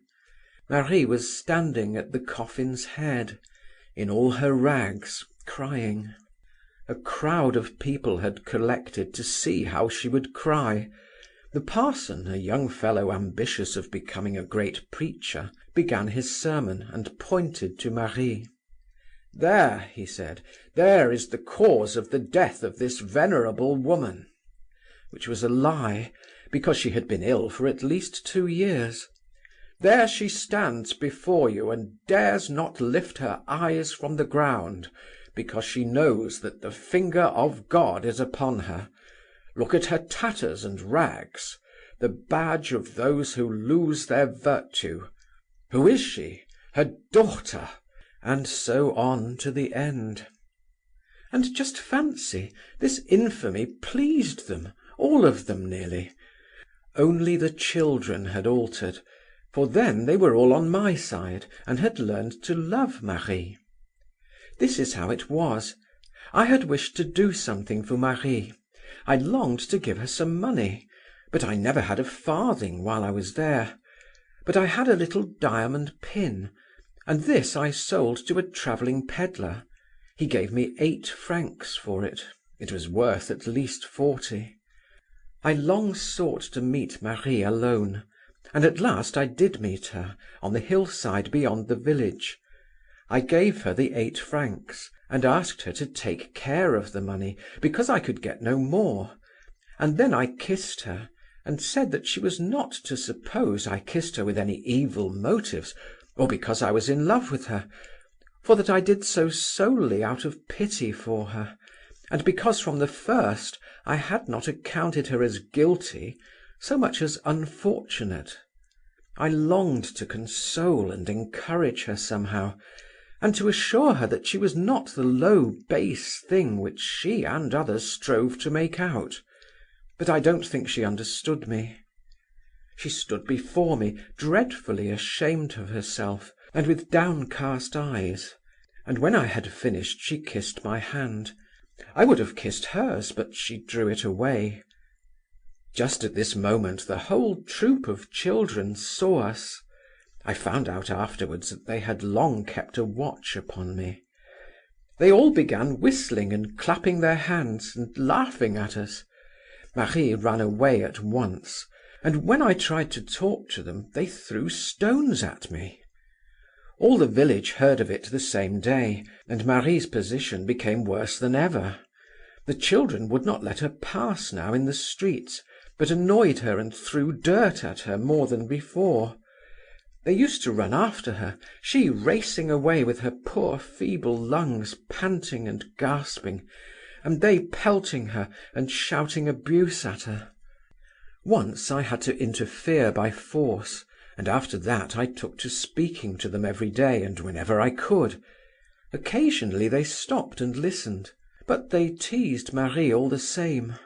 I told them how unhappy Marie was, and after a while they stopped their abuse of her, and let her go by silently. Little by little we got into the way of conversing together, the children and I. I concealed nothing from them, I told them all. They listened very attentively, and soon began to be sorry for Marie. At last some of them took to saying good morning to her, kindly, when they met her. It is the custom there to salute anyone you meet with good morning, whether acquainted or not. I can imagine how astonished Marie was at these first greetings from the children. Once 2 little girls got hold of some food and took it to her, and came back and told me.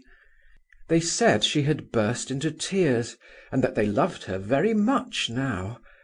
Very soon after that they all became fond of Marie, and at the same time they began to develop the greatest affection for myself. They often came to me and begged me to tell them stories. I think I must have told stories well, for they did so love to hear them.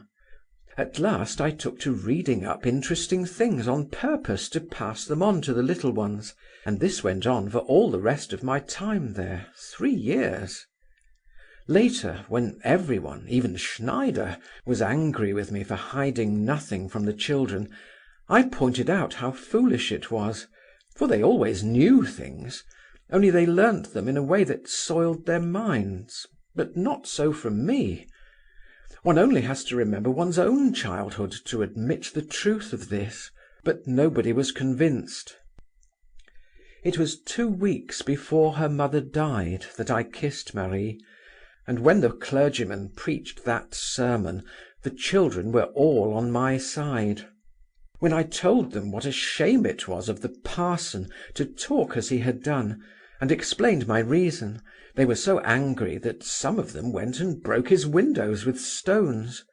Of course I stopped them, for that was not right, but all the village heard of it, and how I caught it for spoiling the children. Everyone discovered now that the little ones had taken to being fond of Marie, and their parents were terribly alarmed. But Marie was so happy. The children were forbidden to meet her, but they used to run out of the village to the herd and take her food and things, and sometimes just ran off there and kissed her, and said, "Je vous aime, Marie," and then trotted back again. They imagined that I was in love with Marie, and this was the only point on which I did not undeceive them, for they got such enjoyment out of it. And what delicacy and tenderness they showed. In the evening I used to walk to the waterfall.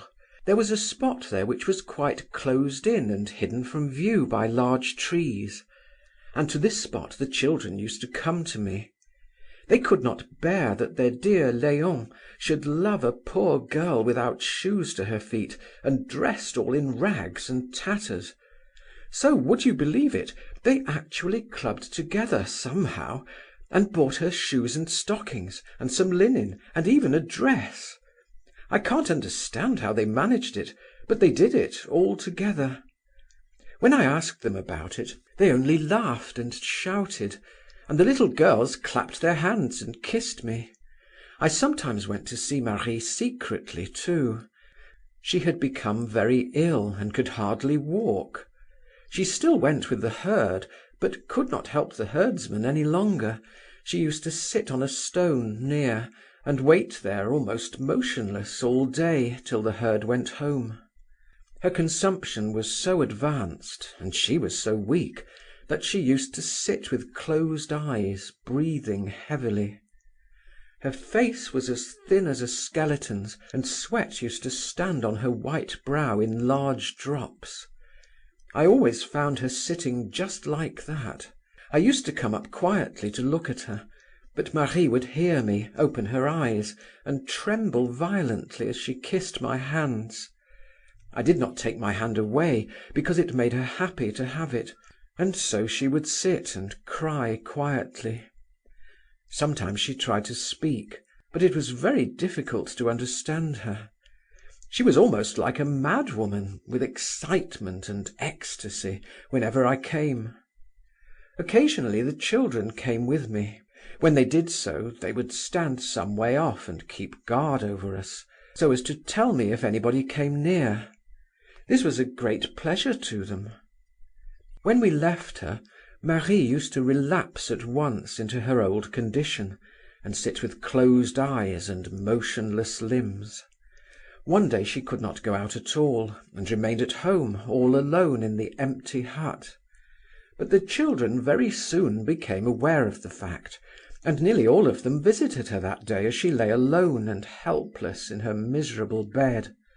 For 2 days the children looked after her, and then, when the village people got to know that Marie was really dying, some of the old women came and took it in turns to sit by her and look after her a bit. I think they began to be a little sorry for her in the village at last. At all events, they did not interfere with the children any more on her account. Marie lay in a state of uncomfortable delirium the whole while. She coughed dreadfully. The old women would not let the children stay in the room, but they all collected outside the window each morning, if only for a moment, and shouted, "Bonjour, notre bonne Marie," and Marie no sooner caught sight of or heard them, and she became quite animated at once, and in spite of the old women, would try to sit up and nod her head and smile at them, and thank them. The little ones used to bring her nice things and sweets to eat, but she could hardly touch anything. Thanks to them, I assure you, the girl died almost perfectly happy. She almost forgot her misery, and seemed to accept their love as a sort of symbol of pardon for her offence, though she never ceased to consider herself a dreadful sinner. They used to flutter at her window, just like little birds, calling out, "Nous t'aimons, Marie." She died very soon. I had thought she would live much longer. The day before her death I went to see her for the last time, just before sunset. I think she recognized me, for she pressed my hand. Next morning they came and told me that Marie was dead. The children could not be restrained now. They went and covered her coffin with flowers, and put a wreath of lovely blossoms on her head. The pastor did not throw any more shameful words at the poor dead woman. But there were very few people at the funeral. However, when it came to carrying the coffin, all the children rushed up to carry it themselves. Of course they could not do it alone, but they insisted on helping, and walked alongside and behind, crying. They have planted roses all round her grave, and every year they look after the flowers, and make Marie's resting place as beautiful as they can. I was in ill odour after all this with the parents of the children, and especially with the parson and schoolmaster. Schneider was obliged to promise that I should not meet them and talk to them, but we conversed from a distance by signs, and they used to write me sweet little notes. Afterwards I came closer than ever to those little souls, but even then it was very dear to me to have them so fond of me. Schneider said that I did the children great harm by my pernicious system. What nonsense that was! And what did he mean by my system? He said afterwards that he believed I was a child myself, just before I came away. "You have the form and face of an adult," he said, "but as regards soul and character, and perhaps even intelligence, you are a child in the completest sense of the word, and always will be if you live to be 60. I laughed very much, for of course that is nonsense. But it is a fact that I do not care to be among grown-up people, and much prefer the society of children. However kind people may be to me, I never feel quite at home with them, and am always glad to get back to my little companions. Now my companions have always been children, not because I was a child myself once, but because young things attract me. On one of the first days of my stay in Switzerland, I was strolling about alone and miserable, when I came upon the children rushing noisily out of school with their slates and bags and books, their games, their laughter and shouts, and my soul went out to them.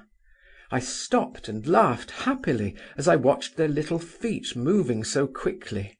Girls and boys, laughing and crying, for as they went home many of them found time to fight and make peace, to weep and play. I forgot my troubles in looking at them. And then all those 3 years I tried to understand why men should be forever tormenting themselves. I lived the life of a child there, and thought I should never leave the little village. Indeed, I was far from thinking that I should ever return to Russia. But at last I recognized the fact that Schneider could not keep me any longer. And then something so important happened that Schneider himself urged me to depart. I'm going to see now if I can get good advice about it. Perhaps my lot in life will be changed, but that is not the principal thing. The principal thing is the entire change that has already come over me. I left many things behind me, too many. They have gone. On the journey I said to myself, I am going into the world of men. I don't know much, perhaps, but a new life has begun for me. I made up my mind to be honest and steadfast in accomplishing my task. Perhaps I shall meet with troubles and many disappointments, but I have made up my mind to be polite and sincere to everyone. More cannot be asked of me. People may consider me a child if they like. I am often called an idiot. And at one time I certainly was so ill that I was nearly as bad as an idiot. But I am not an idiot now. How can I possibly be so, when I know myself that I am considered one? When I received a letter from those dear little souls while passing through Berlin, I only then realized how much I loved them. It was very, very painful getting that first little letter. How melancholy they had been when they saw me off. For a month before they had been talking of my departure and sorrowing over it, and at the waterfall of an evening, when we parted for the night, they would hug me so tight and kiss me so warmly, far more so than before. And every now and then they would turn up one by one when I was alone, just to give me a kiss and a hug, to show their love for me. The whole flock went with me to the station, which was about a mile from the village, and every now and then one of them would stop to throw his arms round me, and all the little girls had tears in their voices, though they tried hard not to cry. As the train steamed out of the station, I saw them all standing on the platform, waving to me, and crying "Hurrah!" till they were lost in the distance. I assure you, when I came in here just now and saw your kind faces, I can read faces well, my heart felt light for the first time since that moment of parting. I think I must be one of those who were born to be in luck, for one does not often meet with people whom one feels he can love from the first sight of their faces, And yet, no sooner do I step out of the railway carriage than I happen upon you. I know it is more or less a shamefaced thing to speak of one's feelings before others, and yet here am I talking like this to you, and am not a bit ashamed or shy. I am an unsociable sort of fellow, and shall very likely not come to see you again for some time, but don't think the worse of me for that. It is not that I do not value your society, and you must never suppose that I have taken offence at anything. You asked me about your faces, and what I could read in them. I will tell you with the greatest pleasure. You, Adelaida Ivanovna, have a very happy face. It is the most sympathetic of the three. Not to speak of your natural beauty, one can look at your face and say to oneself, she has the face of a kind sister. You are simple and merry, but you can see into another's heart very quickly. That's what I read in your face. You too, Alexandra Ivanovna, have a very lovely face, but I think you may have some secret sorrow. Your heart is undoubtedly a kind, good one, but you are not merry. There is a suspicion of shadow in your face, like in that of Holbein's Madonna, in Dresden. So much for your face. Have I guessed right? As for your face, Lizabetha Prokofievna, I not only think, but am perfectly sure that you are an absolute child. In all, mind, both good and bad, and in spite of your years. Don't be angry with me for saying so. You know what my feelings for children are. And do not suppose that I am so candid out of pure simplicity of soul. Oh dear, no, it is by no means the case. Perhaps I have my own very profound object in view. End of Part 1, Chapter 6.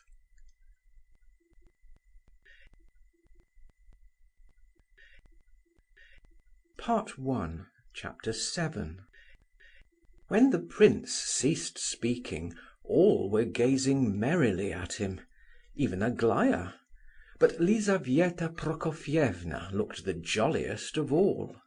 "Well," she cried, "we have put him through his paces with a vengeance. My dears, you imagined, I believe, that you were about to patronize this young gentleman, like some poor protégé picked up somewhere and taken under your magnificent protection. What fools we were, and what a specially big fool is your father. Well done, prince. I assure you the general actually asked me to put you through your paces and examine you. As to what you said about my face, you are absolutely correct in your judgment. I am a child, and know it. I knew it long before you said so. You have expressed my own thoughts. I think your nature and mine must be extremely alike, and I am very glad of it. We are like two drops of water, only you are a man and I a woman, and I've not been to Switzerland, and that is all the difference between us. Don't be in a hurry, mother.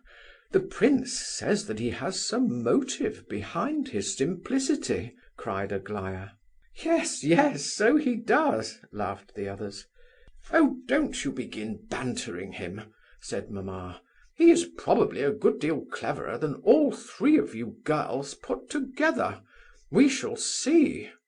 Only you haven't told us anything about Aglaya yet, prince, and Aglaya and I are both waiting to hear." "I cannot say anything at present. I'll tell you afterwards." "Why? Her face is clear enough, isn't it?" "Oh yes, of course. You are very beautiful, Aglaya Ivanovna. So beautiful that one is afraid to look at you." "Is that all? What about her character?" persisted Mrs. Epanchin. "It is difficult to judge when such beauty is concerned. I have not prepared my judgment. Beauty is a riddle." "That means you have set Aglaya a riddle," said Adelaida. "Guess it, Aglaya." "But she's pretty, prince, isn't she?" "Most wonderfully so," said the latter, warmly, gazing at Aglaya with admiration. "Almost as lovely as Nastasia Philipovna, but quite a different type." All present exchanged looks of surprise. "As lovely as who?" said Mrs. Epanchin. "As Nastasia Philipovna? Where have you seen Nastasia Philipovna? What Nastasia Philipovna?" Gavrila Ardalionovitch showed the general her portrait just now." "How so? Did he bring the portrait for my husband?" "Only to show it. Nastasia Philipovna gave it to Gavrila Ardalionovitch today, and the latter brought it here to show the general." "I must see it!" cried Mrs. Epanchin. "Where is the portrait? If she gave it to him, he must have it. And he is still in the study. He never leaves before 4 o'clock on Wednesdays. Send for Gavrila Ardalionovitch at once. No, I don't long to see him so much. Look here, dear prince, be so kind, will you? Just step to the study and fetch this portrait. Say we want to look at it. Please do this for me, will you?" "He is a nice fellow, but a little too simple," said Adelaida, as the prince left the room. "He is indeed," said Alexandra, "almost laughably so at times." Neither one nor the other seemed to give expression to her full thoughts. "He got out of it very neatly about our faces, though," said Aglaya. "He flattered us all round, even mamma." "Nonsense!" cried the latter. "He did not flatter me. It was I who found his appreciation flattering. I think you are a great deal more foolish than he is. He is simple, of course, but also very knowing, just like myself." "How stupid of me to speak of the portrait," thought the prince as he entered the study, with a feeling of guilt at his heart. "And yet, perhaps I was right after all." He had an idea, unformed as yet, but a strange idea. Gavrila Ardalionovitch was still sitting in the study, buried in a mass of papers. He looked as though he did not take his salary from the public company, whose servant he was, for a sinecure. He grew very wroth and confused when the prince asked for the portrait, and explained how it came about that he had spoken of it. "Oh, curse it all!" he said. "What on earth must you go blabbing for? You know nothing about the thing, and yet—" "Idiot!" he added, muttering the last word to himself in irrepressible rage. "I am very sorry. I was not thinking at the time. I merely said that Aglaya was almost as beautiful as Nastasia Philipovna."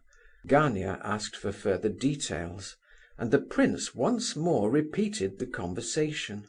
Gania looked at him with ironical contempt the while. "Nastasia Philipovna," he began, and there paused. He was clearly much agitated and annoyed. The prince reminded him of the portrait. "Listen, prince," said Gania, as though an idea had just struck him. "I wish to ask you a great favour. And yet I really don't know." He paused again. He was trying to make up his mind to something, and was turning the matter over. The prince waited quietly. Once more Gania fixed him with intent and questioning eyes. "Prince," he began again, "they are rather angry with me in there, owing to a circumstance which I need not explain, so that I do not care to go in at present without an invitation. I particularly wish to speak to Aglaya, but I have written a few words, in case I shall not have the chance of seeing her." Here the prince observed a small note in his hand. "And I do not know how to get my communication to her. Don't you think you could undertake to give it to her at once, but only to her, mind, and so that no one else should see you give it? It isn't much of a secret, but still... Well, will you do it?" "I don't quite like it." replied the prince. "Oh, but it is absolutely necessary for me," Gania entreated. "Believe me, if it were not so, I would not ask you. How else am I to get it to her? It is most important, dreadfully important." Gania was evidently much alarmed at the idea that the prince would not consent to take his note, and he looked at him now with an expression of absolute entreaty. "Well, I will take it then." "But mind, nobody is to see," cried the delighted Gania. "And of course I may rely on your word of honour, "I won't show it to anyone," said the prince. "The letter is not sealed," continued Gania, and paused in confusion. "Oh, I won't read it," said the prince, quite simply. He took up the portrait and went out of the room. Gania, left alone, clutched his head with his hands. "One word from her," he said. "One word from her, and I may yet be free." He could not settle himself to his papers again for agitation and excitement, but began walking up and down the room from corner to corner. The prince walked along musing. He did not like his commission, and disliked the idea of Gania sending a note to Aglaya at all. But when he was 2 rooms distant from the drawing-room where they all were, he stopped, as though recalling something, went to the window nearer the light, and began to examine the portrait in his hand. He longed to solve the mystery of something in the face of Nastasia Philipovna, something which had struck him as he looked at the portrait for the first time. The impression had not left him. It was partly the fact of her marvellous beauty that struck him, and partly something else. There was a suggestion of immense pride and disdain in the face, almost of hatred, and at the same time something confiding and very full of simplicity. The contrast aroused a deep sympathy in his heart as he looked at the lovely face. The blinding loveliness of it was almost intolerable. This pale, thin face with its flaming eyes, it was a strange beauty. The prince gazed at it for a minute or two, then glanced around him and hurriedly raised the portrait to his lips. When a minute after he reached the drawing-room door, his face was quite composed. But just as he reached the door, he met Aglaya coming out alone. "Gavrila Ardalionovitch begged me to give you this," he said, handing her the note. Aglaya stopped, took the letter, and gazed strangely into the prince's eyes. There was no confusion in her face, a little surprise perhaps, but that was all. By her look she seemed merely to challenge the prince to an explanation as to how he and Gania happened to be connected in this matter. But her expression was perfectly cool and quiet, and even condescending. So they stood for a moment or two, confronting one another. At length a faint smile passed over her face, and she passed by him without a word. Mrs. Epanchin examined the portrait of Nastasia Philipovna for some little while, holding it critically at arm's length. "Yes, she is pretty," she said at last, "even very pretty. I have seen her twice, but only at a distance. So you admire this kind of beauty, do you?" she asked the prince suddenly. "Yes, I do, this kind." "Do you mean especially this kind?" "Yes, especially this kind." "Why?" "There is much suffering in this face," murmured the prince, more as though talking to himself than answering the question. "I think you are wandering a little, prince," Mrs. Epanchin decided, after a lengthened survey of his face, and she tossed the portrait onto the table haughtily. Alexandra took it, and Adelaida came up, and both the girls examined the photograph. Just then Aglaya entered the room. "What a power!" cried Adelaida suddenly, as she earnestly examined the portrait over her sister's shoulder. Whom? What power? Asked her mother crossly. Such beauty is real power, said Adelaida. With such beauty as that, one might overthrow the world. She returned to her easel thoughtfully. Aglaya merely glanced at the portrait, frowned and put out her underlip, then went and sat on the sofa with folded hands. Mrs. Epanchin rang the bell. "Ask Gavrila Ardalionovitch to step this way," said she to the man who answered. "Mamma!" cried Alexandra significantly. "I shall just say 2 words to him, that's all," said her mother, silencing all objection by her manner. She was evidently seriously put out. "You see, prince, it's all secrets with us just now. All secrets. It seems to be the etiquette of the house for some reason or other. Stupid nonsense, and in a matter which ought to be approached with all candour and open-heartedness. There is a marriage being talked of, and I don't like this marriage." "Mamma, what are you saying?" said Alexandra again hurriedly. "Well, what, my dear girl? As if you can possibly like it yourself. The heart is the great thing, and the rest is all rubbish. Though one must have sense as well. Perhaps sense is really the great thing. Don't smile like that, Aglaya. I don't contradict myself. A fool with a heart and no brains is just as unhappy as a fool with brains and no heart. I am one and you are the other, and therefore both of us suffer. Both of us are unhappy." "Why are you so unhappy, mother?" asked Adelaida, who alone of all the company seemed to have preserved her good temper and spirits up to now. "In the first place, because of my carefully brought-up daughters," said Mrs. Epanchin cuttingly. "And as that is the best reason I can give you, we need not bother with any other at present. Enough of words now. We shall see how both of you, I don't count Aglaya, will manage your business, and whether you, most revered Alexandra Ivanovna, will be happy with your fine mate.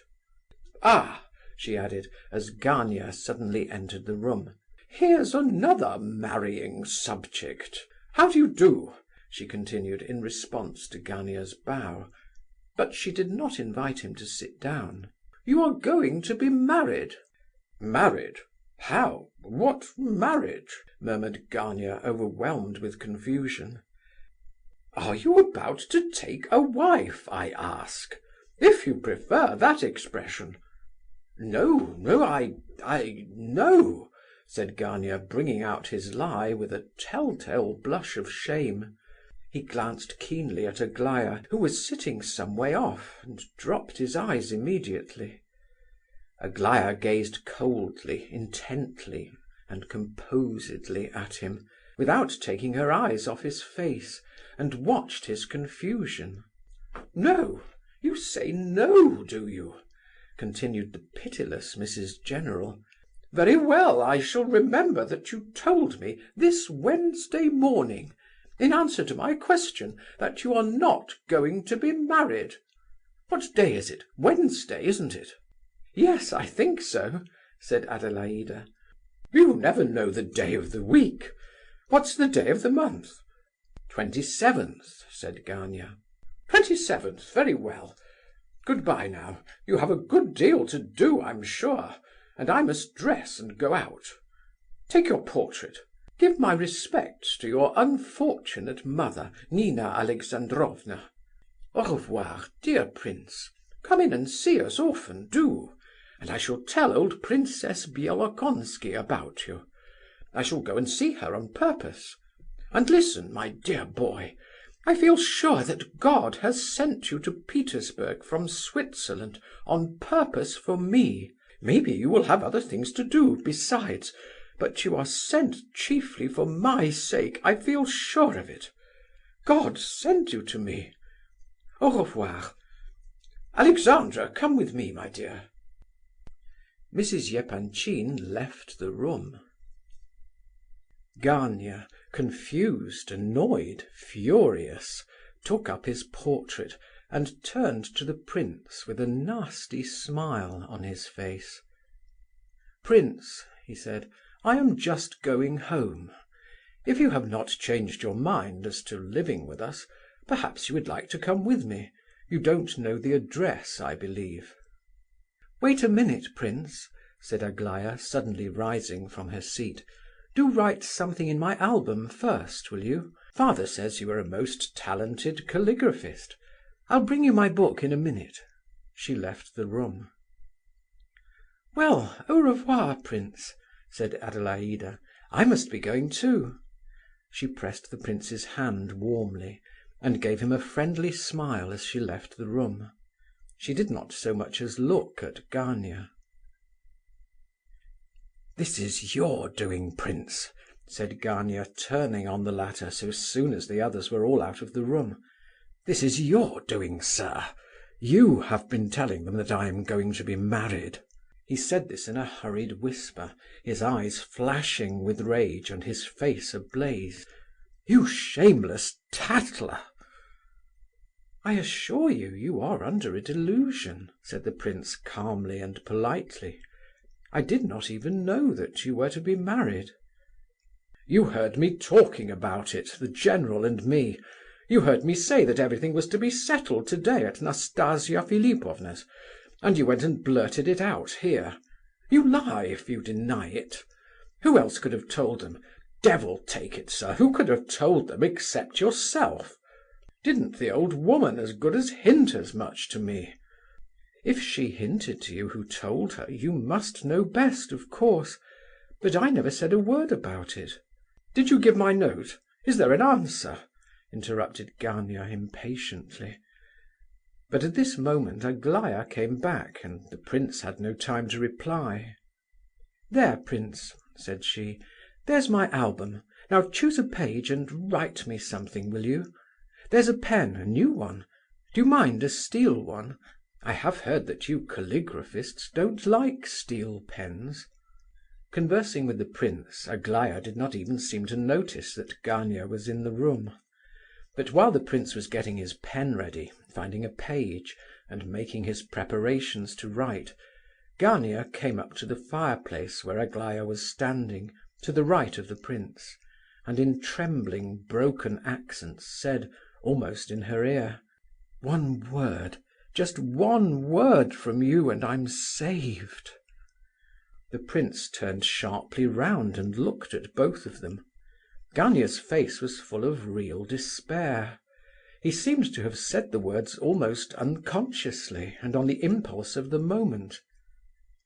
Aglaya gazed at him for some seconds, with precisely the same composure and calm astonishment as she had shown a little while before, when the prince handed her the note, and it appeared that this calm surprise, and seemingly absolute incomprehension of what was said to her, were more terribly overwhelming to Gania than even the most plainly expressed disdain would have been. "What shall I write?" asked the prince. "I'll dictate to you," said Aglaya, coming up to the table. "Now then, are you ready? Write, 'I never condescend to bargain.' Now put your name and the date. Let me see it." The prince handed her the album. "Capital! How beautifully you have written it! Thanks so much. Au revoir, prince. Wait a minute," she added. "I want to give you something for a keepsake. Come with me this way, will you?" The prince followed her. Arrived at the dining room, she stopped. "Read this," she said, handing him Gania's note.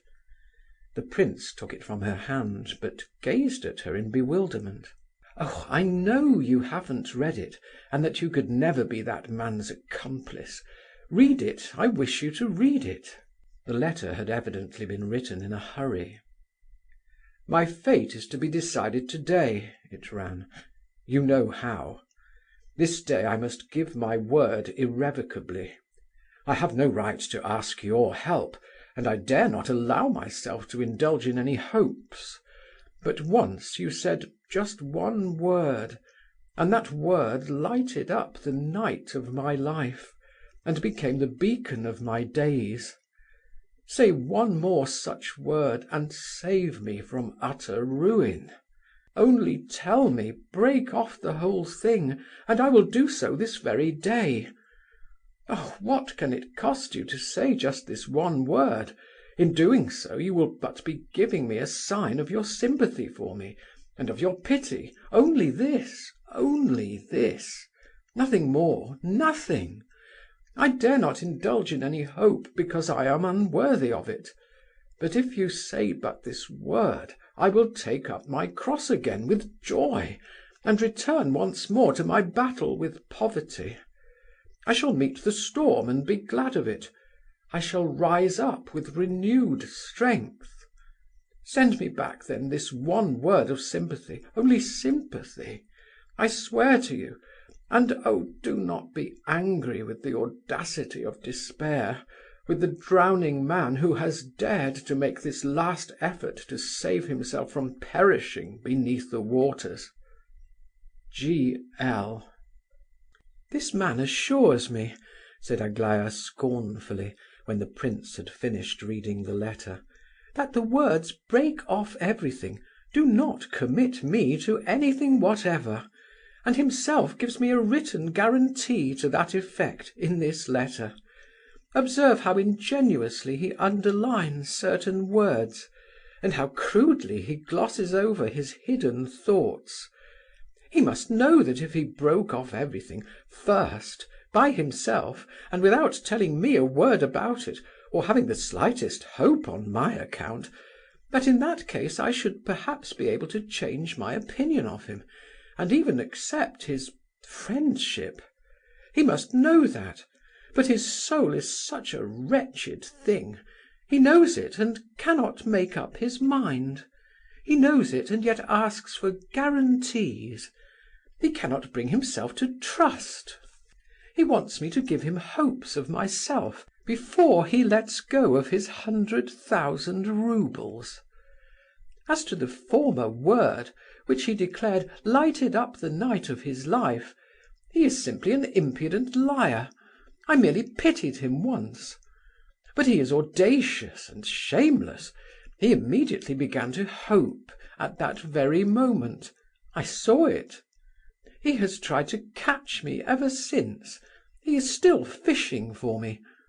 Well, enough of this. Take the letter and give it back to him as soon as you have left our house. Not before, of course. And what shall I tell him by way of answer? Nothing, of course. That's the best answer. Is it the case that you are going to live in his house? Yes, your father kindly recommended me to him. Then look out for him, I warn you. He won't forgive you easily for taking back the letter." Aglaya pressed the prince's hand and left the room. Her face was serious and frowning. She did not even smile as she nodded goodbye to him at the door. "I'll just get my parcel and we'll go," said the prince to Gania, as he re-entered the drawing-room. Gania stamped his foot with impatience. His face looked dark and gloomy with rage. At last they left the house behind them, the prince carrying his bundle. "The answer, quick, the answer!" said Gania the instant they were outside. "What did she say? Did you give the letter?" The prince silently held out the note. Gania was struck motionless with amazement. "How? What? My letter?" he cried. "He never delivered it. I might have guessed it. Oh, curse him! Of course she did not understand what I meant, naturally. Why didn't you give her the note? You—" "Excuse me, I was about to deliver it almost immediately after receiving your commission, and I gave it too, just as you asked me to. It has come into my hands now, because Aglaya Ivanovna has just returned it to me." "How? When?" "As soon as I finished writing in her album for her, and when she asked me to come out of the room with her. You heard? We went into the dining-room, and she gave me your letter to read, and then told me to return it." "To read?" cried Gania, almost at the top of his voice. To read! And you read it!" And again he stood like a log in the middle of the pavement, so amazed that his mouth remained open after the last word had left it. "Yes, I have just read it." And she gave it you to read herself? Herself? "Yes, herself. And you may believe me when I tell you that I would not have read it for anything without her permission." Gania was silent for a minute or two, as though thinking out some problem. Suddenly he cried: "It's impossible! She cannot have given it you to read. You are lying. You read it yourself." "I am telling you the truth," said the prince in his former composed tone of voice. "And believe me, I am extremely sorry that the circumstance should have made such an unpleasant impression upon you." "But, you wretched man, at least she must have said something.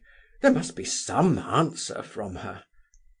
"Yes, of course she did say something." "Out with it then, damn it! Out with it at once!" And Gania stamped his foot twice on the pavement. "As soon as I had finished reading it, she told me that you were fishing for her, that you wished to compromise her so far as to receive some hopes from her, trusting to which hopes you might break with the prospect of receiving 100,000 roubles.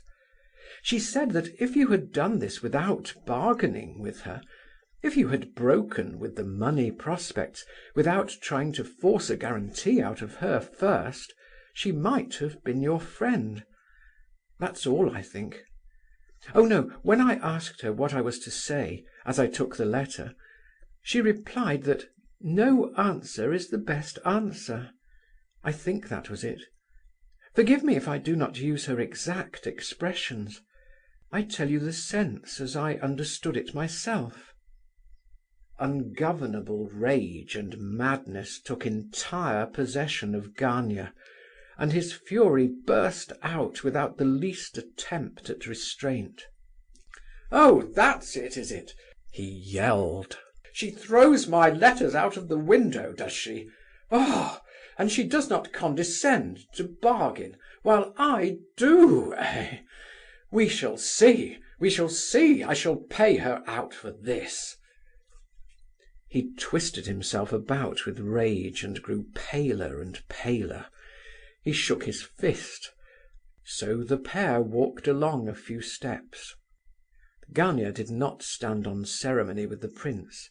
He behaved just as though he were alone in his room. He clearly counted the latter as a nonentity. But suddenly he seemed to have an idea, and recollected himself. "But how was it," he asked, "how was it that you, idiot that you are," he added to himself, "were so very confidential a couple of hours after your first meeting with these people? How was that, hm?" Up to this moment jealousy had not been one of his torments. Now it suddenly gnawed at his heart.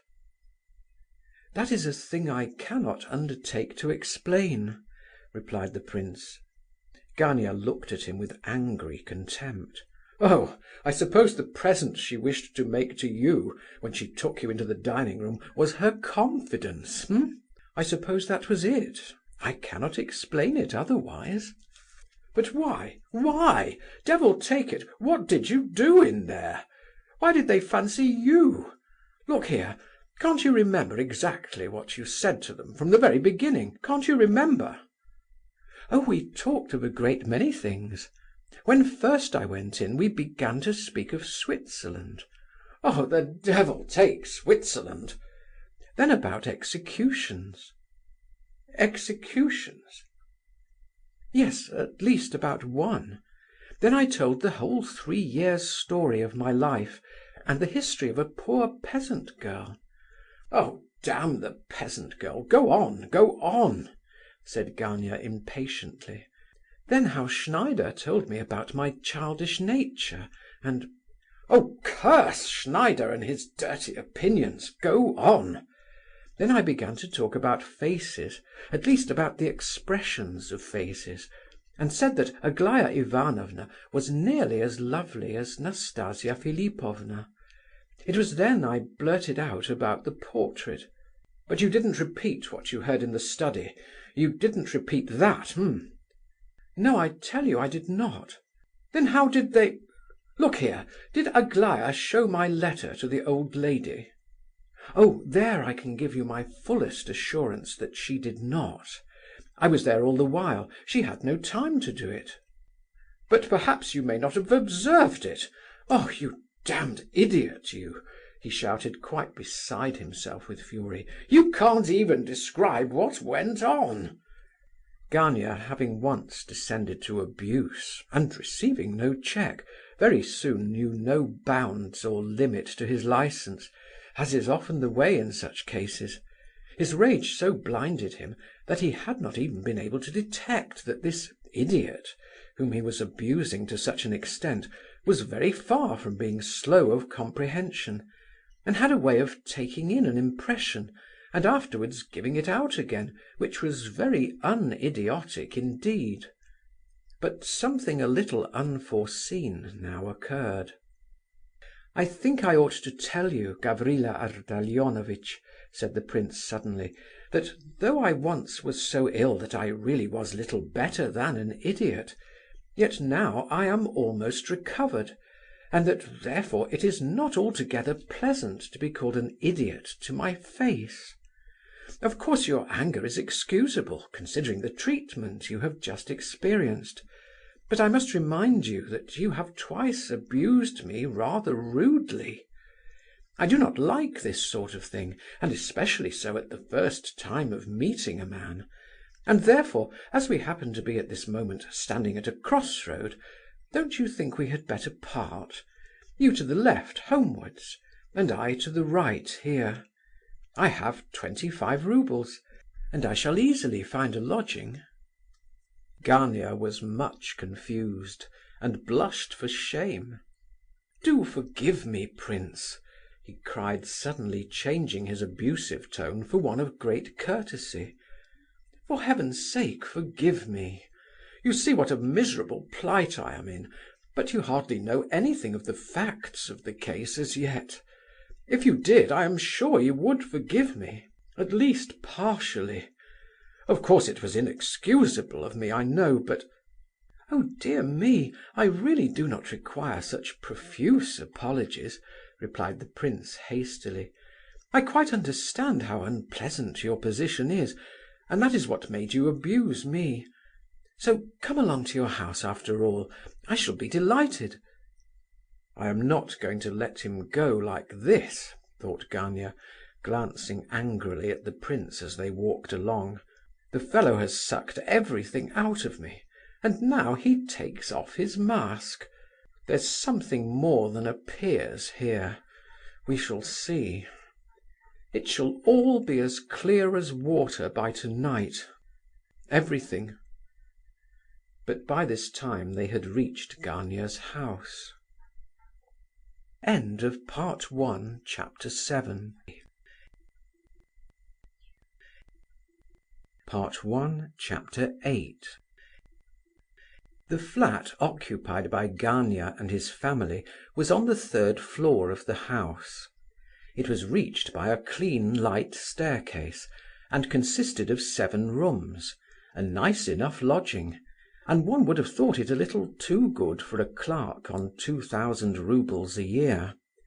But it was designed to accommodate a few lodgers on board terms, and had been taken a few months since, much to the disgust of Gania, at the urgent request of his mother and his sister Varvara Ardalionovna, who longed to do something to increase the family income a little, and fixed their hopes upon letting lodgings.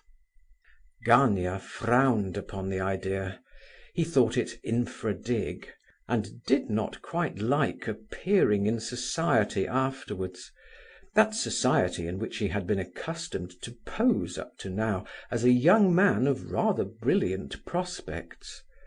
All these concessions and rebuffs of fortune of late had wounded his spirit severely, and his temper had become extremely irritable. his wrath being generally quite out of proportion to the cause.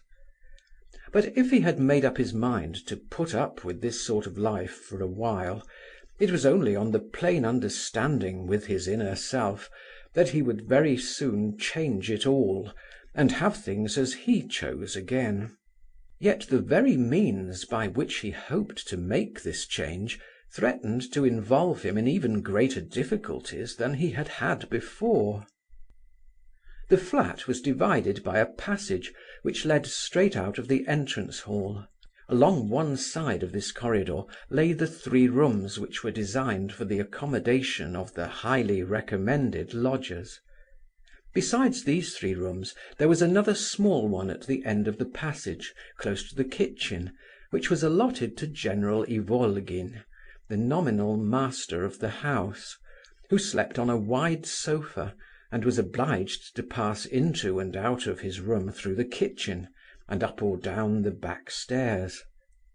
Colia, Gania's younger brother, a schoolboy of 13, shared this room with his father.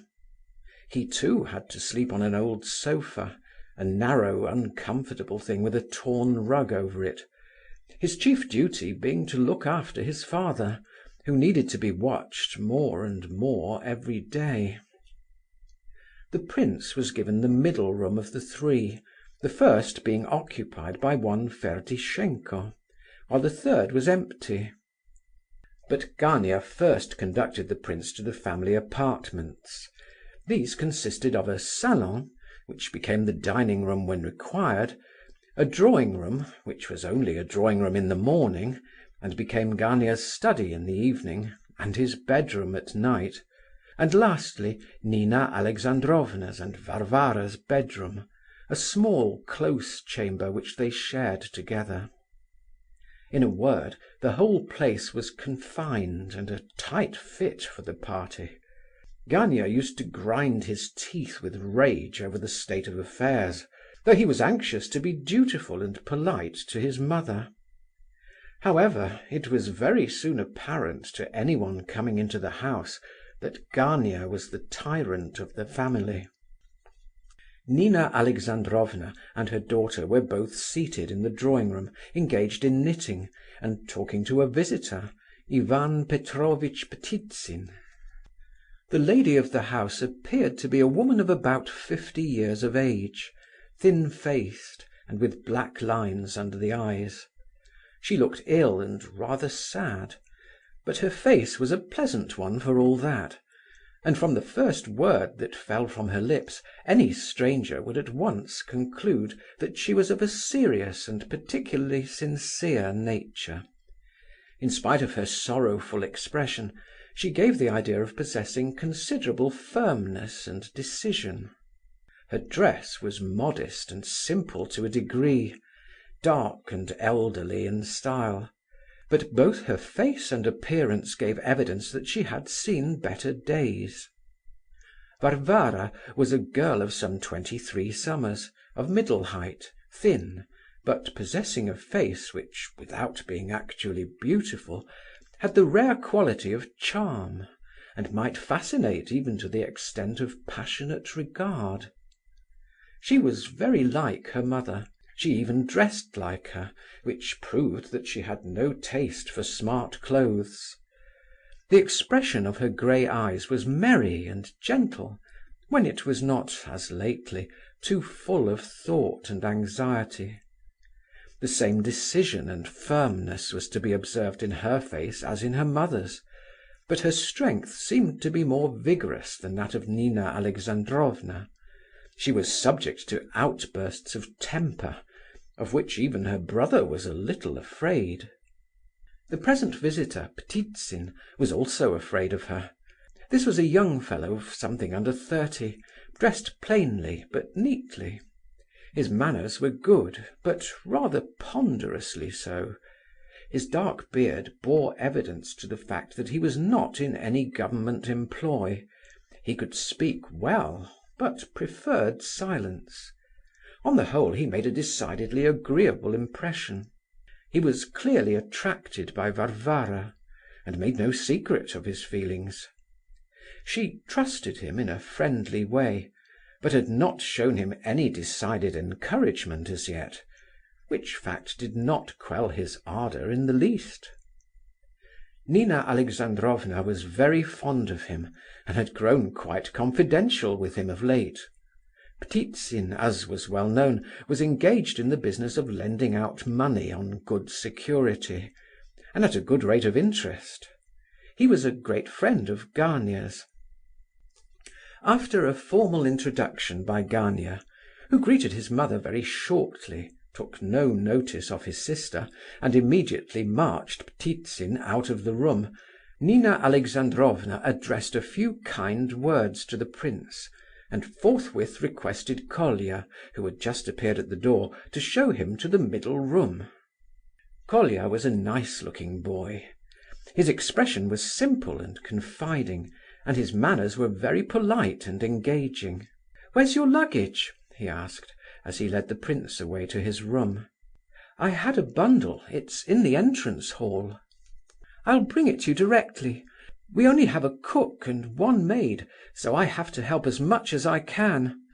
Varia looks after things generally, and loses her temper over it. Gania says that you have only just arrived from Switzerland." "Yes."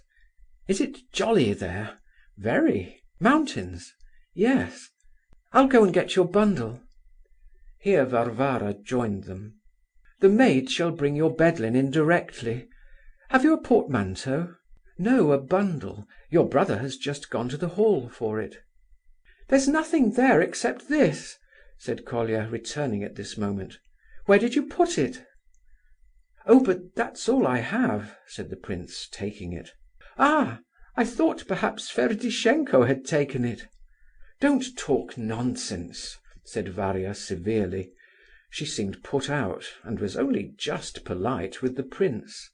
"Oh," laughed the boy, "you can be nicer than that to me, you know. I'm not Ptitsin. You ought to be whipped, Colia, you silly boy. If you want anything," to the prince, "please apply to the servant. We dine at 4:30. You can take your dinner with us, or have it in your room, just as you please. Come along, Colia, don't disturb the prince." At the door they met Gania coming in. "Is father in?" he asked. Colia whispered something in his ear and went out. "Just a couple of words, prince, if you'll excuse me. Don't blab over there about what you may see here, or in this house, as to all that about Aglaya and me, you know. Things are not altogether pleasant in this establishment. Devil take it all, you'll see.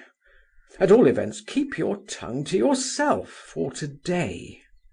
"I assure you I blabbed a great deal less than you seem to suppose," said the prince with some annoyance. Clearly the relations between Gania and himself were by no means improving. "Oh, well, I caught it quite hot enough today, thanks to you. However, I forgive you." "I think you might fairly remember that I was not in any way bound. I had no reason to be silent about that portrait. You never asked me not to mention it." "Pooh, what a wretched room this is! Dark, and the window looking out into the yard. Your coming to our house is in no respect opportune. However, it's not my affair. I don't keep the lodgings." Ptitsin here looked in and beckoned to Gania, who hastily left the room, in spite of the fact that he had evidently wished to say something more, and had only made the remark about the room to gain time. The prince had hardly had time to wash and tidy himself a little when the door opened once more, and another figure appeared. This was a gentleman of about 30, tall, broad-shouldered, and red-haired. His face was red too, and he possessed a pair of thick lips, a wide nose, small eyes rather bloodshot, and with an ironical expression in them, as though he were perpetually winking at someone. His whole appearance gave one the idea of impudence. His dress was shabby. He opened the door just enough to let his head in. His head remained so placed for a few seconds, while he quietly scrutinized the room. The door then opened enough to admit his body, but still he did not enter. He stood on the threshold and examined the prince carefully.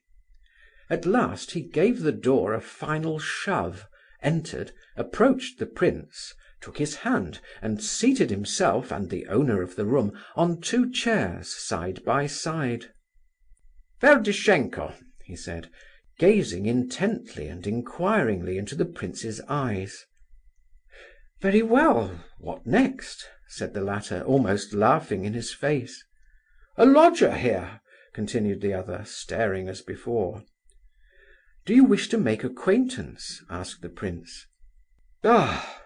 said the visitor, passing his fingers through his hair and sighing.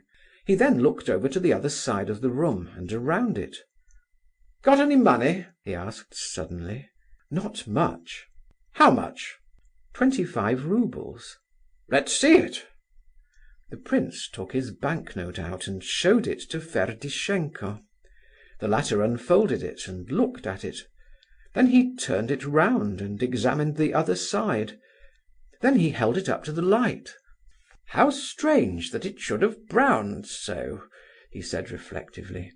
"These 25-rouble notes brown in a most extraordinary way, while other notes often grow paler. Take it." The prince took his note. Ferdishenko rose. "I came here to warn you," he said. "In the first place, don't lend me any money, for I shall certainly ask you to." "Very well." "Shall you pay here?" "Yes, I intend to." "Oh, I don't intend to, thanks. I live here, next door to you. You noticed a room, did you? Don't come to me very often. I shall see you here quite often enough. Have you seen the general?" "No." "Nor heard him?" "No, of course not." "Well, you'll both hear and see him soon. He even tries to borrow money from me. Avis au lecteur. Goodbye. Do you think a man can possibly live with a name like Ferdishenko?" "Why not?" "Goodbye." And so he departed. The prince found out afterwards that this gentleman made it his business to amaze people with his originality and wit, but that it did not as a rule come off. He even produced a bad impression on some people, which grieved him sorely, but he did not change his ways for all that. As he went out of the prince's room, he collided with yet another visitor coming in. Ferdishenko took the opportunity of making several warning gestures to the prince from behind the new arrival's back, and left the room in conscious pride. This next arrival was a tall, red-faced man of about 55, with greyish hair and whiskers, and large eyes which stood out of their sockets. His appearance would have been distinguished had it not been that he gave the idea of being rather dirty. He was dressed in an old coat, and he smelled of vodka when he came near. His walk was effective, and he clearly did his best to appear dignified, and to impress people by his manner. This gentleman now approached the prince slowly, and with a most courteous smile, silently took his hand and held it in his own, as he examined the prince's features as though searching for familiar traits therein. "'Tis he, 'tis he," he said at last quietly, but with much solemnity. "As though he were alive once more. I heard the familiar name, the dear familiar name, and oh, how it reminded me of the irrevocable past. Prince Muishkin, I believe." "Exactly so." "General Ivolgin, retired and unfortunate. May I ask your Christian and generic names?" "Lef Nicolaievitch." "So, so. The son of my old, I may say my childhood's friend, Nicolai Petrovitch." "My father's name was Nicolai Lvovitch." "Lvovitch," repeated the general without the slightest haste, and with perfect confidence, just as though he had not committed himself the least in the world, but merely made a little slip of the tongue. He sat down, and taking the prince's hand, drew him to a seat next to himself. "I carried you in my arms as a baby," he observed. "Really?" asked the prince. "Why, it's 20 years since my father died." "Yes, yes, 20 years and 3 months. We were educated together. I went straight into the army, and my father went straight into the army too. He was a sub-lieutenant in the Vassilievsky regiment." "No, sir, in the Bielomirsky. He changed into the latter shortly before his death. I was at his bedside when he died, and gave him my blessing for eternity. Your mother—" The general paused as though overcome with emotion. "She died a few months later, from a cold," said the prince. "Oh, not cold. Believe an old man, not from a cold, but from grief for her prince. Oh, your mother, hey ho! Youth, youth! Your father and I, old friends as we were, nearly murdered each other for her sake." The prince began to be a little incredulous. "I was passionately in love with her when she was engaged to my friend. The prince noticed the fact and was furious. He came and woke me at 7 o'clock one morning. I rise and dress in amazement. Silence on both sides. I understand it all. He takes a couple of pistols out of his pocket, across a handkerchief, without witnesses. Why invite witnesses when both of us would be walking in eternity in a couple of minutes? The pistols are loaded. We stretch the handkerchief and stand opposite one another. We aim the pistols at each other's hearts. Suddenly tears start to our eyes, our hands shake, we weep, we embrace. The battle is one of self-sacrifice now. The prince shouts. 'She is yours!' I cry. 'She is yours!' In a word. You've come to live with us, hey?" Yes, for a while, I think," stammered the prince. "Prince, mother begs you to come to her," said Colia, appearing at the door. The prince rose to go, but the general once more laid his hand in a friendly manner on his shoulder, and dragged him down onto the sofa. "As the true friend of your father, I wish to say a few words to you," he began. "I have suffered. There was a catastrophe. I suffered without a trial. I had no trial. Nina Alexandrovna, my wife, is an excellent woman. So is my daughter, Varvara. We have to let lodgings because we are poor. A dreadful, unheard of come-down for us, for me, who should have been a governor-general. But we are very glad to have you, at all events. Meanwhile there is a tragedy in the house." The prince looked inquiringly at the other. "Yes, a marriage is being arranged. A marriage between a questionable woman and a young fellow who might be a flunkey. They wish to bring this woman into the house where my wife and daughter reside, but while I live and breathe she shall never enter my doors. I shall lie at the threshold, and she shall trample me underfoot if she does. I hardly talk to Gania now, and avoid him as much as I can.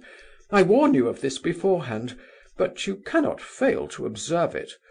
But you are the son of my old friend, and I hope— Prince, be so kind as to come to me for a moment in the drawing-room," said Nina Alexandrovna herself, appearing at the door. "Imagine, my dear," cried the general, "it turns out that I have nursed the prince on my knee in the old days." His wife looked searchingly at him and glanced at the prince, but said nothing. The prince rose and followed her, but hardly had they reached the drawing-room, and Nina Alexandrovna had begun to talk hurriedly, when in came the general. She immediately relapsed into silence. The master of the house may have observed this, but at all events he did not take any notice of it. He was in high good humour. "A son of my old friend, dear," he cried. "Surely you must remember Prince Nicolai Lvovitch? You saw him at Tver." "I don't remember any Nicolai Lvovitch. Was that your father?" she inquired of the prince. "Yes, but he died at Lisavietgrad, not at Tver," said the prince, rather timidly. "So Pavlicheff told me." "No, Tver," insisted the general. "He removed just before his death. You are very small and cannot remember, and Pavlicheff, though an excellent fellow, may have made a mistake." "You knew Pavlicheff, then?" "Oh yes, a wonderful fellow. But I was present myself. I gave him my blessing." "My father was just about to be tried when he died," said the prince, "although I never knew of what he was accused. He died in hospital." "Oh, it was the Kolpakoff business, and of course he would have been acquitted." "Yes, do you know that for a fact?" asked the prince, whose curiosity was aroused by the general's words. "I should think so, indeed," cried the latter. "The court-martial came to no decision. It was a mysterious, an impossible business, one might say. Captain Larionov, commander of the company, had died. His command was handed over to the prince for the moment. Very well. This soldier, Kolpakoff, stole some leather from one of his comrades, intending to sell it and spend the money on drink. Well, the prince, you understand that what follows took place in the presence of the sergeant-major and a corporal. The prince rated Kolpakoff soundly and threatened to have him flogged. Well, Kolpakoff went back to the barracks, lay down on a camp bedstead, and in a quarter of an hour was dead. You quite understand? It was, as I said, a strange, almost impossible affair. In due course, Kolpakoff was buried. The prince wrote his report, the deceased's name was removed from the roll. All as it should be, is it not? But exactly 3 months later, at the inspection of the brigade, the man Kolpakoff was found in the 3rd company of the 2nd battalion of infantry, Novozemliansky division, just as if nothing had happened." "What?" said the prince, much astonished. "It did not occur. It's a mistake," said Nina Alexandrovna quickly, looking at the prince rather anxiously. "Mon mari se trompe," she added, speaking in French. "My dear, se trompe is easily said. Do you remember any case at all like it? Everybody was at their wits' end. I should be the first to say qu'on se trompe. But unfortunately I was an eyewitness, and was also on the commission of inquiry. Everything proved that it was really he, the very same soldier, Kolpakoff, who had been given the usual military funeral to the sound of the drum. It is of course a most curious case, nearly an impossible one. I recognize that. But, father, your dinner is ready," said Varvara at this point, putting her head in at the door. "Very glad, I'm particularly hungry. Yes, yes, a strange coincidence. Almost a psychological... Your soup'll be cold, do come." "Coming, coming," said the general. "Son of my old friend," he was heard muttering as he went down the passage. "You will have to excuse very much in my husband, if you stay with us," said Nina Alexandrovna, "but he will not disturb you often. He dines alone. Everyone has his little peculiarities, you know, and some people perhaps have more than those who are most pointed at and laughed at. One thing I must beg of you. If my husband applies to you for payment for board and lodging, tell him that you have already paid me. Of course, anything paid by you to the general would be as fully settled as if paid to me, so far as you are concerned, but I wish it to be so, if you please, for convenience sake." What is it, Varia?" Varia had quietly entered the room, and was holding out the portrait of Nastasia Philipovna to her mother. Nina Alexandrovna started, and examined the photograph intently, gazing at it long and sadly.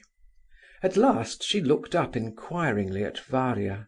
"It's a present from herself to him," said Varia. "The question is to be finally decided this evening."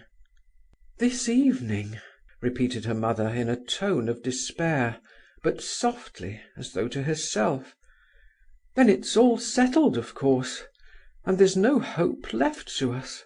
She has anticipated her answer by the present of her portrait. Did he show it you himself?" she added in some surprise. "You know we have hardly spoken to each other for a whole month. Ptitsin told me all about it, and the photo was lying under the table, and I picked it up." "Prince," asked Nina Alexandrovna, "I wanted to inquire whether you have known my son long. I think he said you had only arrived today from somewhere." The prince gave a short narrative of what we have heard before, leaving out the greater part. The two ladies listened intently. "I did not ask about Gania out of curiosity," said the elder at last. "I wish to know how much you know about him, because he said just now that we need not stand on ceremony with you. What exactly does that mean?" At this moment Gania and Ptitsin entered the room together, and Nina Alexandrovna immediately became silent again. The prince remained seated next to her, but Varia moved to the other end of the room.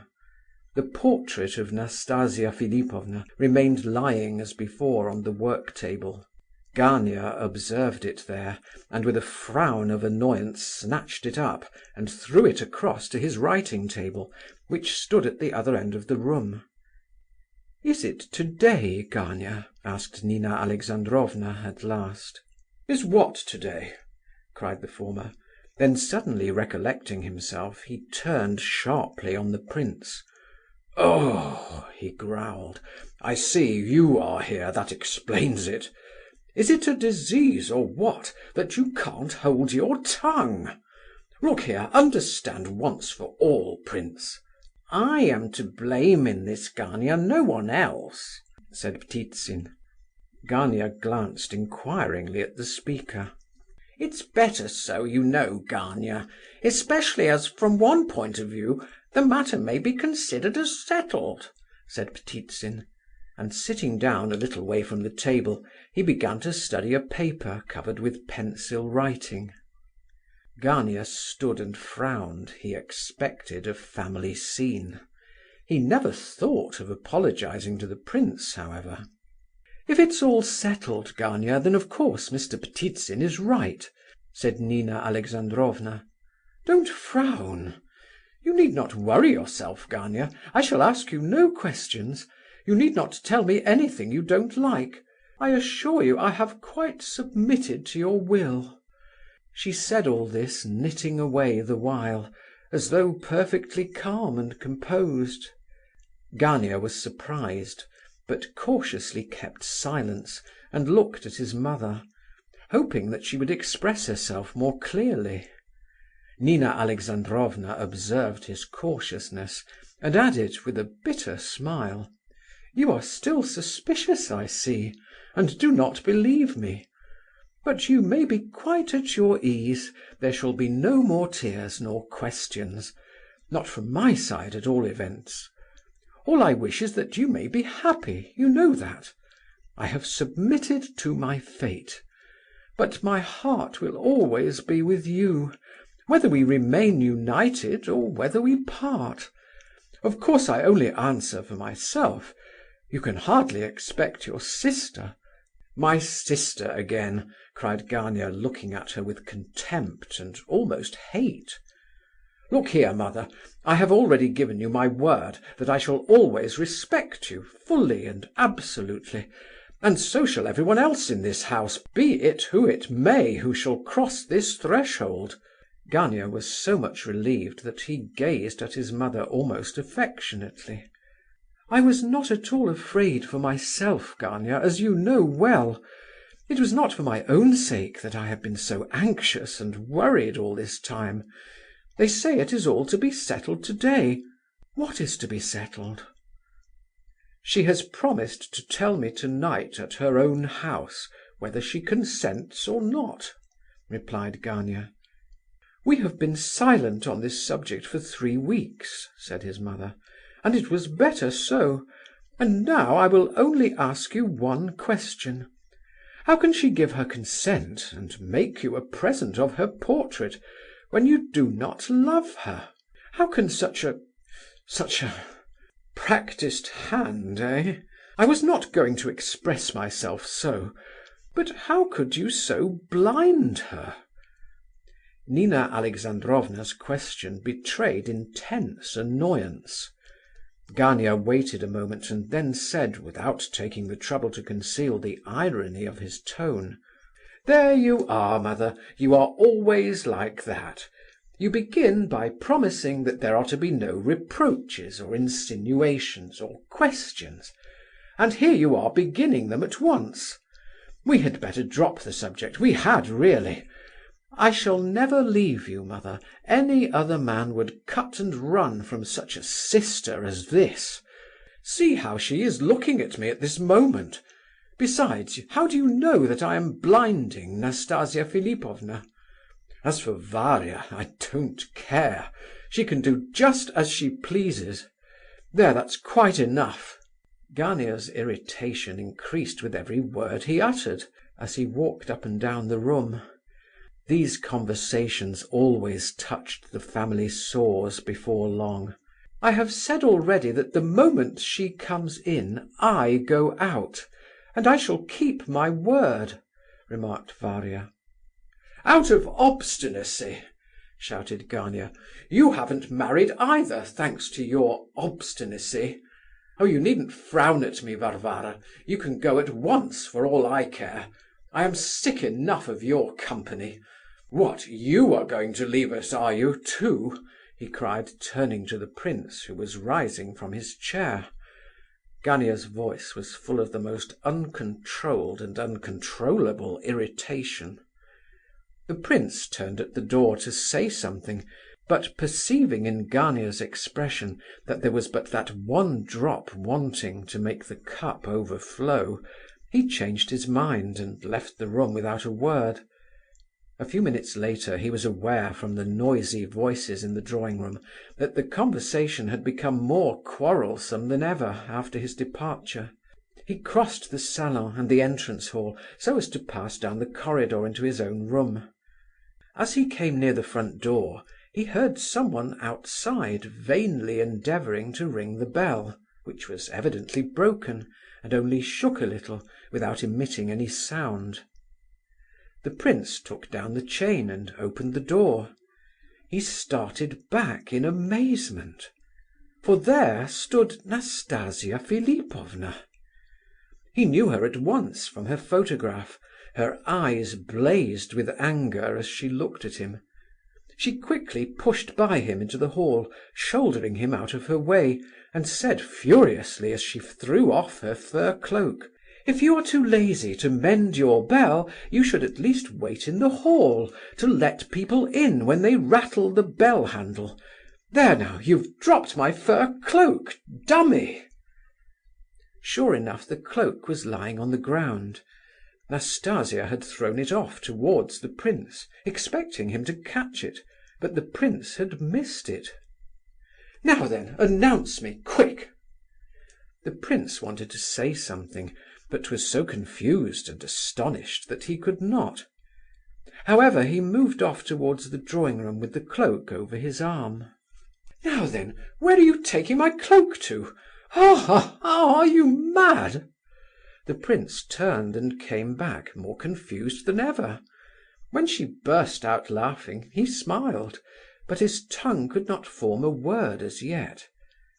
At first, when he had opened the door and saw her standing before him, he had become as pale as death, but now the red blood had rushed back to his cheeks in a torrent. "Why, what an idiot it is!" cried Nastasia, stamping her foot with irritation. "Go on, do! Whom are you going to announce?" "Nastasia Philipovna," murmured the prince. "And how do you know that?" she asked him sharply. "I have never seen you before." "Go on, announce me. What's that noise?" "They are quarrelling," said the prince, and entered the drawing-room, just as matters in there had almost reached a crisis. Nina Alexandrovna had forgotten that she had submitted to everything. She was defending Varia. Ptitsin was taking her part too. Not that Varia was afraid of standing up for herself, she was by no means that sort of a girl, but her brother was becoming ruder and more intolerable every moment. Her usual practice in such cases as the present was to say nothing, but stare at him without taking her eyes off his face for an instant. This manoeuvre, as she well knew, could drive Gania distracted. Just at this moment the door opened, and the prince entered, announcing Nastasia Philipovna. End of Part 1, Chapter 8. Part 1, Chapter 9. Silence immediately fell on the room. All looked at the prince as though they neither understood nor hoped to understand. Gania was motionless with horror. Nastasia's arrival was a most unexpected and overwhelming event to all parties. In the first place, she had never been before. Up to now she had been so haughty that she had never even asked Gania to introduce her to his parents. Of late she had not so much as mentioned them. Gania was partly glad of this, but still he had put it to her debit in the account to be settled after marriage. He would have borne anything from her rather than this visit, but one thing seemed to him quite clear. Her visit now, and the present of her portrait on this particular day, pointed out plainly enough which way she intended to make her decision. The incredulous amazement with which all regarded the prince did not last long, for Nastasia herself appeared at the door, and passed in, pushing by the prince again. "At last I've stormed the citadel! Why do you tie up your bell?" she said merrily, as she pressed Gania's hand, the latter having rushed up to her as soon as she made her appearance. "What are you looking so upset about? Introduce me, please." The bewildered Gania introduced her first to Varia, and both women, before shaking hands, exchanged looks of strange import. Nastasia, however, smiled amiably, but Varia did not try to look amiable, and kept her gloomy expression. She did not even vouchsafe the usual courteous smile of etiquette. Gania darted a terrible glance of wrath at her for this, but Nina Alexandrovna mended matters a little when Gania introduced her at last. Hardly, however, had the old lady begun about her highly gratified feelings, and so on, when Nastasia left her, and flounced into a chair by Gania's side in the corner by the window, and cried, "Where's your study? And where are the lodgers? You do take in lodgers, don't you?" Gania looked dreadfully put out, and tried to say something in reply, but Nastasia interrupted him. "Why, where are you going to squeeze lodgers in here? Don't you use a study? Does this sort of thing pay?" she added, turning to Nina Alexandrovna. "Well, it is troublesome, rather," said the latter, "but I suppose it will pay pretty well. We have only just begun, however." Again Nastasia Philipovna did not hear the sentence out. She glanced at Gania, and cried, laughing, "Ah, what a face! My goodness, what a face you have on at this moment!" Indeed, Gania did not look in the least like himself.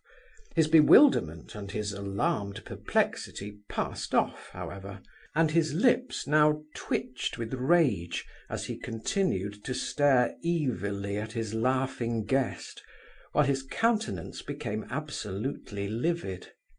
There was another witness who, though standing at the door motionless and bewildered himself, still managed to remark Gania's death-like pallor and the dreadful change that had come over his face.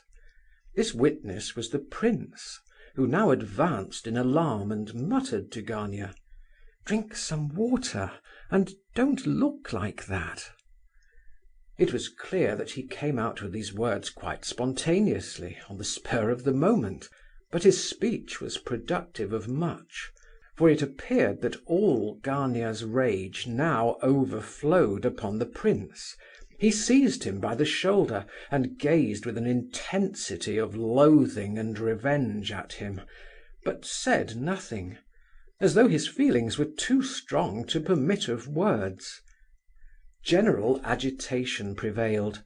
Nina Alexandrovna gave a little cry of anxiety. Ptitsin took a step forward in alarm. Colia and Ferdishenko stood stock still at the door in amazement. Only Varia remained coolly watching the scene from under her eyelashes. She did not sit down, but stood by her mother with folded hands. However, Gania recollected himself almost immediately. He let go of the prince and burst out laughing. "Why, are you a doctor, prince, or what?" he asked as naturally as possible. "I declare you quite frightened me. Nastasia Philipovna, let me introduce this interesting character to you, though I have only known him myself since the morning." Nastasia gazed at the prince in bewilderment. "Prince?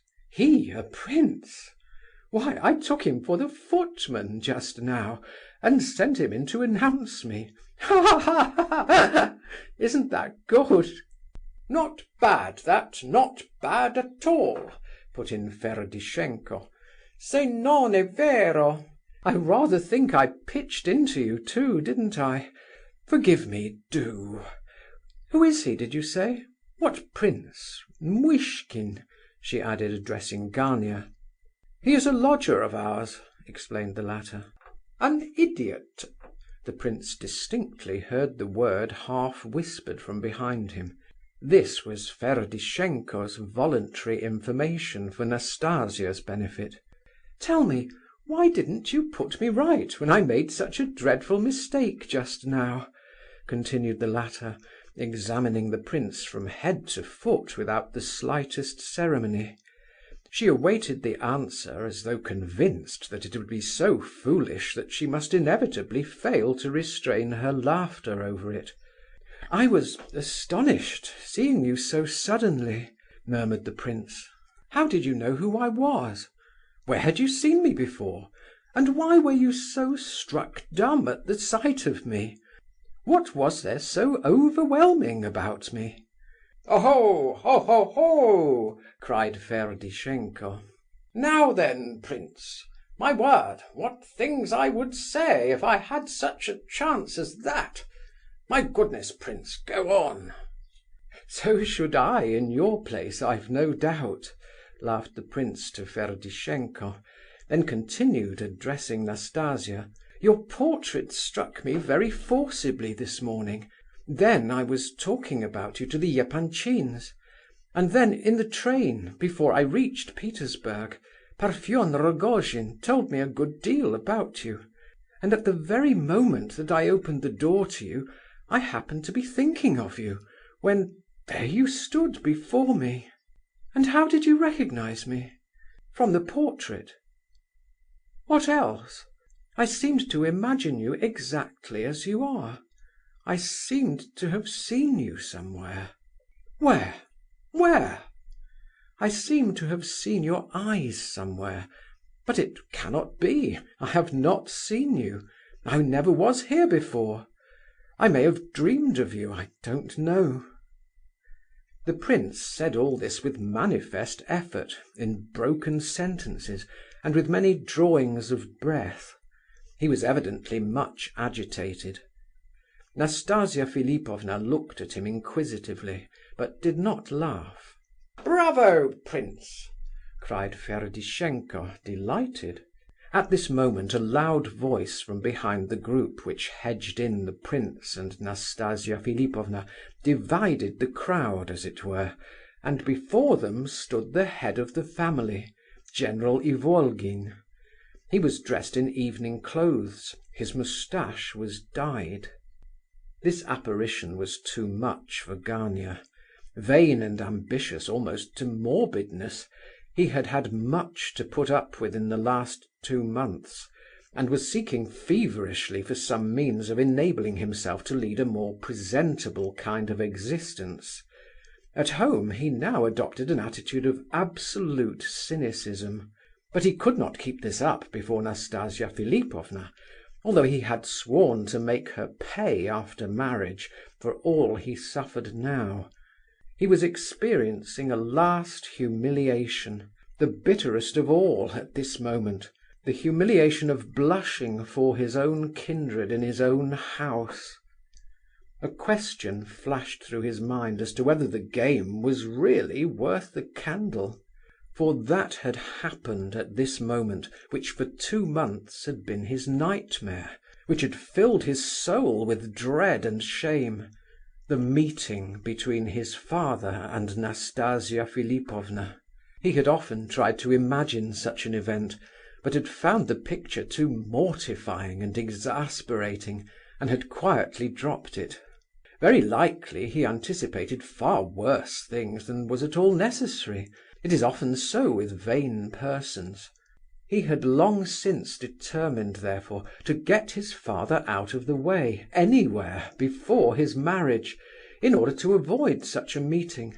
But when Nastasia entered the room just now, he had been so overwhelmed with astonishment that he had not thought of his father, and had made no arrangements to keep him out of the way. And now it was too late. There he was, and got up, too, in a dress coat and white tie, and Nastasia in the very humour to heap ridicule on him and his family circle. Of this last fact he felt quite persuaded. What else had she come for? There were his mother and his sister sitting before her, and she seemed to have forgotten their very existence already. And if she behaved like that, he thought, she must have some object in view. Ferdishenko led the general up to Nastasia Philipovna. "Ardalion Alexandrovitch Ivolgin," said the smiling general with a low bow of great dignity. "An old soldier, unfortunate, and the father of this family, but happy in the hope of including in that family so exquisite—" He did not finish his sentence, for at this moment Ferdishenko pushed a chair up from behind, and the general, not very firm on his legs, at this post-prandial hour, flopped into it backwards. It was always a difficult thing to put this warrior to confusion, and his sudden descent left him as composed as before. He had sat down just opposite to Nastasia, whose fingers he now took, and raised to his lips with great elegance and much courtesy. The general had once belonged to a very select circle of society, but he had been turned out of it 2 or 3 years since on account of certain weaknesses, in which he now indulged with all the less restraint, but his good manners remained with him to this day, in spite of all. Nastasia Philipovna seemed delighted at the appearance of this latest arrival, of whom she had of course heard a good deal by report. "I have heard that my son—" began Ardalion Alexandrovitch. "Your son, indeed! A nice papa you are! You might have come to see me anyhow, without compromising anyone. Do you hide yourself, or does your son hide you?" "The children of the 19th century and their parents," began the general again. "Nastasia Philipovna, will you excuse the general for a moment? Someone is inquiring for him," said Nina Alexandrovna in a loud voice, interrupting the conversation. "Excuse him? Oh no! I have wished to see him too long for that. Why, what business can he have? He has retired, hasn't he? You won't leave me, General, will you? I give you my word that he shall come and see you, but he needs rest just now." "General, they say you require rest," said Nastasia Philipovna, with the melancholy face of a child whose toy is taken away. Ardalion Alexandrovitch immediately did his best to make his foolish position a great deal worse. "My dear, he said solemnly and reproachfully, looking at his wife, with one hand on his heart. "Won't you leave the room, mamma?" asked Varia aloud. "No, Varia, I shall sit it out to the end." Nastasia must have heard both question and reply, but her vivacity was not in the least damped. On the contrary, it seemed to increase. She immediately overwhelmed the general once more with questions, and within 5 minutes that gentleman was as happy as a king, and holding forth at the top of his voice, amid the laughter of almost all who heard him. Colia jogged the prince's arm. "Can't you get him out of the room somehow? Do, please!" And tears of annoyance stood in the boy's eyes. "Curse that Gania!" he muttered between his teeth. "Oh yes, I knew General Epanchin well," General Ivolgin was saying at this moment. "He and Prince Nicolai Ivanovitch Muishkin, whose son I have this day embraced after an absence of 20 years, and I were 3 inseparables. Alas, one is in the grave, torn to pieces by calumnies and bullets. Another is now before you, still battling with calumnies and bullets." "Bullets?" cried Nastasia. "Yes, here in my chest. I received them at the siege of Kars, and I feel them in bad weather now. And as to the third of our trio, Epanchin, of course, after that little affair with the poodle in the railway carriage, it was all up between us." "Poodle? What was that? And in a railway carriage? Dear me," said Nastasia thoughtfully, as though trying to recall something to mind. "Oh, just a silly little occurrence, not really worth telling, about Princess Bielokonski's governess, Miss Smith. And, oh, it is really not worth telling." "No, no, we must have it," cried Nastasia merrily. "Yes, of course," cried Ferdishenko. "C'est du nouveau." "Ardalion," said Nina Alexandrovitch entreatingly. "Papa, you are wanted!" cried Colia. "Well, it is a silly little story, in a few words," began the delighted general. "A couple of years ago, soon after the new railway was opened, I had to go somewhere or other on business. Well, I took a first-class ticket, sat down and began to smoke, or rather continued to smoke, for I had lighted up before. I was alone in the carriage. Smoking is not allowed, but is not prohibited either. It is half allowed, so to speak, winked at. I had the window open. Suddenly, just before the whistle, in came 2 ladies with a little poodle, and sat down opposite to me. Not bad-looking women. One was in light blue, the other in black silk. The poodle, a beauty with a silver collar, lay on light blue's knee. They looked haughtily about, and talked English together. I took no notice, just went on smoking. I observed that the ladies were getting angry, over my cigar, doubtless. One looked at me through her tortoise-shell eyeglass. I took no notice, because they never said a word. If they didn't like the cigar, why couldn't they say so? Not a word, not a hint. Suddenly, and without the very slightest suspicion of warning, light blue seizes my cigar from between my fingers, and whew, out of the window with it. Well, on flew the train, and I sat bewildered. And the young woman, tall and fair, and rather red in the face, too red, glared at me with flashing eyes. I didn't say a word, but with extreme courtesy, I may say with the most refined courtesy, I reached my finger and thumb over towards the poodle, took it up delicately by the nape of the neck, and chucked it out of the window after the cigar. The train went flying on, and the poodle's yells were lost in the distance. "Oh, you naughty man!" cried Nastasia, laughing and clapping her hands like a child. "Bravo!" said Ferdishenko. Ptitsin laughed too, though he had been very sorry to see the general appear. Even Colia laughed and said, "Bravo!" "And I was right, truly right," cried the general with warmth and solemnity. "For if cigars are forbidden in railway carriages, poodles are much more so."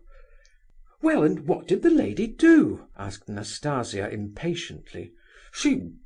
"That's where all the mischief of it lies," replied Ivolgin, frowning. "Without a word, as it were, of warning, she slapped me on the cheek. An extraordinary woman." "And you?" The general dropped his eyes and elevated his brows, shrugged his shoulders, tightened his lips, spread his hands, and remained silent. At last he blurted out, "I lost my head." "Did you hit her?" "No, oh no! There was a great flare-up, but I didn't hit her.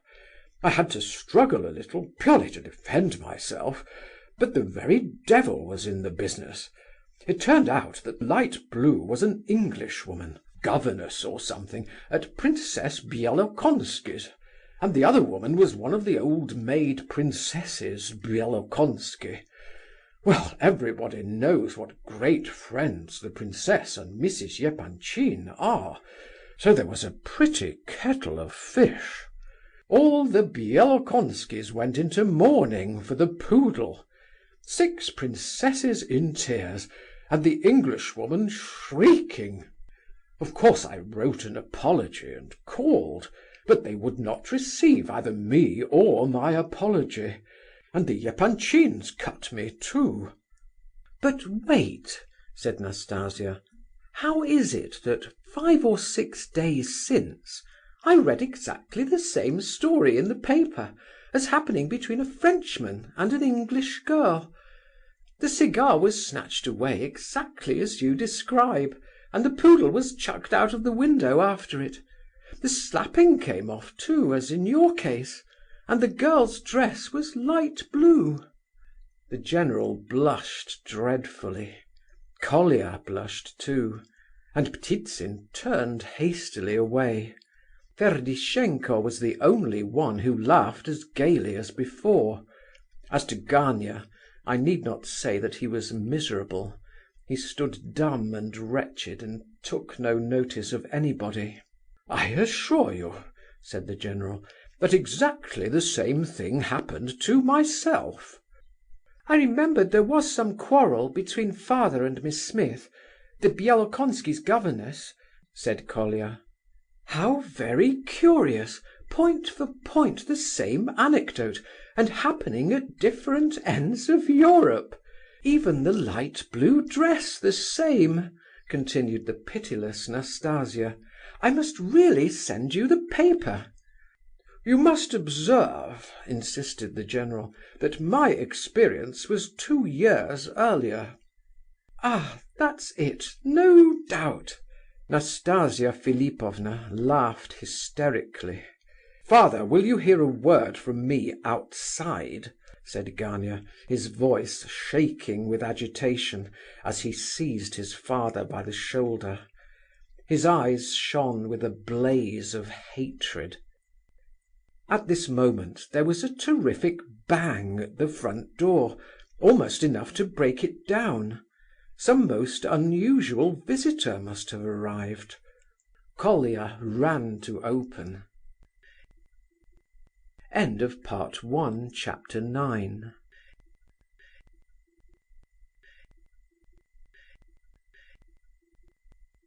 Part 1, Chapter 10. The entrance hall suddenly became full of noise and people. To judge from the sounds which penetrated to the drawing-room, a number of people had already come in, and the stampede continued. Several voices were talking and shouting at once. Others were talking and shouting on the stairs outside.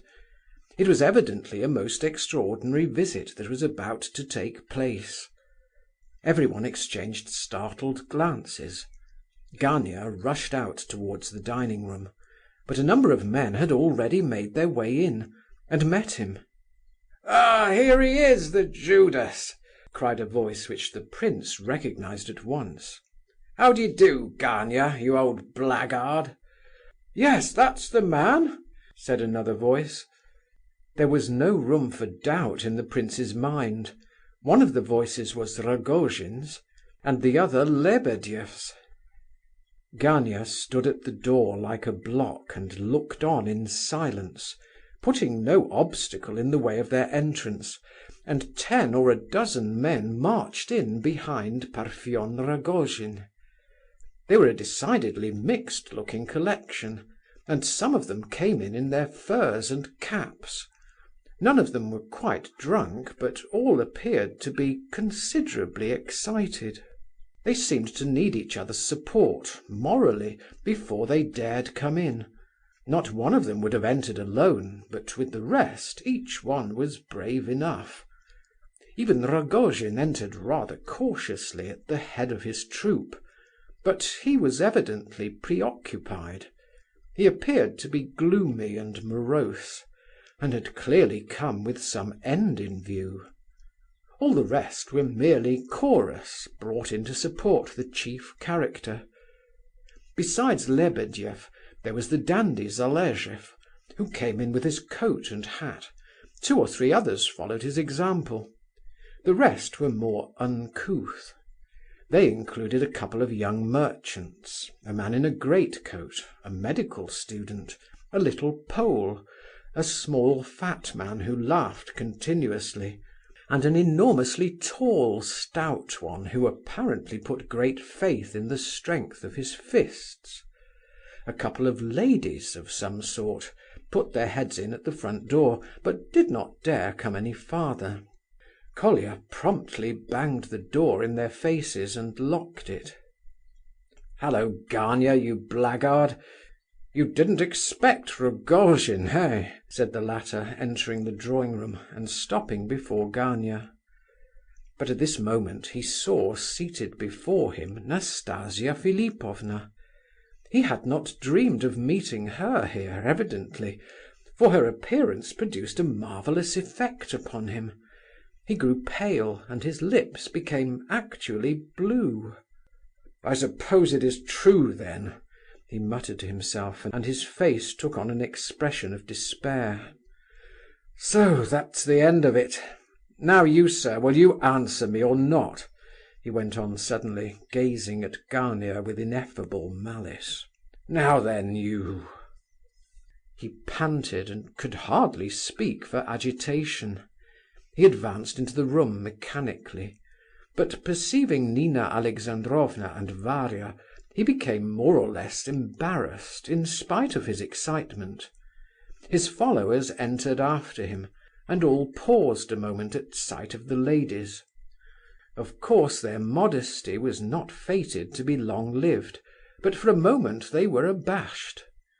Once let them begin to shout, however, and nothing on earth should disconcert them. "What, you here too, prince?"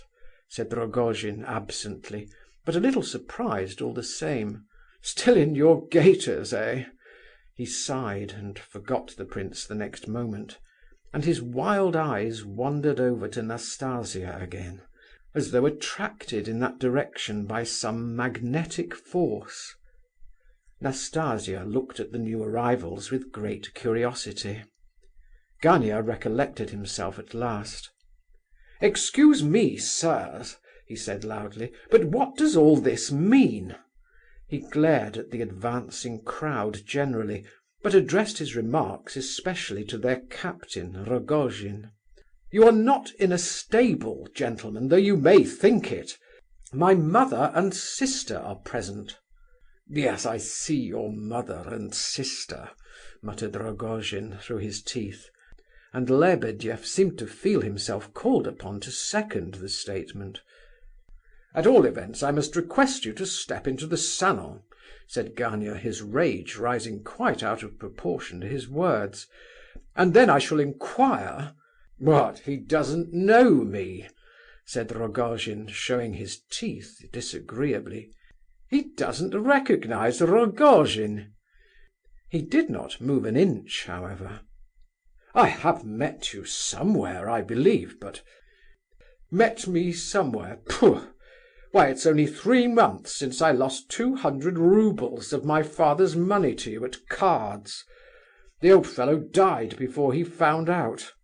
Ptitsin knows all about it. Why, I've only to pull out a 3-rouble note and show it to you, and you'd crawl on your hands and knees to the other end of the town for it. That's the sort of man you are. Why, I've come now at this moment to buy you up. Oh, you needn't think that because I wear these boots I have no money.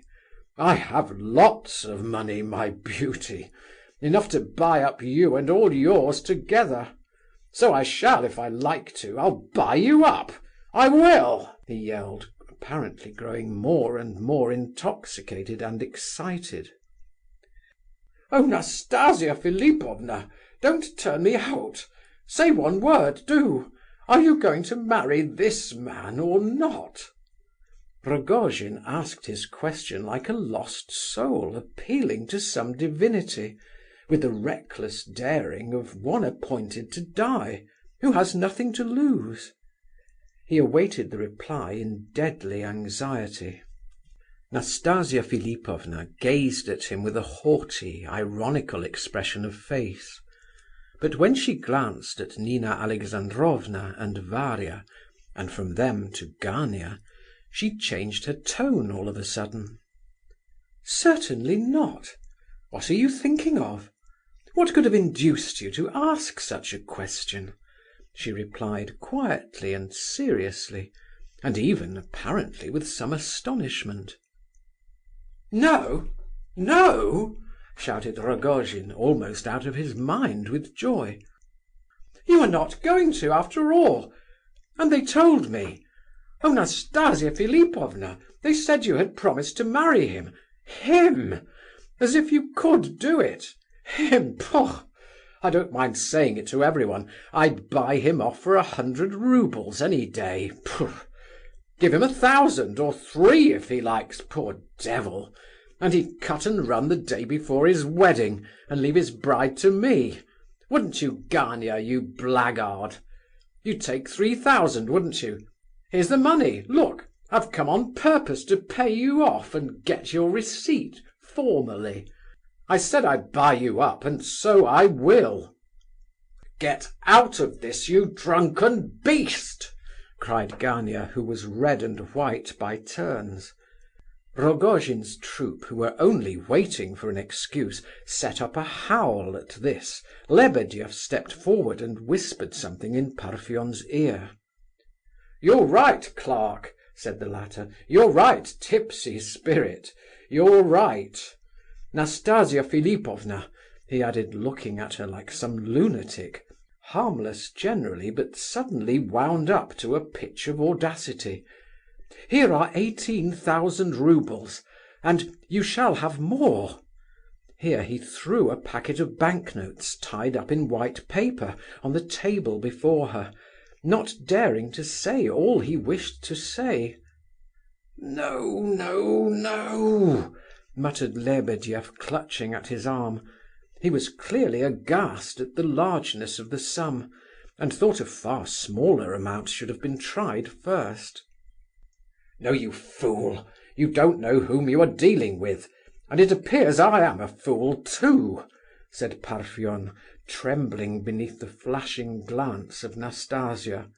"Oh, curse it all! What a fool I was to listen to you!" he added with profound melancholy. Nastasia Philipovna, observing his woebegone expression, suddenly burst out laughing.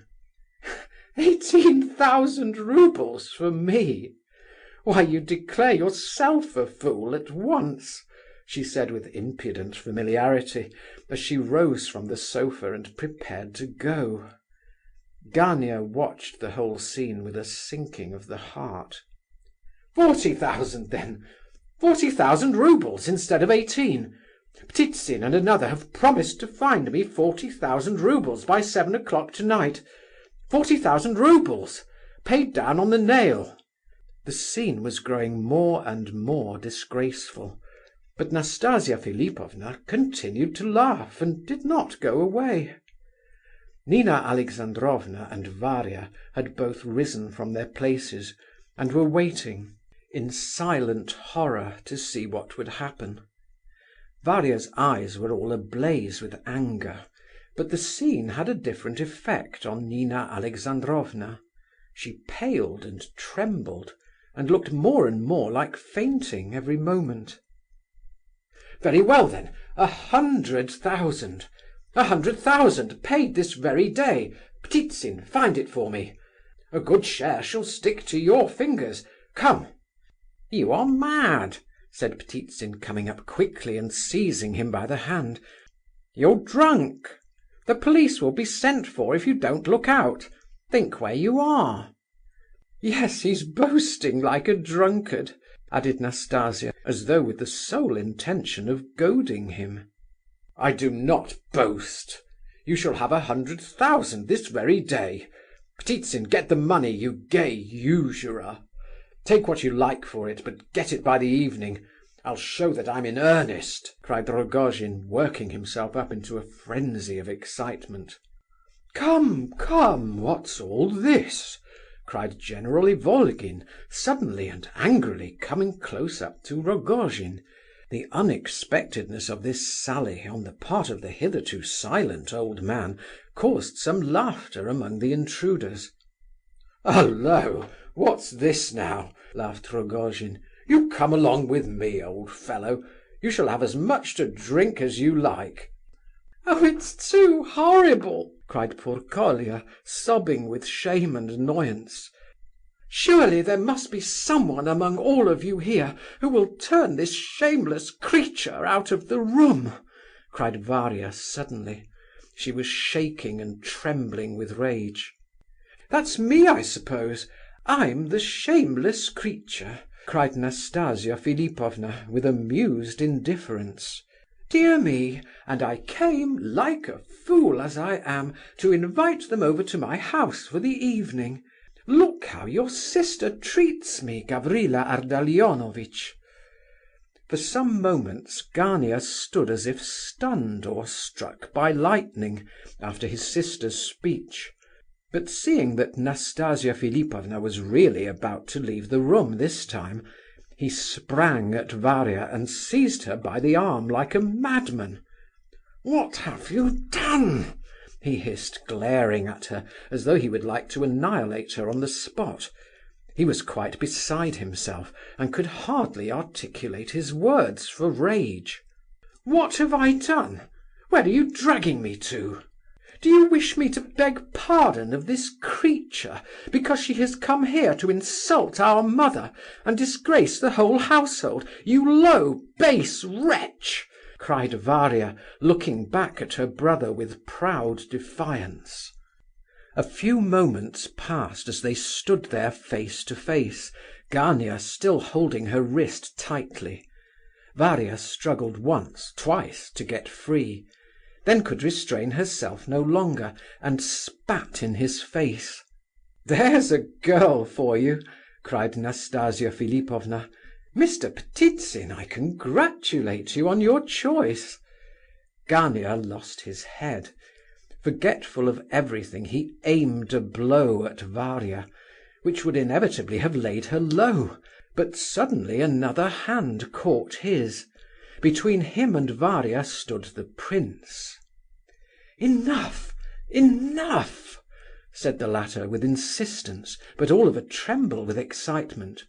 "Are you going to cross my path for ever, damn you?" cried Gania, and loosening his hold on Varia, he slapped the prince's face with all his force. Exclamations of horror arose on all sides. The prince grew pale as death. He gazed into Gania's eyes with a strange, wild, reproachful look. His lips trembled and vainly endeavoured to form some words. Then his mouth twisted into an incongruous smile. "Very well, never mind about me, but I shall not allow you to strike her," he said at last, quietly. Then suddenly he could bear it no longer, and covering his face with his hands, turned to the wall, and murmured in broken accents, "Oh, how ashamed you will be of this afterwards!" Gania certainly did look dreadfully abashed. Colia rushed up to comfort the prince, and after him crowded Varia, Rogojin and all, even the general. "It's nothing," said the prince, and again he wore the smile which was so inconsistent with the circumstances. "Yes, he will be ashamed," cried Rogojin. "You will be properly ashamed of yourself for having injured such a sheep." He could not find a better word. "Prince, my dear fellow, leave this and come away with me. I'll show you how Rogojin shows his affection for his friends." Nastasia Philipovna was also much impressed, both with Gania's action and with the prince's reply. Her usually thoughtful, pale face, which all this while had been so little in harmony with the jests and laughter which she had seemed to put on for the occasion, was now evidently agitated by new feelings, though she tried to conceal the fact, and to look as though she were as ready as ever for jesting and irony. "I really think I must have seen him somewhere," she murmured seriously enough. "Oh, aren't you ashamed of yourself? Aren't you ashamed? Are you really the sort of woman you are trying to represent yourself to be? Is it possible?" The prince was now addressing Nastasia in a tone of reproach, which evidently came from his very heart. Nastasia Philipovna looked surprised and smiled, but evidently concealed something beneath her smile, and with some confusion and a glance at Gania, she left the room. However, she had not reached the outer hall when she turned round, walked quickly up to Nina Alexandrovna, seized her hand and lifted it to her lips. "He guessed quite right. I am not that sort of woman," she whispered hurriedly, flushing red all over. Then she turned again and left the room so quickly that no one could imagine what she had come back for. All they saw was that she said something to Nina Alexandrovna in a hurried whisper, and seemed to kiss her hand. Varia, however, both saw and heard all, and watched Nastasia out of the room with an expression of wonder. Gania recollected himself in time to rush after her in order to show her out, but she had gone. He followed her to the stairs. "Don't come with me," she cried. "Au revoir till the evening. Do you hear? Au revoir." He returned thoughtful and confused. The riddle lay heavier than ever on his soul. He was troubled about the prince too, and so bewildered that he did not even observe Rogojin's rowdy band crowd past him and step on his toes at the door as they went out. They were all talking at once. Rogojin went ahead of the others, talking to Ptitsin, and apparently insisting vehemently upon something very important. "You've lost the game, Gania!" he cried as he passed the latter. Gania gazed after him uneasily, but said nothing. End of Part 1, Chapter 10. Part 1, Chapter 11. The prince now left the room, and shut himself up in his own chamber.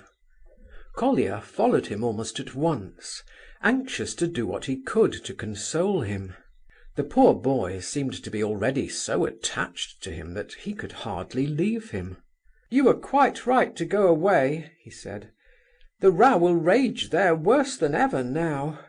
And it's like this every day with us, and all through that Nastasia Philipovna." "You have so many sources of trouble here, Colia," said the prince. "Yes, indeed, and it is all our own fault. But I have a great friend who is much worse off even than we are. Would you like to know him?" "Yes, very much. Is he one of your schoolfellows?" "Well, not exactly. I will tell you all about him some day. What do you think of Nastasia Philipovna? She is beautiful, isn't she? I had never seen her before, though I had a great wish to do so. She fascinated me. I could forgive Gania if he were to marry her for love, but for money... Oh dear, that is horrible."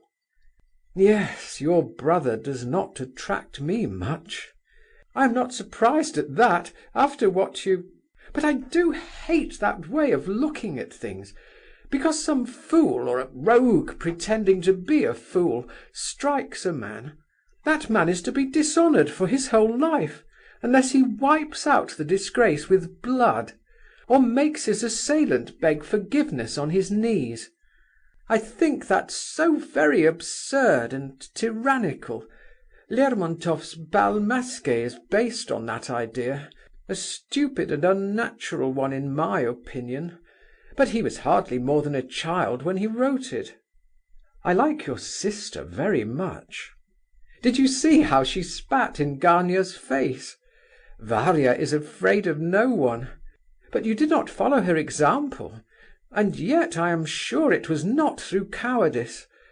Here she comes. Speak of a wolf and you see his tail. I felt sure that she would come. She is very generous, though of course she has her faults." Varia pounced upon her brother. "This is not the place for you," said she. "Go to father. Is he plaguing you, prince?" "Not in the least. On the contrary, he interests me." "Scolding as usual, Varia. It's the worst thing about her. After all, I believe father may have started off with Rogojin. No doubt he is sorry now. Perhaps I had better go and see what he is doing," added Colia, running off. "Thank God I have got mother away, and put her to bed without another scene. Gania is worried and ashamed, not without reason. What a spectacle! I have come to thank you once more, prince, and to ask you if you knew Nastasia Philipovna before." "No, I have never known her." "Then what did you mean when you said straight out to her that she was not really like that? You guessed right, I fancy. It is quite possible she was not herself at the moment, though I cannot fathom her meaning. Evidently she meant to hurt and insult us. I have heard curious tales about her before now, but if she came to invite us to her house, why did she behave so to my mother? Ptitsin knows her very well.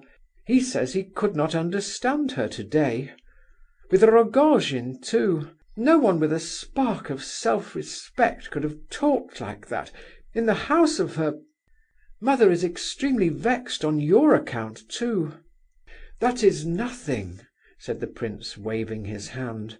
"But how meek she was when you spoke to her." "Meek? What do you mean?" "You told her it was a shame for her to behave so, and her manner changed at once. She was like another person. You have some influence over her, prince," added Varia, smiling a little. The door opened at this point, and in came Gania most unexpectedly. He was not in the least disconcerted to see Varia there, but he stood a moment at the door, and then approached the prince quietly. "Prince," he said with feeling, "I was a blackguard. Forgive me." His face gave evidence of suffering. The prince was considerably amazed, and did not reply at once. "Oh, come, forgive me, forgive me," Gania insisted rather impatiently. "If you like, I'll kiss your hand. There." The prince was touched. He took Gania's hands, and embraced him heartily, while each kissed the other. "I never thought you were like that," said Muishkin, drawing a deep breath. "I thought you weren't capable of—" "Of what? Apologizing, eh? And where on earth did I get the idea that you were an idiot? You always observe what other people pass by unnoticed. One could talk sense to you, but here is another to whom you should apologize," said the prince, pointing to Varia. "No, no, they are all enemies. I've tried them often enough, believe me," and Gania turned his back on Varia with these words. "But if I beg you to make it up?" said Varia. "And you'll go to Nastasia Philipovna's this evening?" "If you insist. But judge for yourself. Can I go? Ought I to go?" "But she is not that sort of woman, I tell you," said Gania angrily. "She was only acting." I know that, but what a part to play! And think what she must take you for, Gania. I know she kissed mother's hand and all that, but she laughed at you all the same. All that is not good enough for 75,000 roubles, my dear boy. You are capable of honourable feelings still, and that's why I am talking to you so. Oh, do take care what you are doing. Don't you know yourself that it will end badly, Gania?" So saying, and in a state of violent agitation, Varia left the room. "There, they are all like that," said Gania, laughing. "Just as if I do not know all about it much better than they do." He sat down with these words, evidently intending to prolong his visit. "If you know it so well," said the prince a little timidly, "why do you choose all this worry for the sake of the 75,000, which you confess does not cover it?" "I didn't mean that," said Gania, "but while we are upon the subject, let me hear your opinion. Is all this worry worth 75,000 or not?" "Certainly not." "Of course, and it would be a disgrace to marry so, "A great disgrace." "Oh, well, then you may know that I shall certainly do it now. I shall certainly marry her. I was not quite sure of myself before, but now I am." "Don't say a word. I know what you want to tell me." "No, I was only going to say that what surprises me most of all is your extraordinary confidence." "How so? What in?" "That Nastasia Philipovna will accept you, and that the question is as good as settled. And secondly, that even if she did, you would be able to pocket the money. Of course, I know very little about it, but that's my view. When a man marries for money, it often happens that the wife keeps the money in her own hands." "Of course you don't know all, but I assure you, you needn't be afraid, it won't be like that in our case. There are circumstances," said Gania, rather excitedly. "And as to her answer to me, there's no doubt about that. Why should you suppose she will refuse me?" "Oh, I only judge by what I see. Varvara Ardalionovna said just now—" "Oh, she! They don't know anything about it. Nastasia was only chaffing Rogojin. I was alarmed at first, but I have thought better of it now. She was simply laughing at him. She looks on me as a fool because I show that I want her money, and doesn't realize that there are other men who would deceive her in far worse fashion. I am not going to pretend anything, and you'll see she'll marry me all right. If she likes to live quietly, so she shall. But if she gives me any of her nonsense, I shall leave her at once. But I shall keep the money. I'm not going to look a fool. That's the first thing, not to look a fool. But Nastasia Philipovna seems to me such a sensible woman, and as such, why should she run blindly into this business? That's what puzzles me so," said the prince. "You don't know all, you see. I tell you there are things, and besides, I'm sure she is persuaded that I love her to distraction. And I give you my word, I have a strong suspicion that she loves me too, in her own way, of course. She thinks she will be able to make a sort of slave of me all my life, but I shall prepare a little surprise for her. I don't know whether I ought to be confidential with you, prince, but I assure you, you are the only decent fellow I have come across. I have not spoken so sincerely as I am doing at this moment for years. There are uncommonly few honest people about, prince. There isn't one honester than Ptitsin. He's the best of the lot. Are you laughing? You don't know, perhaps, that blackguards like honest people. And being one myself, I like you. Why am I a blackguard? Tell me honestly now. They all call me a blackguard because of her, and I have got into the way of thinking myself one. That is what is so bad about the business." "I, for one, shall never think you a blackguard again," said the prince. "I confess I had a poor opinion of you at first, but I have been so joyfully surprised about you just now.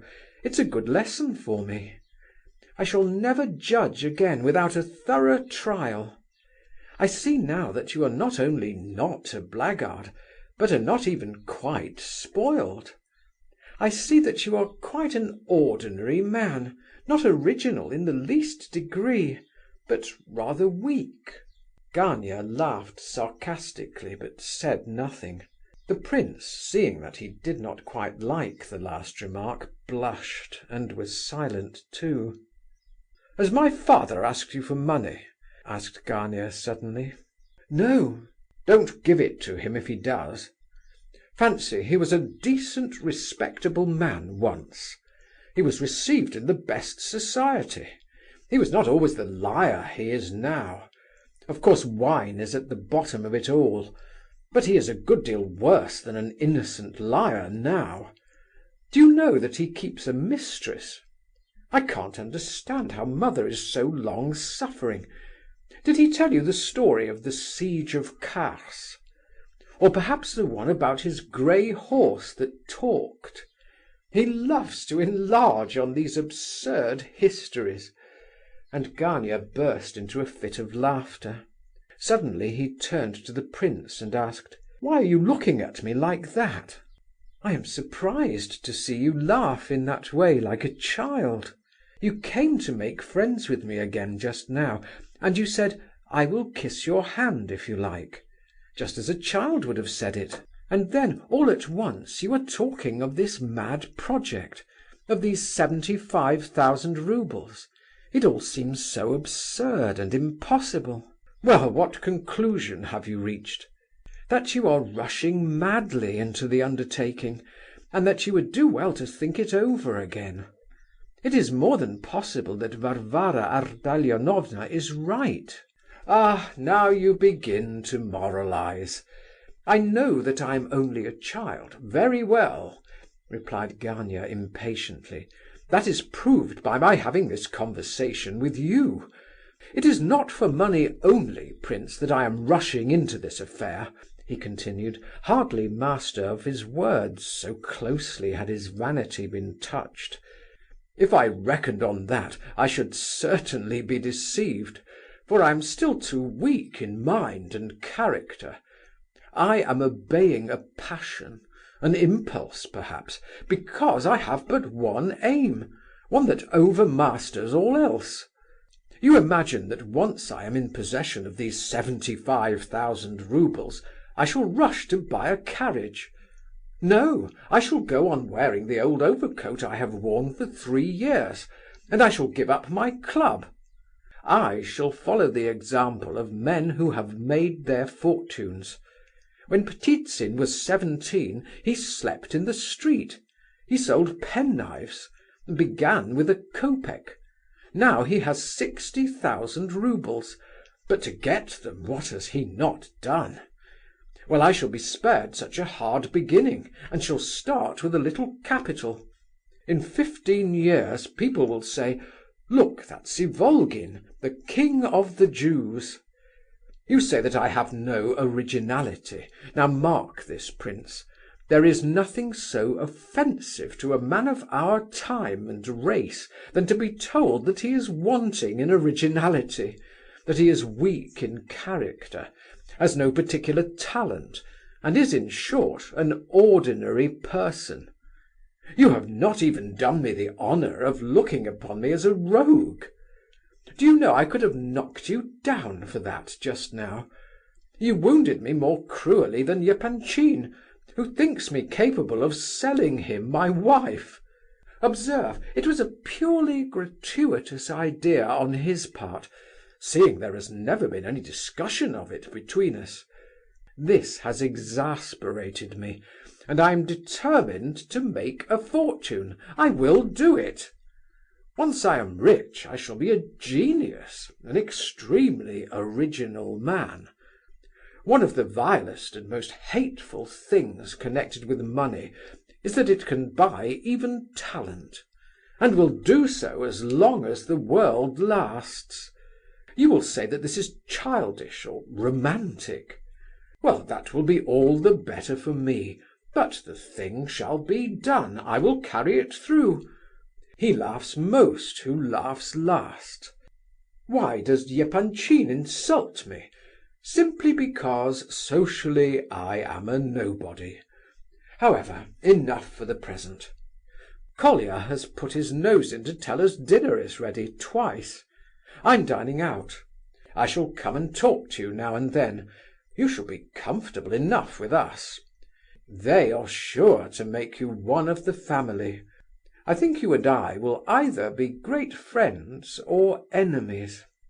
Look here now, supposing I had kissed your hand just now, as I offered to do in all sincerity, should I have hated you for it afterwards? Certainly, but not always. You would not have been able to keep it up, and would have ended by forgiving me, said the prince, after a pause for reflection, and with a pleasant smile. Oh, how careful one has to be with you, prince! Haven't you put a drop of poison in that remark now, eh? By the way, I forgot to ask, was I right in believing that you were a good deal struck yourself with Nastasia Philipovna? Yes. Are you in love with her? No. And yet you flush up as red as a rosebud. Come, it's all right. I'm not going to laugh at you. Do you know she is a very virtuous woman? Believe it or not, as you like. You think she and Totski? Not a bit of it, not a bit of it. Not for ever so long. Au revoir. Gania left the room in great good humour. The prince stayed behind, and meditated alone for a few minutes.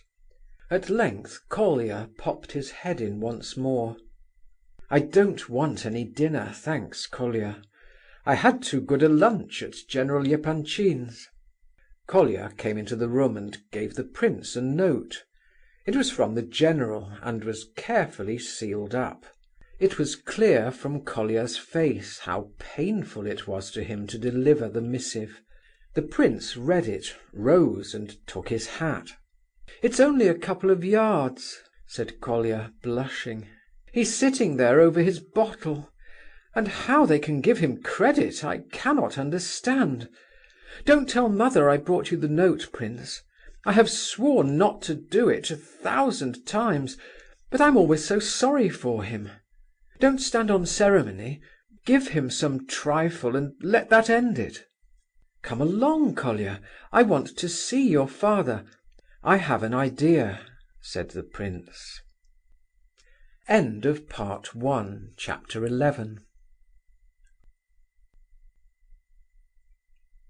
Thank you for listening. Please like, share, and subscribe.